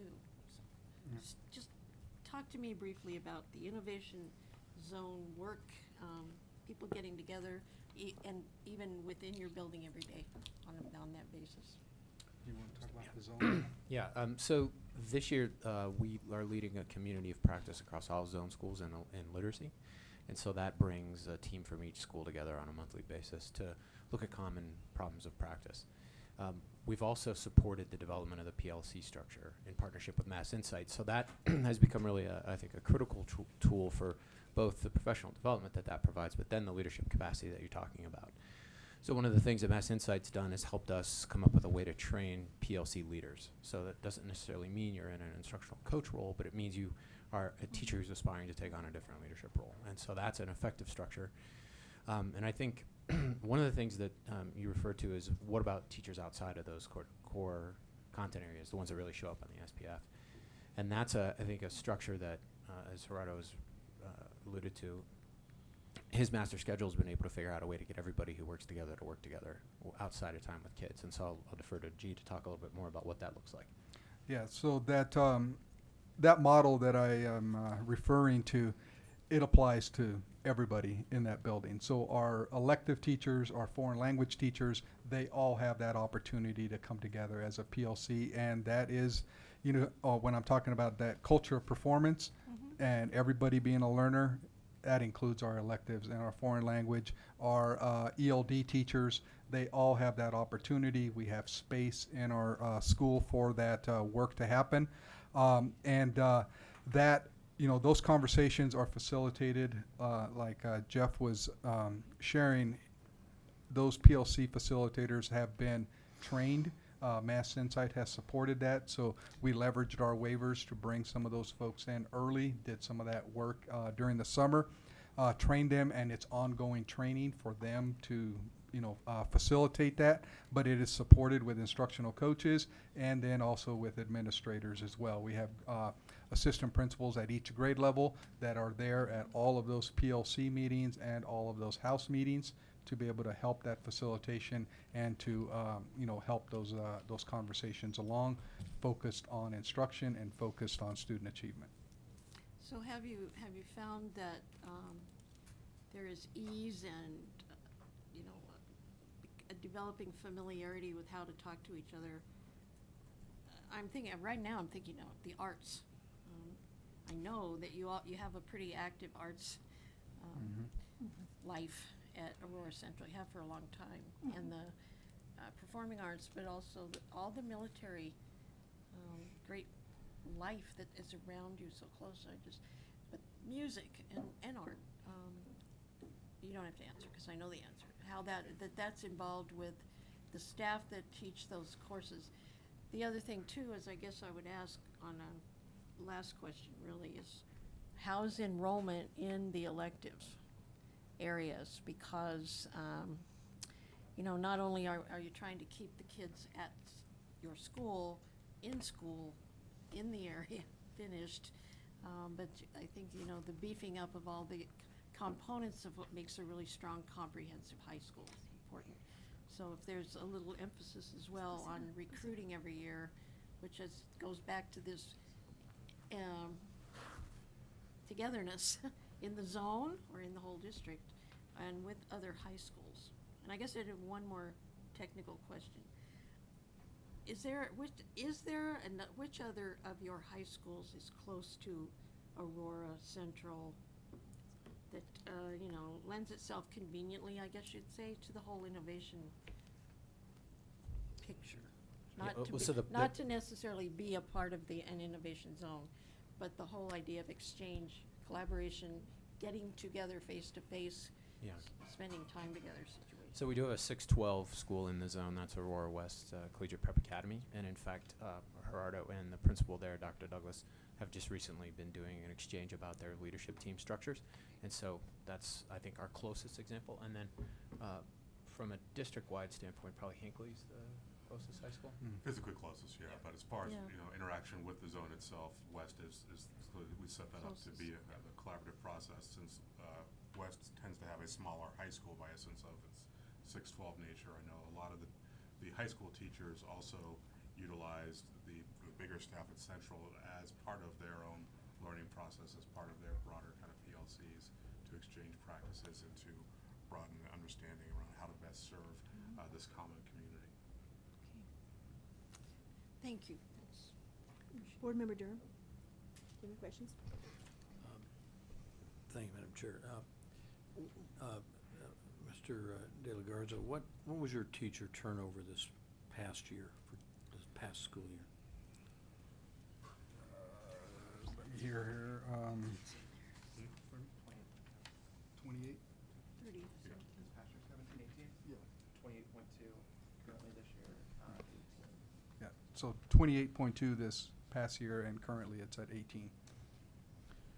So that's still a fairly significant, I don't know what statewide average is, but that sounds like it's significantly above. How big a problem is that for you, and do you have any way to try and improve the stability of the ongoing staff on a year-to-year basis? Yeah, I mean, it's definitely a concern, and one of the things that, we continue to, try to address and continue to, look at our structures there. We believe that, the key to teacher retention is to make sure that we create a culture of teacher support, and and I believe that is what we're creating. If teachers feel supported and they have those resources there, then they are more likely to stay on board if they have that culture and that opportunity to collaborate. So that is something that we will continue to refine and continue to work with our teachers around that piece of it. When you have staff that leaves, do you try to survey them to determine reasons for departure? I believe that is an option that they have with, at the district level with our human resources department, that they can complete a survey as to why they have decided to leave. I shared this with our CDE folks when they came out to visit. Unfortunately, we did lose some teachers, last year, different life situations. I know several of them moved out of state, pretty expensive to live here. And some of them, when you have a young staff, some of them are making the decisions to go back and continue their education, pursue a master's degree and so forth, I know we did lose, some folks, to those, just life circumstances, and I also lost, three staff members last year that, were promoted, took other positions within the district, other leadership positions within the district, or, other positions with other school districts that are leadership positions.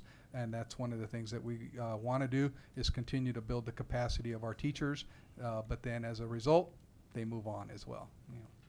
Thank you. So licensed staff, we have about 120 people. Couple questions. This chart, innovation chart, it was in several of our readings. It was a wee bit blurry. And so at the very bottom, when it got to money, I can't tell whether there's anything there or not. Because I'm very aware that you do have some financial flexibility because you're an innovation school that I thought was very creative, but I couldn't figure out what was in your chart. Is there anything there?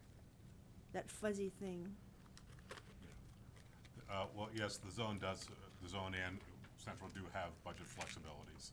I don't believe those are state-directed waivers. Those are, local waivers. They're just district waivers, right? Yeah. Okay. I mean, I think it's a great idea. It created an opportunity for you that you didn't have before. But it kind of goes to my fundamental question, which is that you have a very young staff, which is why you were able to increase the staff because of the difference in salaries. What sort of an induction program do you have available for all those new teachers? So, all new teachers do go through, an induction program through our district. So we partner with our district colleagues there to make sure that our teachers have that opportunity to go through that induction program at the district level. What does that look like? It's a variety of opportunities for teachers. I know they do group them together, different cohorts based on their content. So those are teachers, from across the district that come together and talk about their practice. So that's a year-long induction program. I know they meet on a monthly basis, and those are different instructional leaders at the district level that facilitate those meetings. So it's by subject that they teach? Yes. Okay. It's And not really by grade level as well, so there's different cohorts, based on, what they're doing in their positions at the district. Yeah. And then, like I mentioned before, the waivers that we leverage, we bring back our teachers early at the beginning of the year. So all new teachers that we hire at Aurora Central, we have that, week-long opportunity to do some orientation, some induction with them. This is the Aurora Central way. This is our instructional framework. Going through all of those things, and then we also do, monthly induction, at our own site, with our instructional coaches facilitating that work to support those new teachers. Okay, thank you. Board Member Flores, you had one more question? I did. And actually, I want to ask about, thank you. I want to ask about the common planning time. I think that's one of the areas that's called best practices, to have common, not common area, but common time for teachers to plan together.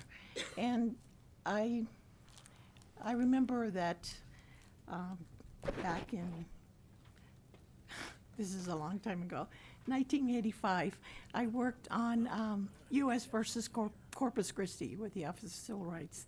And so one of the things that they were instructed to do was to have planning time.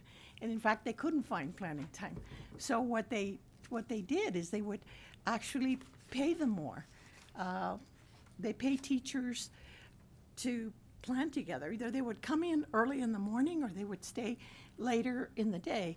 But you didn't talk about how hard it is to have this common time. Maybe that was a whole district, and in your case, it's just a high school. But I would think that even in a high school, that would be hard to bring folks together to plan.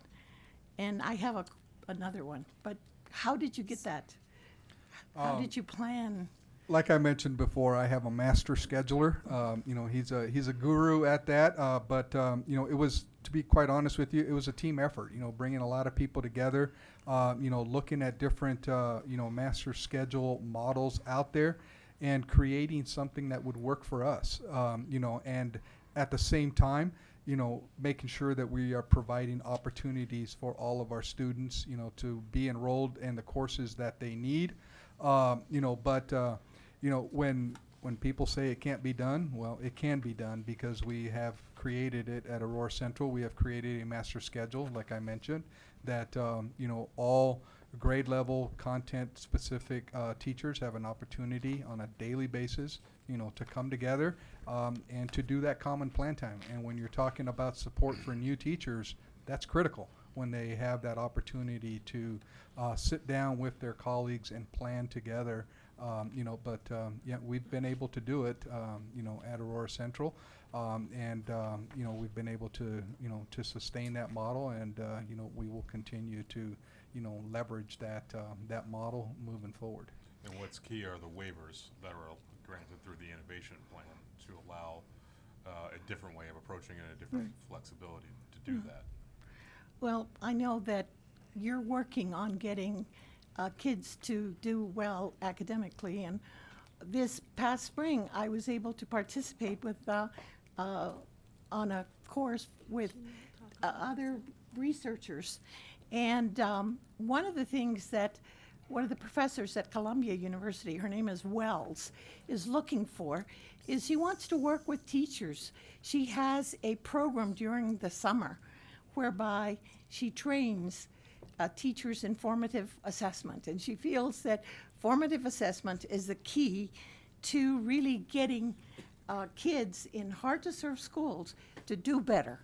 And I will give you that information if you are interested. In fact, it is kind of expensive, but she does find people, foundations and such, who will pay for a number of teachers. So I know that Denver has sent teachers to that program during the summer, and I just put it out there to ask you, maybe you might be interested, your teachers might be interested in being part of that program during the summer. Thank you, Dr. Flores. Thank you. Ms.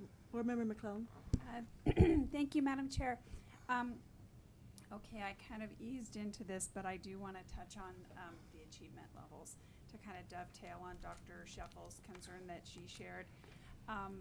I know that a lot of what we're hearing with respect to the kind of restructuring that has taken place has a lot of positive leading indicators.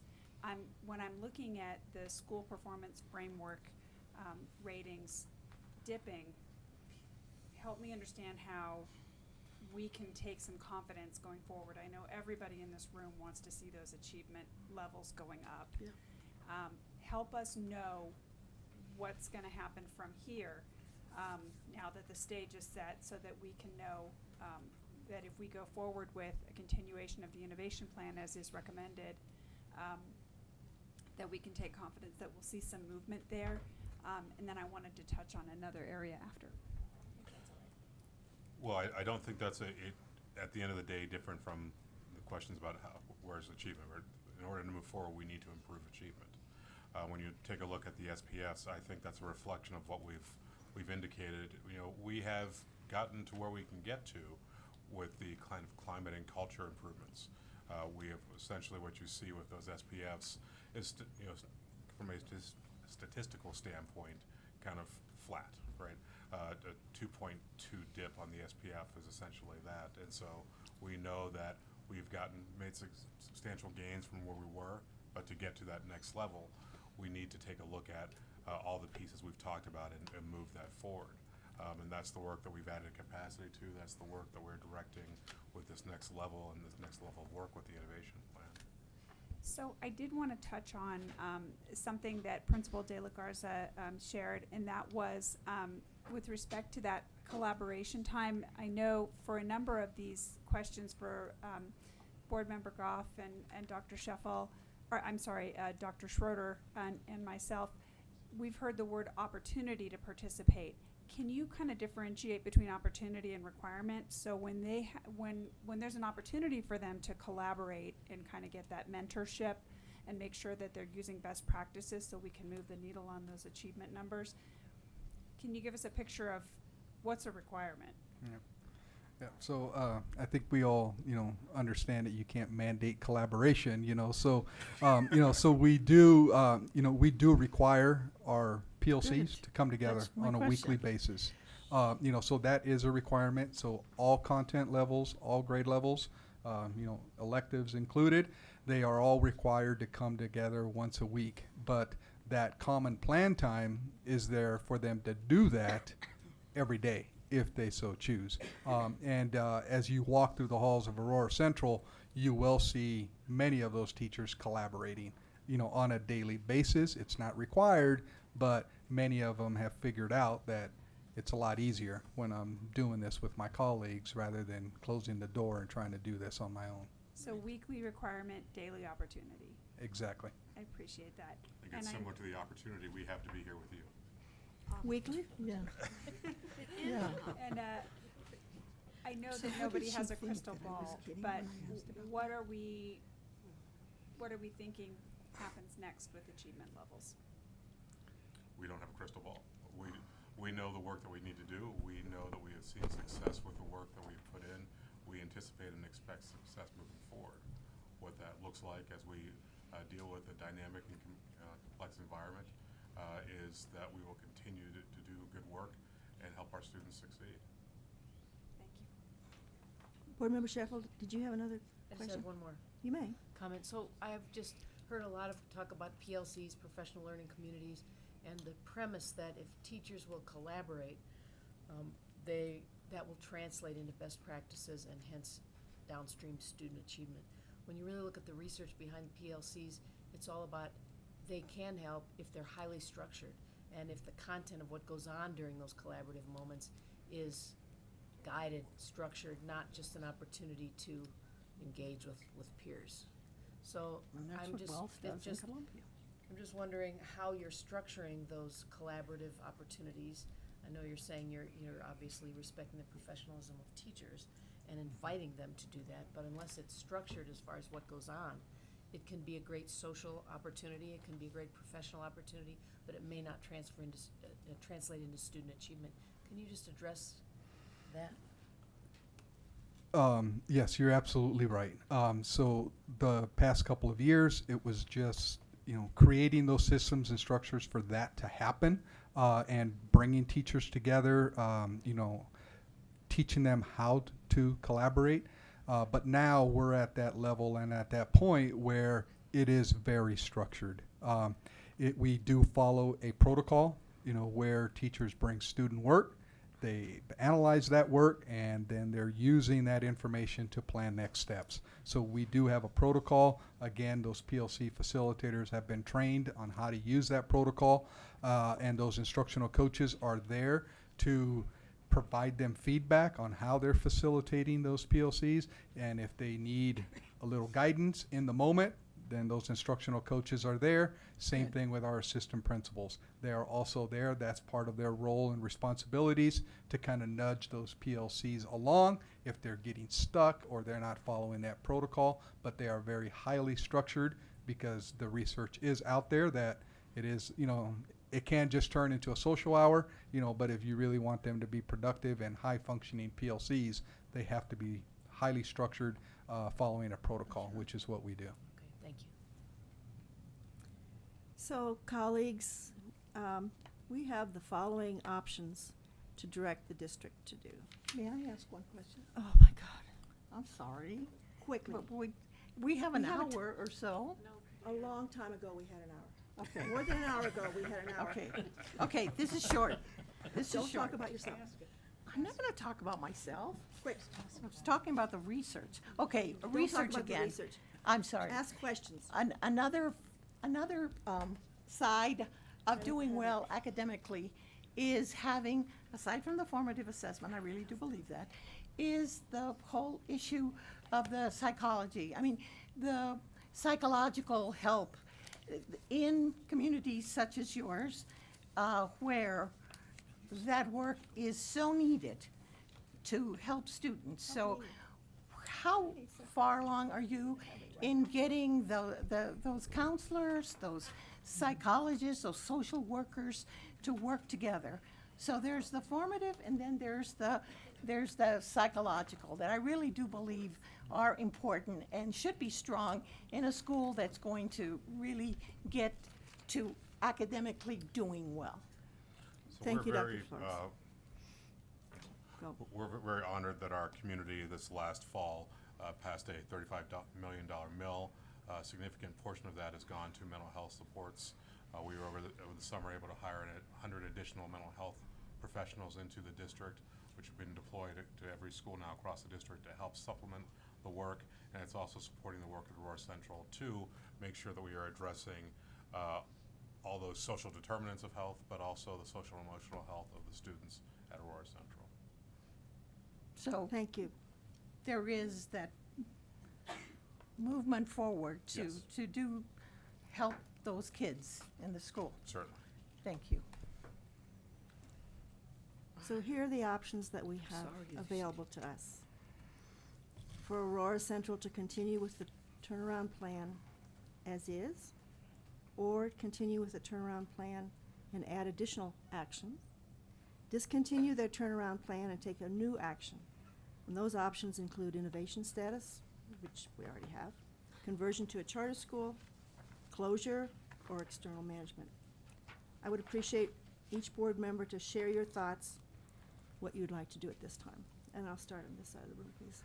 Board Member Goff? You don't have to make comments, but closing comments, what you think we should be Well, doing. No, I want to encourage and build up your current work. I think it's going along on the right track. I agreed with the majority of people who said they felt that way.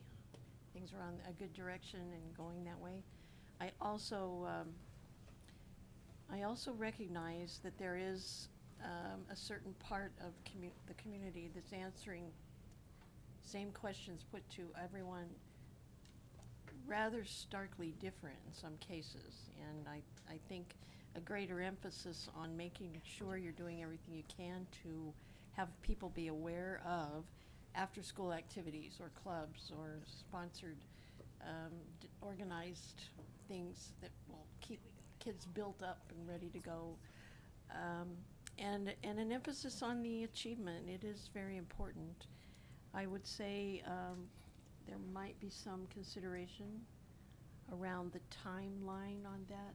We are, if we look at a different, next time you come to see us will be so-and-so amount of months away or whatever. But I congratulate you on the accomplishments around the people-to-people part of it, and the feeling that seems to be created in the school. I appreciate that work. That's the bottom line for me about getting anything else accomplished. You have to have the culture and the human being part of it started on a good foot. So appreciate that. Thank you. Board Member Sheffield? Yeah, I also think the strides you've made with culture and climate have been great, and you have some good metrics to support that. I don't feel that I read or hear enough specificity in your model and direction that will translate into student achievement gains for your students in the near future. It feels too vague to me. Now, it may be that there's more here that I haven't read that I am missing, but having read your materials and listened, I feel like the partnerships you have, the direction that you have, while helpful, I feel like the student achievement piece, there's a lack of specificity. So I guess as I look at the options we have, I don't know what really is the best, but there's a part of me that feels like an external partnership, external management partnership could be beneficial to bring in additional expertise to really boost achievement. That's my thought. Board Member McClellan. So I was remiss in not thanking all of the community members who are here today, including your board members who I know serve in a voluntary position as we do, including your new board members-elect. So thank you for being here and for stepping up to serve your community. And I want to especially thank the parent representative for being here. I know that turnaround doesn't work the way it needs to if we don't have community buy-in. And so I am heartened to hear that you're taking such care to reach out to communities, including reaching out in the manner that is reaching across the language barriers for over 90 languages. That's hard to wrap my head around, that's such a challenge in and of itself, I'm sure, as you look at turning around achievement levels. So I am going to concur with the state review panel recommendation for continued innovation with a very sharp eye toward the achievement levels. I know we all want to move them off of that first percentile so that we can make the most of each student's potential. So I thank you for the efforts that you've been putting in, and I am really hoping that we can turn that into movement on the achievement levels. Thank you. Board Member Jer. Thank you, Madam Chair. Well, sooner or later, the things that sound like improvement need to actually result in improvement, and what we are really responsible for at all levels is closing achievement gaps and to improving overall achievement. And that hasn't happened here. In fact, it would appear the last couple of years the numbers are at best mixed. So, and I think we're now in the process of taking a little broader look at innovation status, generally speaking, and does it produce significant results around the state and improvement in academic results? And it would appear that the answer to that is that not terribly significant. So, but I think any of the other options are, at the moment at least, awkward and cumbersome. Conversion to a charter school, I don't know that there are charter school operators that are out there that are capable of trying to take this on. It's a tough nut to crack. Closure, I think, is clearly not a realistic option. External management, I think, has some of the same challenges as trying to find a charter. That to go to total external management would be, I think, at this point in time, probably a mistake. But I would encourage you in the next 12 months to try and bring in some people on the academic side that could perhaps make the same kind of impact that you've had in the culture side. And I think a diligent search for those people could be helpful. The other thing is, I think I would not give this a 2-year extension, but probably a 1-year extension, that because I know you like to come back, and so we get a chance to see you next year. I think that would be worthwhile. I think the fact that there's not been any academic progress really doesn't allow us to give this an extended time frame. Thank you. Board Member Flores. Well, I also think that given all the changes that we've had here in the state with the imposition of different tests every year, the PSAT, the SAT, from the SAT to, and also the new math and new social studies and science tests and all the changes that have occurred at the state level. I just can't see how, and the changes that have been made for innovation in your school in the past 2 years, that you're where you're at right now. I don't see this as a big, well, I think you've made improvements. The improvements in graduation rates are unbelievable. They're unbelievable, really. and that you are, I mean, I'm not just saying this, and I've looked at it and I've studied it and I've looked at a lot of research, and I know I may be talking about what I do, but I really do think that I don't talk about myself. I'm sorry, but my culture says that experience is very important. And I would say that with 51 years of experience and 3 more years where I've taught and worked in different roles in education and tried to solve problems across this country, I think, give me a chance. Gives me the right to say that I really do believe that formative assessment, which was what all teachers were doing back in the late 90s and such, and were getting really amazing until this whole turnaround business with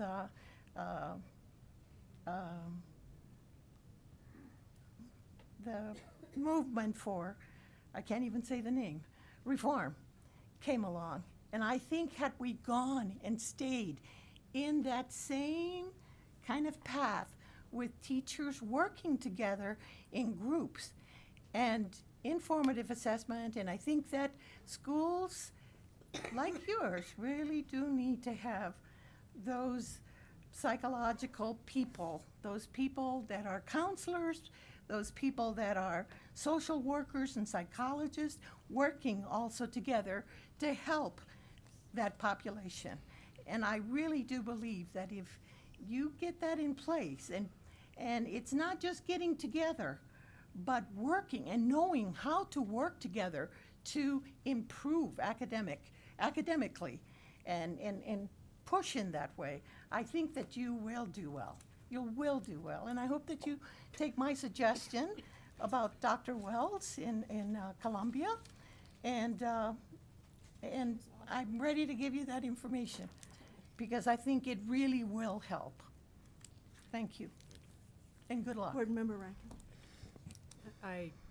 I agree with Board Member Goff about wanting to continue on, but having more checks and balances before we go down that road several more years. I mean, 9 years, we need more time. I don't know how much time it takes. I do know we've studied innovation and we've talked about it a lot up here, and I agree with Board Member Durham that we haven't seen improvement because someone went toward an innovation school. That we just have not seen it. They want the waivers, they want the flexibility, but the improvement isn't there. Now, argument on the other side is, yes, but it hasn't gotten worse, and that argument doesn't fly with me. We do need more achievement. Well, you don't need to hear that. You know that. I'm not telling you anything new. So I would either go for 2 years with a 1-year check, even if it's from CDE, to report back how academically they're doing, or go with a 1 year, but I just don't think it's, I think we have to go with 2 just because I don't think we can change in 1 year, but I think we can check in on it. And I do appreciate what you're doing. Thank you, Superintendent Munn. Thank you. So I want to thank all of the educators who have participated in this effort, and our district staff and partners who are working every day to improve outcomes for students. I greatly appreciate the experiences of community members, families, students, and staff have shared with us. I think the letters and notices have really helped us to get an understanding of the perspectives. We read a lot of comments from students that you're concerned that we think that Aurora Central students are bad kids. This was troubling. Or that people think Aurora Central is a bad school. And there's nothing further from the truth. That is not what we feel. The purpose of the state board's involvement is not to mark students or the school as bad, but to ensure that your school is getting the attention and support that it needs and that it deserves. We heard from you about what strong community building is occurring at Aurora Central. We want to make sure that you, students in particular, are prepared in high school so that you can have all the options available to you after graduation. Thank you again for sharing your experiences. We hope to continue this kind of input. What we've heard is that you believe that you are working hard to implement your innovation plan to the effect the kind of change that you want for your kids. You've also benefited from the support of your management partner. I hear you share about the systems and processes that you've put into place to analyze impact, to reflect on outcomes in order to support. It sounds like you are putting the right things in place. However, I'm looking at the students and how little time they have in your school. 4 years, just 4 years. Your presentation today and background information you shared highlights that the day-to-day instruction students receive is still not meeting grade level expectations. I get that the state review panel said make no changes, but I also read what was in the state review panel, and some of it was, of course, disturbing and what some of your teachers really still need. It appears that there's a real need, as has been suggested, for intensive, sustained focus on improving instruction. Particularly for your English language learners population, it's critical that this focus in particular supports them. We want to be able to have all options available to you. I'd like to accelerate the improvement. I know I heard 3 to 5 years. If your kids are only there for 4 years, how can we justify 5?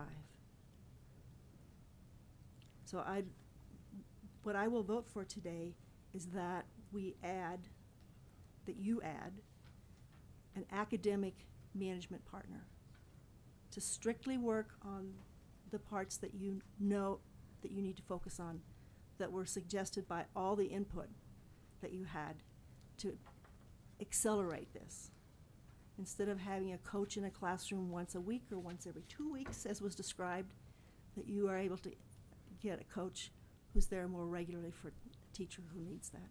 So some kind of additional academic input. There's no desire to change the system that you have created, but you do really need that greater emphasis.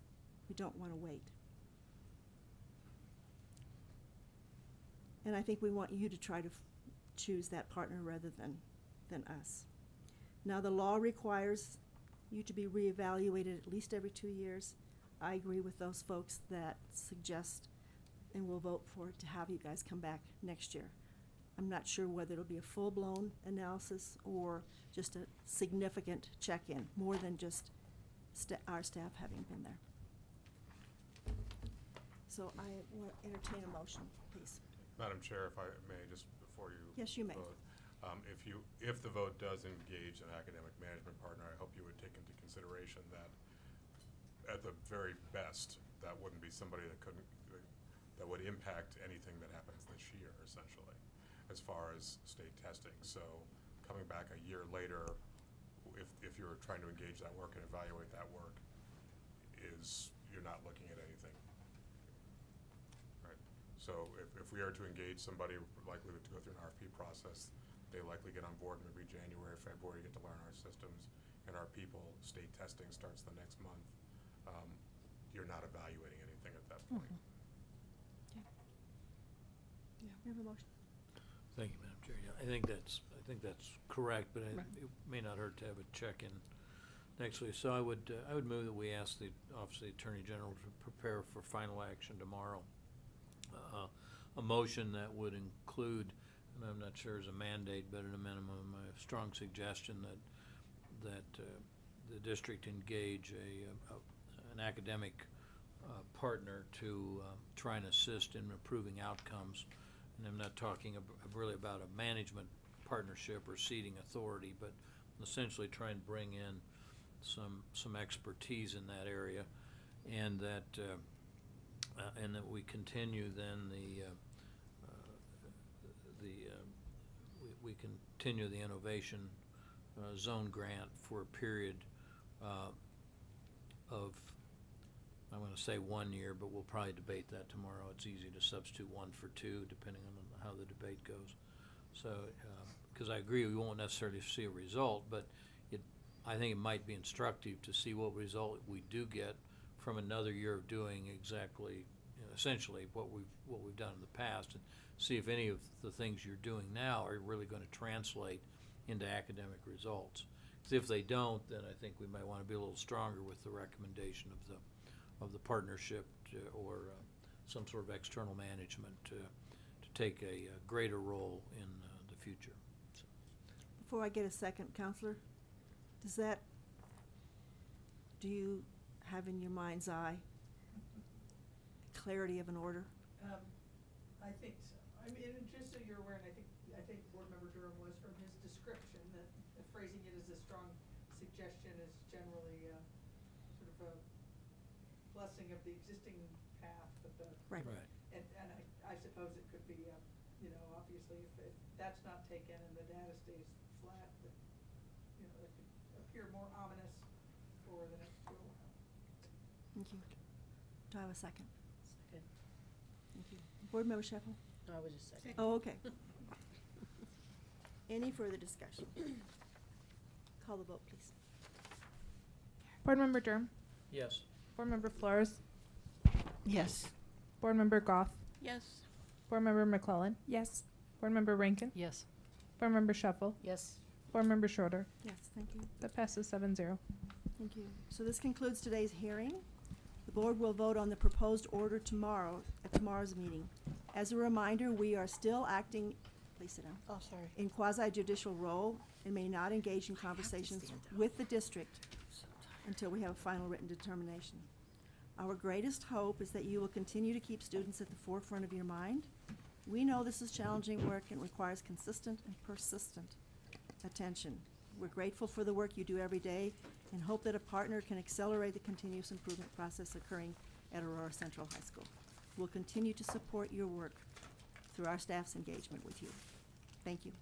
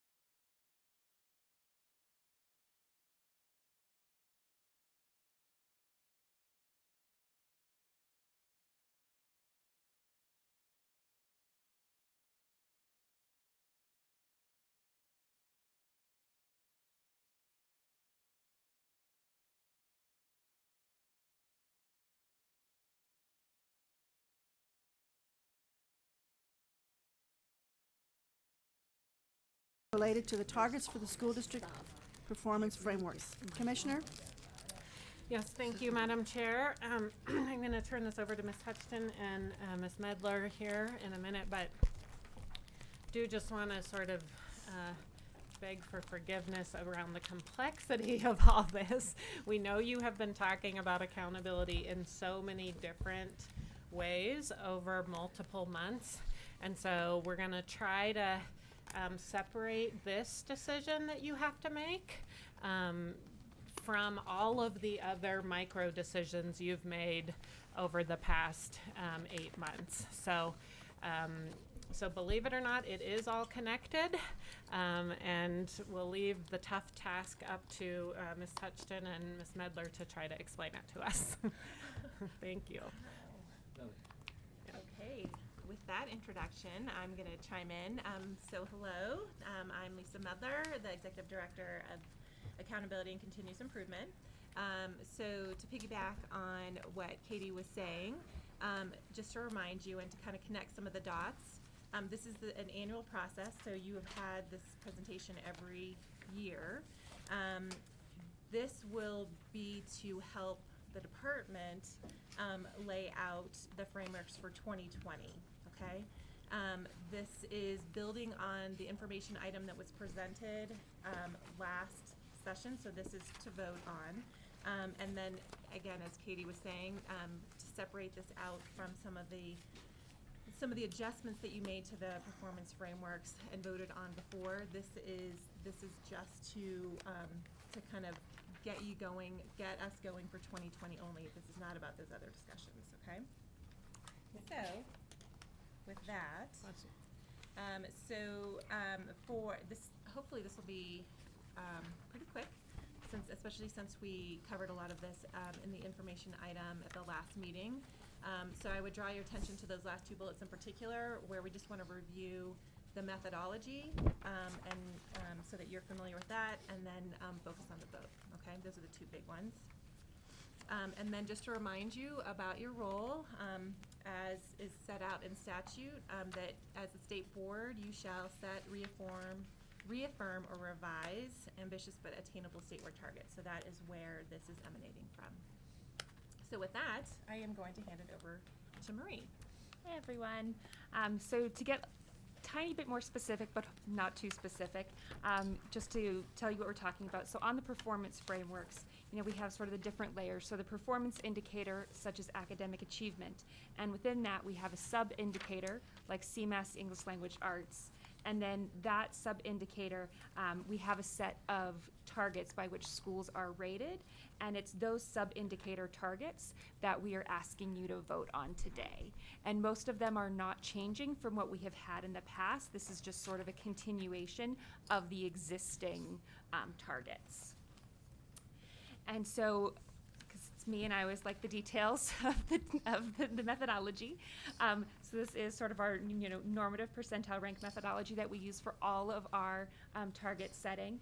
And so we have provided you guys with a handout, the scoring guide for 2020 that shows you what the actual values are for each of those sub-indicator targets if you're interested in looking at all the details.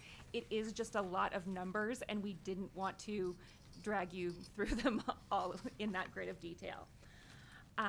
And so we are incorporating the new targets for CMAS grades 3 through 8 on track growth for informational purposes. And that information is also contained in the scoring guide, but will be updated once we have the 2020 values.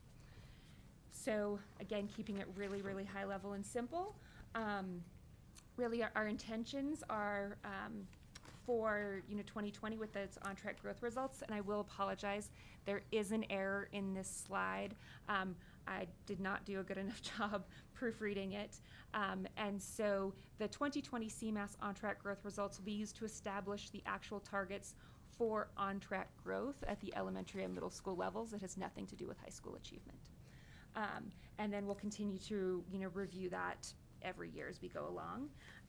And then also, the intention is that once we get the 2020 results, we will, review all of those and see if there are any places where it's appropriate for us to revise the targets based upon the data that we're seeing, and just sort of leaving that, open depending on what the data actually show us.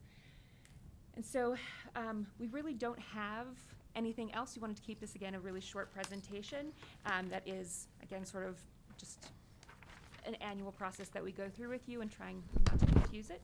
But if you have any questions, let me know. First, could I have a motion, please? You got it? Sure. Thank you, Madam Chair. I move to approve the 2020 Performance Framework Target Setting Methodology and the target values as proposed by the department in the draft 2020 scoring guide handout published on board docs. Thank you, Board Member Durham. That's a proper motion. Do I have a second? Second. Thank you. Now, any questions or discussion, colleagues? Any opposition to the 2020 targets? It passes unanimously.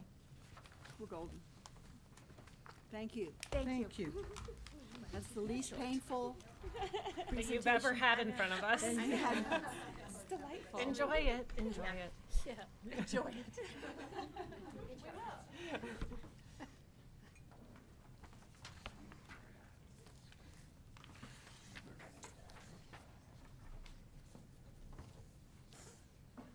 Next item is a rulemaking hearing for the rules for the administration, certification, and oversight of Colorado online programs. A hearing to amend these rules was made known through the publication of a public notice in September through the Colorado Register. I'm gonna put my glasses on. Additionally, the state board voted to approve notice of rulemaking at our September board meeting. Commissioner, is staff prepared to provide an overview? Yes, thank you, Madam Chair. I'll turn this over to Mr. Cottonsteady. All right, thank you. The purpose of this hearing is for technical rulemaking to incorporate changes following passage of Senate Bill 19-129 concerning the regulation of online schools. Senate Bill 129 amended certain provisions of Title 22. These revisions are connected to existing state board rules. As a result, the rules need to be updated so that the rules align to the new statute. The new law specifies the following requirements that need to be updated in rule. I'll give you an overview of each requirement, and if you'd like me to explain any of them further or provide an example, I'm happy to do that. So first, the new law clarifies that if an online school seeks to move authorizers, the new authorizer would need to submit a new certification application that would need to be approved by the state board. The law also specifies that if an online school is on performance watch and moves authorizers or reconstitutes as a successor school, that the school's performance watch will stay with them. The law also specifies that if an online school closes as a result of actions taken under the state accountability law and applies to reopen or open as a successor school, that the school must submit a new certification application that would need to be approved by the state board. Finally, the law specifies that successor school determinations for online schools are to be made by the department, and that if an online school disagrees with the decision of the department, that they have the right to appeal to the state board. As of the deadline for posting the memo for this item, CDE did not receive comments on the rules, so your memo reads as such. However, late last week, the department did receive one public comment. A summary of the comment and the department's response has been added to board docs in a file labeled comment response. Based on the comment provided, we revised the proposed rule, which incorporates one minor revision. That revision was the addition of the phrase pursuant to the state board's administrative policies in proposed rule 4.07 as it pertains to the appeal process. This proposed language is cited directly from the new statute and clarifies that an appeal should be submitted pursuant to the state board's administrative policies. So information provided today to support the hearing include the original memo, an updated redline version of CCR 301-35, an updated clean version, an updated crosswalk of rule to the statute, and a comment response document that summarizes the comments received in our responses. So with the information provided, CDE staff recommends that the board vote to approve 1 CCR 301-71 with the slight adjustment made based on the public written comment. If the board is unanimous, it may vote to adopt these rules today. Otherwise, a vote will be scheduled for the next board's meeting. We're available to answer any questions. Thank you. Yeah. Is there anyone here, whoops, wait a minute. Is there anyone here to testify? That's what I thought. Okay. Thank you. Emerald Sykes.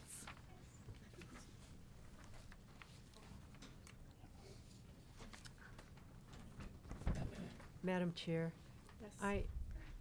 I misspoke earlier when this lady and her accompanied person asked me about how you deal with people that testify, and I thought she meant in public comments. So I may have given her some misinformation. So would you go over, if she speaks, do we communicate with her or whatever? Would you go over the rules for that?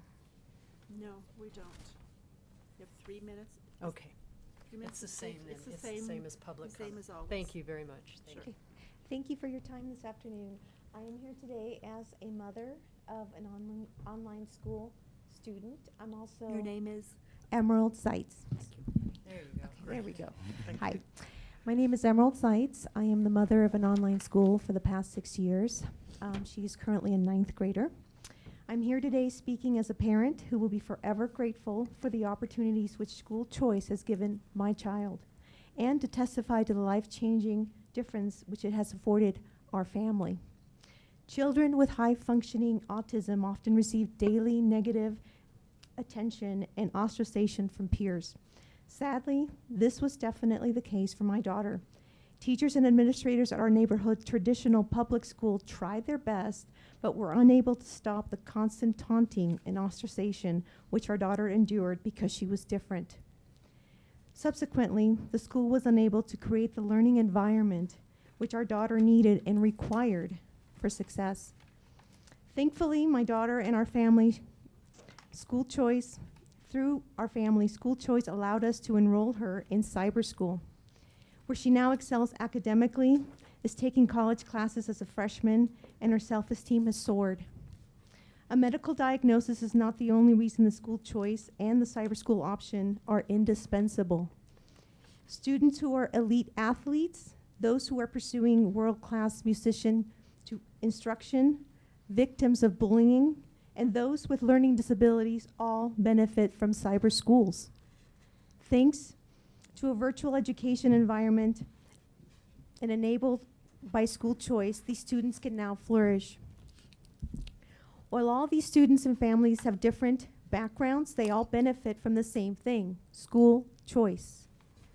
I would like to thank you for implementing the spirit of the legislature before you today. Online education has been an absolute lifeline for my daughter and our family, and it is crucial to us to help preserve her school choice option, cyber school. Thank you for your time. Thank you very much. Anyone else to speak? All right. This concludes the rulemaking hearing for the rules for the administration, certification, and oversight of Colorado online programs. Before I ask for further discussion, may I have a motion, please? Thank you, Madam Chair. I move to approve the proposed rules for the administration, certification, and oversight of Colorado online programs. Did you make the change in what we have here? So that Okay, so doesn't require an amendment. it doesn't Correct. require an amendment. Yeah. Okay, good. I misunderstood that. Thank you. It's a proper motion. Do I have a second? Thank you. Discussion, questions, colleagues? Board Member Rankin? I'm looking at the bullet points where it says specified on the first page of Mr. Cotton-City's report, specifies that if an online school closes as a result of actions taken as state accountability law and attempts to reopen as a successor school, the school must submit a new certification application to the state. And do they also retain the level of their performance that was given at the school before, or do they start new?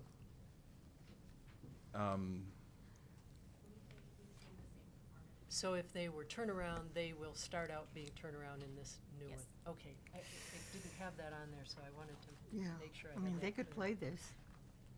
And also one more question, and it's on page 3 of the it's 2.10. Online school means a full-time education school authorized. So that does not include blended learning. This is pure online. Correct. Okay. Board Member Durham? Thank you, Chair. What about the circumstance where a K-12 school closes their elementary piece, which was not performing, but the high school piece was performing at, I guess, at performance level as opposed to turnaround?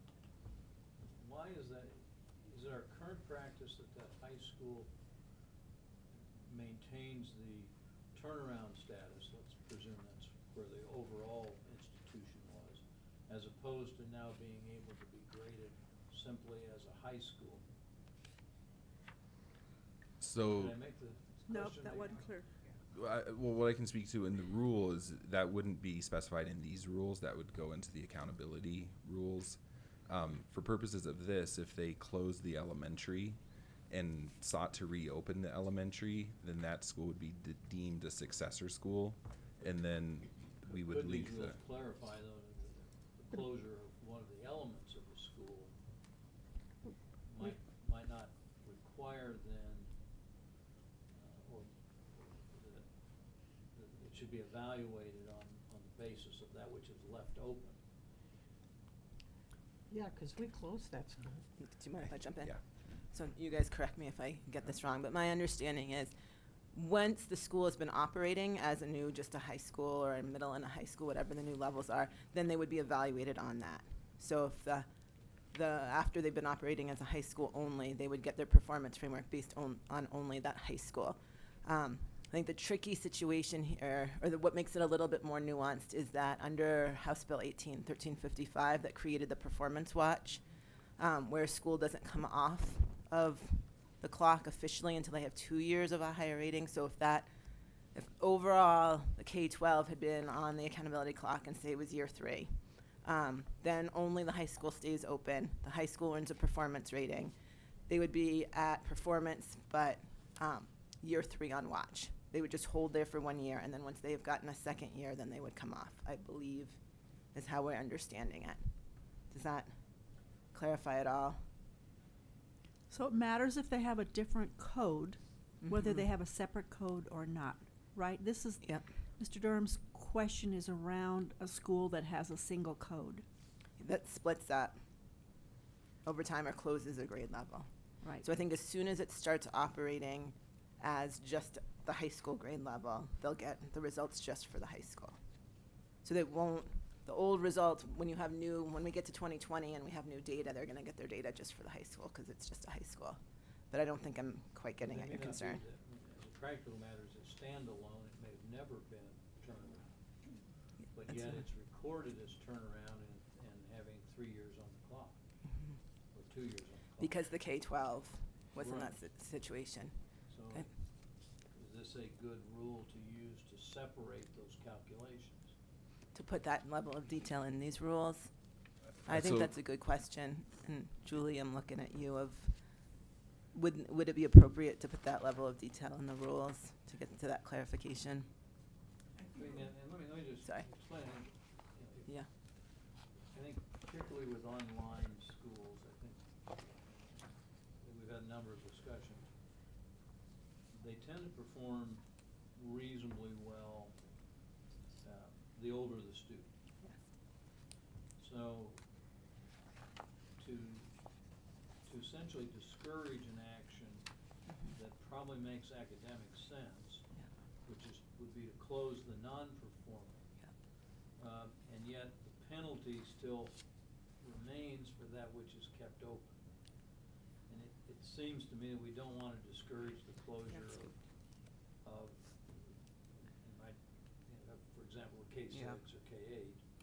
We don't want to necessarily discourage that, and there ought to be maybe some inducement to, or some reward for actually making those closures.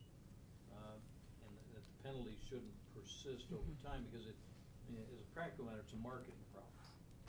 Can have you, school can you that shows- split the schools prior to the closure? Pardon me? Can you split a K-8 to K-5 and 6-8? I don't think With- you get a with- different code. is You the can't?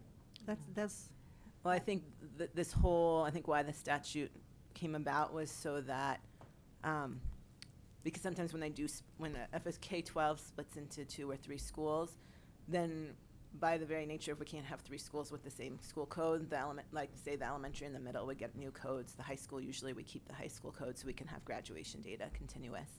But if they just close, If they just close entirely. if they just close entirely, then you still only have the one code. Then you only have the one But if code at the high they'd school. split, they could Yep. have another code. And that's part of the successor school and statute, and the rationale there is how do you, I think people wanted to figure out a way to make sure accountability, if you had a K-12, how do you continue the accountability for the different levels of schools when they get a new school code? Yeah, I don't think you want. But this is different, what You don't you're want to saying. allow the system to get Yep. gamed, which it certainly could Yep. be, but this. I think you're talking about the reverse of it when they're I'm talking, trying to. yeah, I think I am too, but I'm Yep. not I think so. 100% sure. No. Is your mic on? Just barely, I think. Very good. But were you, may I ask a question of you? Sure. Were you speaking of the specific school district that was run and then we had to close or No, they're not, we're not talking about, Well, what was it? what was? Pardon me? Julesburg. Thank you, Jul- Julesburg. Yeah, Julesburg, No, exactly. No, it's okay. not, because Julesburg is, they're reopening, and I don't know what else they're doing. Oh, okay. I will say the Julesburg scenario was called out in the statute, so a variant of it where a school is closed and attempts to reopen, that would be established as successor school, and they would have to submit a new certification application, Okay. which is not what happened in the past, where it didn't have to come to state board. So this statute clarifies in that circumstance, you'd have to come to state board. They would have had to come to us maybe. Yeah, Yeah. and I don't have any problem with that either. I think that's good policy. Mhm. But I'm just, I see what you're I'm just saying, asking if we have an unintended consequence here. Yep. That, is there a way to clear this unintended consequence from just legally make it plain what happens if? And if this is the wrong place to do it, then just say Yeah. so and we'll go do it. Yeah, I'd someplace say else. that we've deferred that, something like that we view it as there's current process and rule and accountability law. And so we follow whatever the accountability structure So is Is currently. the current accountability law and/or our rules require that there's no relief from the situation I described? It's not specified, that's not in the accountability rules, so, I don't know, Julie, do you have thoughts on? I do, Madam Chair, members of the board, I have some thoughts about just the conundrum, because this comes up more typically in an online circumstance, obviously, because it's easier to open and close a program than it is in a brick and mortar school, and doesn't have the same community pushback either. But we certainly see it happen with schools, and we deal with that with even our school code assignment, right? More than 50% of the population going into the new school. What do we do with the accountability data? How does it follow? I think there probably is a place for that conversation, and that'll be up to you all to decide how to have it.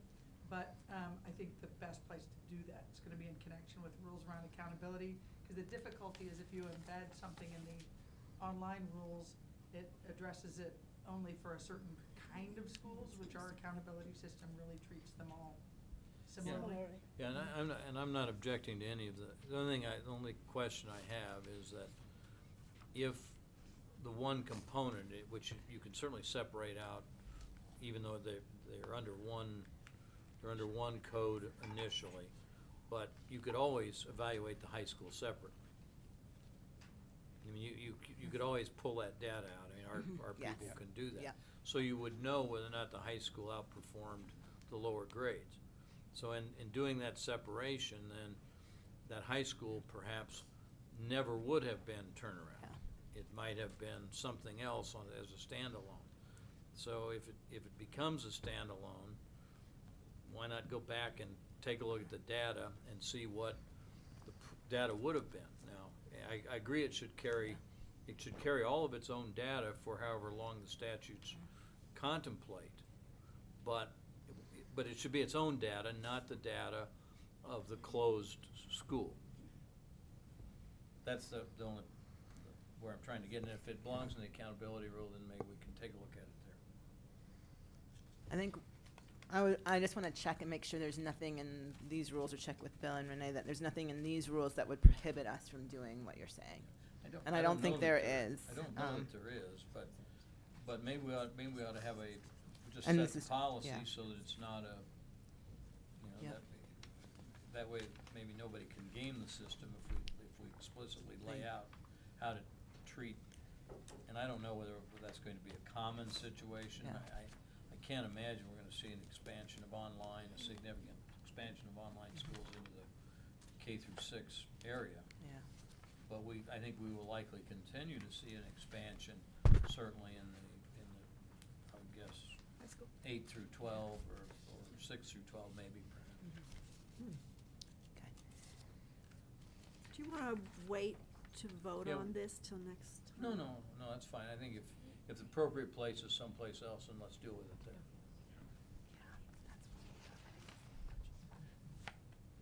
Any other questions? And I'll add that what was proposed in rule, when I look at the rule, it's really talking about when schools come for application. Right. So this situation is, we're finding that tricky fit for Yes, it, so we I can definitely do the understand. research. Okay, Yeah. Good. That's fine. Do you have a question? No. Oh, I thought you were revving up. Yep. Call the roll, please. Board Member Durham? Yes. Board Member Flores? Yes. Board Member Goff? Yes. Board Member McClellan? Yes. Board Member Rankin? Yes. Board Member Shuffle? Yes. Board Member Schroeder? Yes.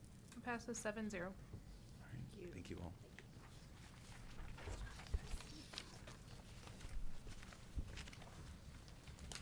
All right. Thank you, folks. Next item is an information item related to next steps on the performance frameworks. Commissioner? Yes, thank you, Madam Chair. I get to give this presentation to you all today. That's a little bit purposefully, because we don't have all the answers for you on this today, and so by having me give the presentation, you know you can't get into the details.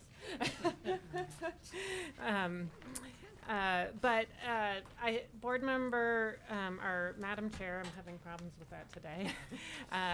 Madam Chair had asked that we give a presentation after you made that last decision on the accountability, what that means for kind of our next steps. So this is just a high-level overview of that. And then we're going to have to do some more internal work as a staff team to bring you more detail. So, Alyssa, can you flip for me?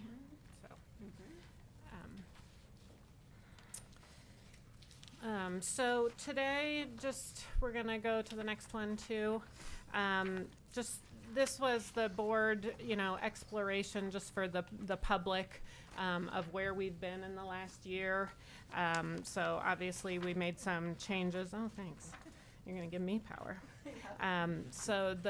In fall of 2018, you all began to explore the rigor of the performance frameworks.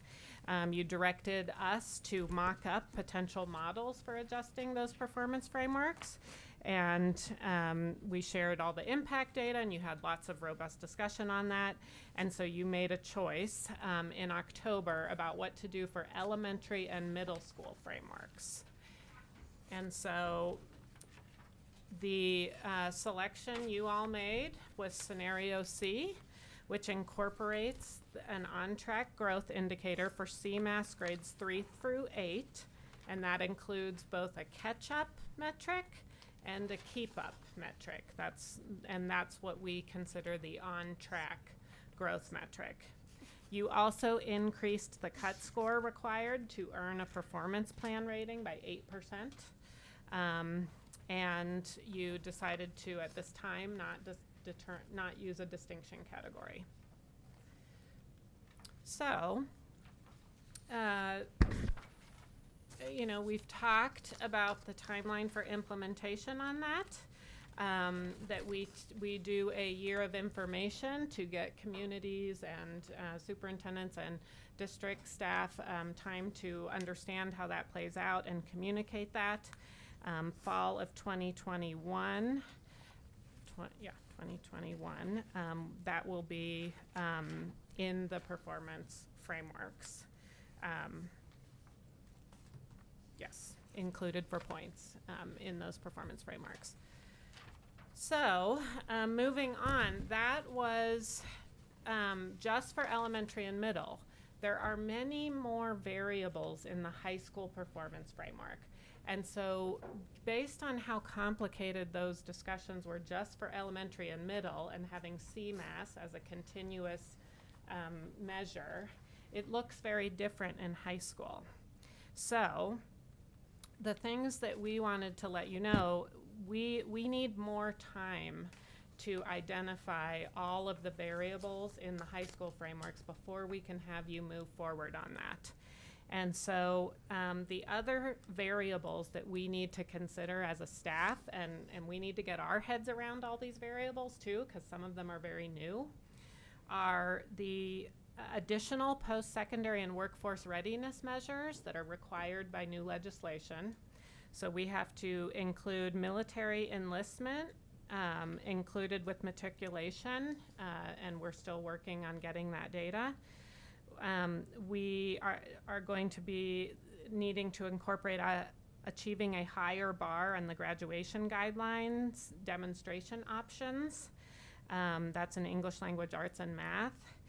And we also have new requirements to add in advanced placement, international baccalaureate, and concurrent enrollment in our high school performance frameworks. So those measures alone all have impacts into what our high school performance frameworks looks like. We also need to consider the on-track growth metric.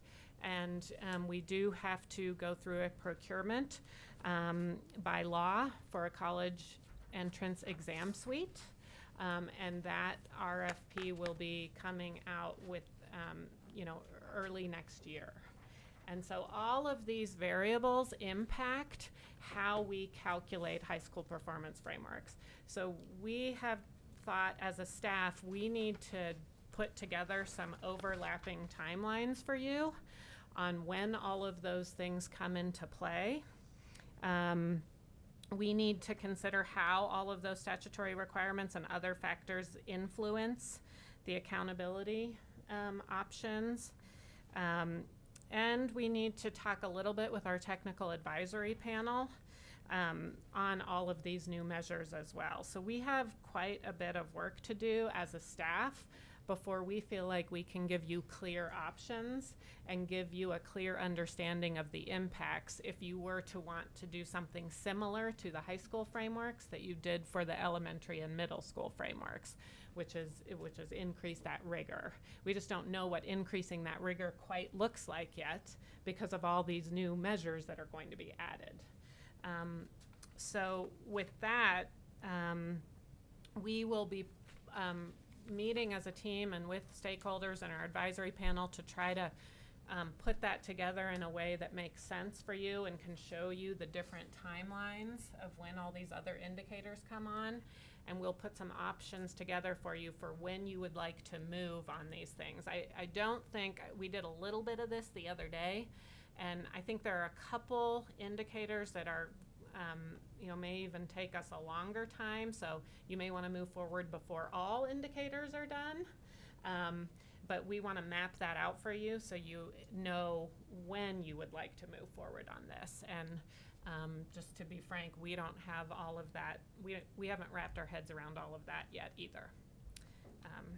So with that, we are going to be doing that internal analysis, and we can be bringing that information back to you probably early next year. Questions? Board Member Rankin? Is there a timeline for this in the law when it has to be, when this has to be done? Well, the on-track metric is supposed to be in law right now. But I feel like I believe there might be some language in the legislation that says we also need to consider the validity and reliability of the frameworks. And because all these other changes are coming, I think I would be comfortable standing in front of the legislature saying it just doesn't make good sense to move forward on these things until we know what our assessment system is going to be, until we know all of these other components that have a direct impact on what an on-track metric looks like. And I think you heard in the public feedback from the middle and elementary schools that constantly tweaking little by little is very frustrating to our districts. So if we make like one change now and then another change in a couple months and then another change in a couple months and then another change in a couple months, they're going to get really frustrated. So can we bundle some of the changes together and talk to you about what how that impacts the final ratings? The graduation requirements, whatever we're calling it. Guidelines. Well, yeah, I mean, something has to happen in 21. So that means the class of 2021 has to be, before they have to show the culmination of their stuff.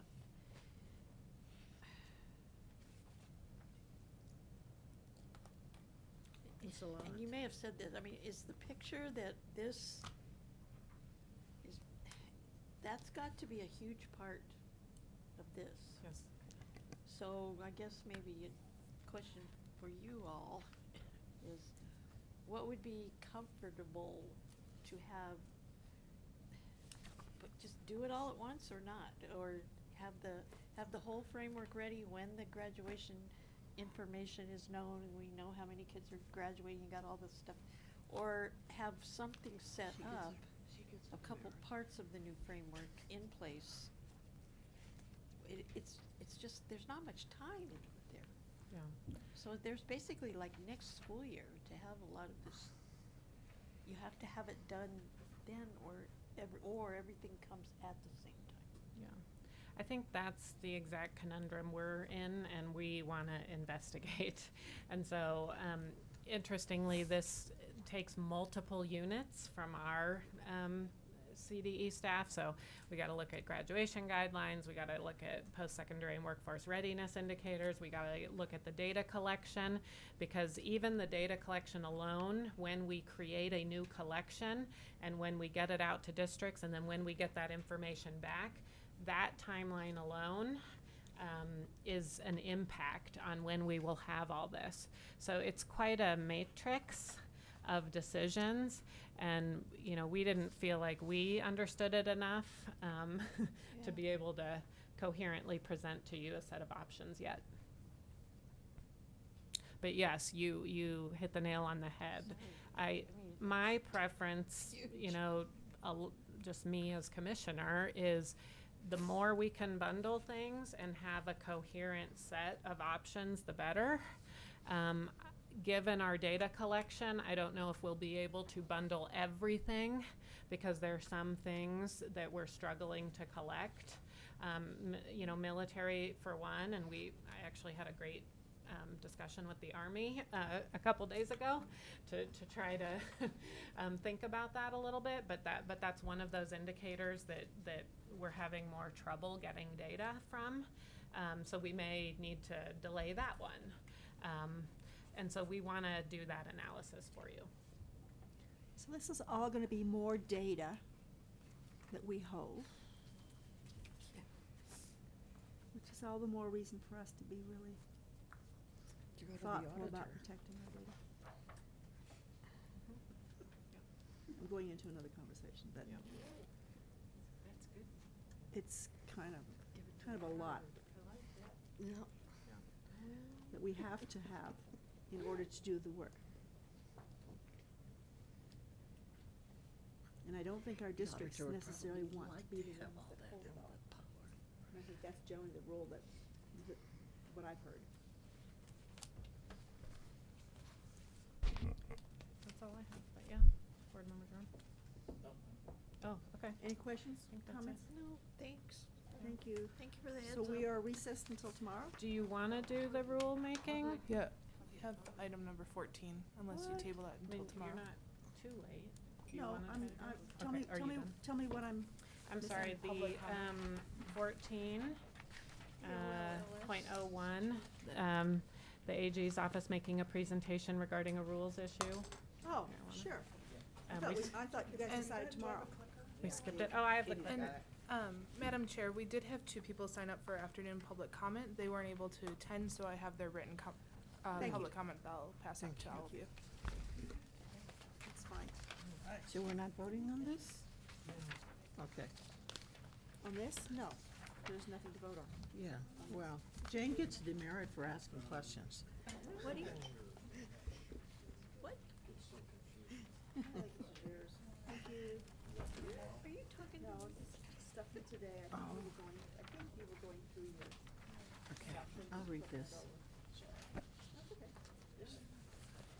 It's today though, so you can read it. That's a new one. I can try that one at home. Paper monster. It's like the Cookie Monster. Yeah? Oh my goodness, my desk was a mess until. That's mine. I did this notebook, we had to force her back. 14, All right. 13. Ready to Welcome. go? Okay. All right, good afternoon, Madam Chair, members of the board. It's good to catch you when you're a little tired at the end of the day, so hopefully we can keep this simple and straightforward and, That's a great introduction. okay, basically I'm here asking for a decision and direction from you all on an issue that's been raised by OLLS staff in connection with their review. No acronyms. Huh? No acronym. The Office of Legislative Legal Services. Thank you. Regarding a review they did of a rule we adopted last spring. It was embedded in your rules regarding administration of medications, but it specifically relates to medical marijuana. Quick overview of history. Basically what you did is you adopted that rule in connection with a piece of legislation. You'll recall that in 2016 we had Jack's Law, which you all didn't have to engage in any rulemaking. It basically directed schools and districts to allow primary caregivers to come on campus and administer medical marijuana to students who had a recommendation. Then what happened in 2018 is it went a little bit of a step further over at the General Assembly. They said that districts could allow school staff to administer medical marijuana to students with a recommendation, and the only role for the state board was to prescribe what kind of documentation the school needed to have on file for that to happen. So I put the statutory language in the slide. Basically it said, before staff can administer medical marijuana, you need to be sure that you have on campus the documentation required by rule of the State Board of Education. And it went into that, including but not limited to, you gotta have a recommendation, you gotta have a parental waiver of liability and so forth. And so what we did was something reasonably innocuous in that the rule you all adopted really just tracked statute. You didn't get creative with what are we gonna require the family to have. We went with what it said including and included it verbatim. But at the introduction to the rule you all adopted, we used the phrase, if consistent with local school board policy. And that's the phrase that attracted the attention of the OLLS staff lawyer who undertook the review. Essentially what Mr. Dorr suggested, he said, I have one issue, it's the use of that phrase, which he saw as a limitation, if consistent with local school board policy.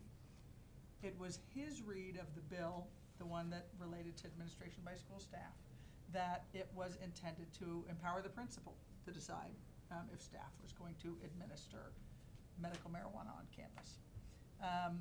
We respectfully disagree in terms of his interpretation of the statute for a variety of reasons, not the least of which is sort of the overarching principle that these kinds of big policy decisions are entrusted to local boards by the local control clause. But the plain language of the statute regarding administration of medications on campus, which is where the medical marijuana stuff was embedded, even though it's not a medication in the strictest legal sense of the term, where it was embedded, that statute's all about school board policy. So in our view, the plain language of that statute says the structure is local board adopts a policy, and then the principal does have some authority in the statute that's discussed, like who administers it and what should the sort of written plan look like for the administration of it. So I put in this slide some excerpts, what you'll see in that statute. First of all, the statute's header. Granted, courts tell us that the mere header that's been given to statute doesn't necessarily have substantive meaning, but the statute's called Policy for Student Possession and Administration of Prescription Medications. And it contains, starts out with three subparts, each of which saying school district can have a policy that allows X students to have their medication on campus or not on campus, or have only a day's worth, and, a variety of things. It's all about district policy. And then specific to the marijuana component, again, I'm gonna back myself up, it's part of section 3, which is all about school district policies. And then it goes on to say, all right, a student can't possess their own medical marijuana except as set forth below. We first had Jack's Law, primary caregiver can come on campus and administer it. And then we have the section that brings us here today, which, this is the language that created the dispute, where it says, medical marijuana can't be administered at school unless a written plan for the administration is agreed to and signed by the principal and a parent. So, in our view, we interpreted that as that's about the plan. The school district still decides fundamentally, are we gonna allow it or not? Just like they decide virtually every other thing that happens with the administration of medication on campus. So you've got basically two options.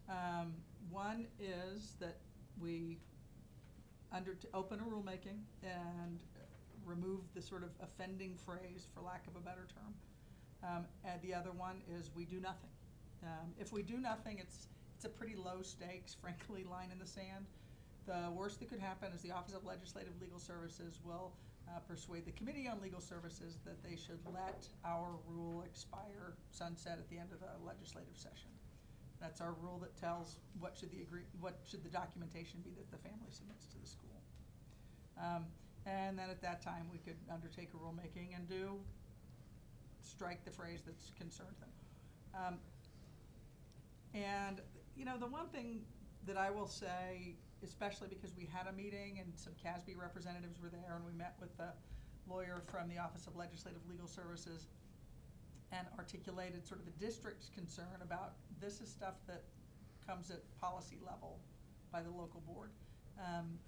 Let them know that, if we remove that now, it could create the erroneous impression that we're trying to say this is sort of open season at schools. If this documentation's in place, it can be administered over the objection of a local school board. So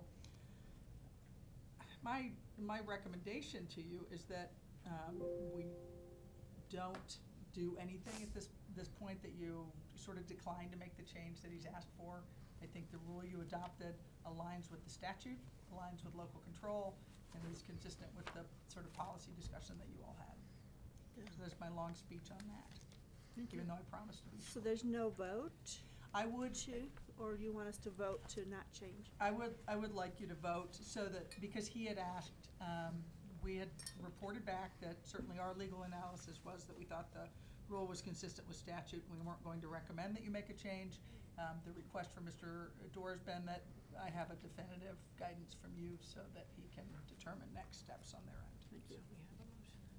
So could I have a motion, please? Got a motion person? Right there.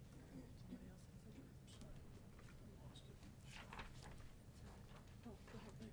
Move to deny the request that we reopen the rules of administration of medications, finding that Rule 18.01 is within the State Board of Education's rulemaking authority, allowing an individual school or principal to usurp the local board's authority would conflict with the Colorado Constitution and the statute under which we adopted these rules.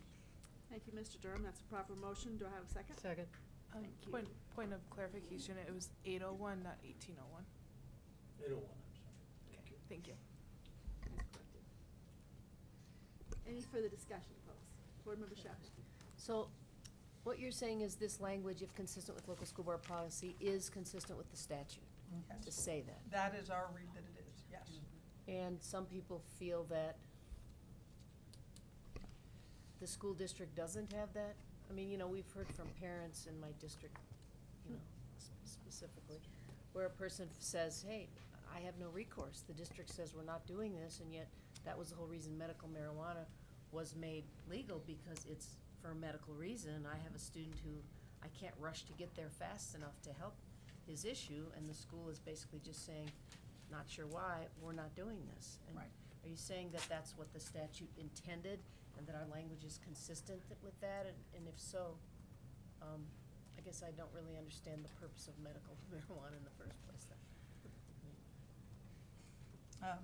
Dr. Shuffle, I think it is like so many things in which the statute allows districts to do it but doesn't require it, right? They may or may not pick up the baton, and if the public's upset with it, that sometimes is resolved at the ballot box. Because it does authorize school districts to allow this to happen on campus, and last I knew, no districts were taking advantage of that. And that may result in a change across the street. I have no idea if conversations are taking place, but So are you saying most districts are saying, great, we're not gonna allow it?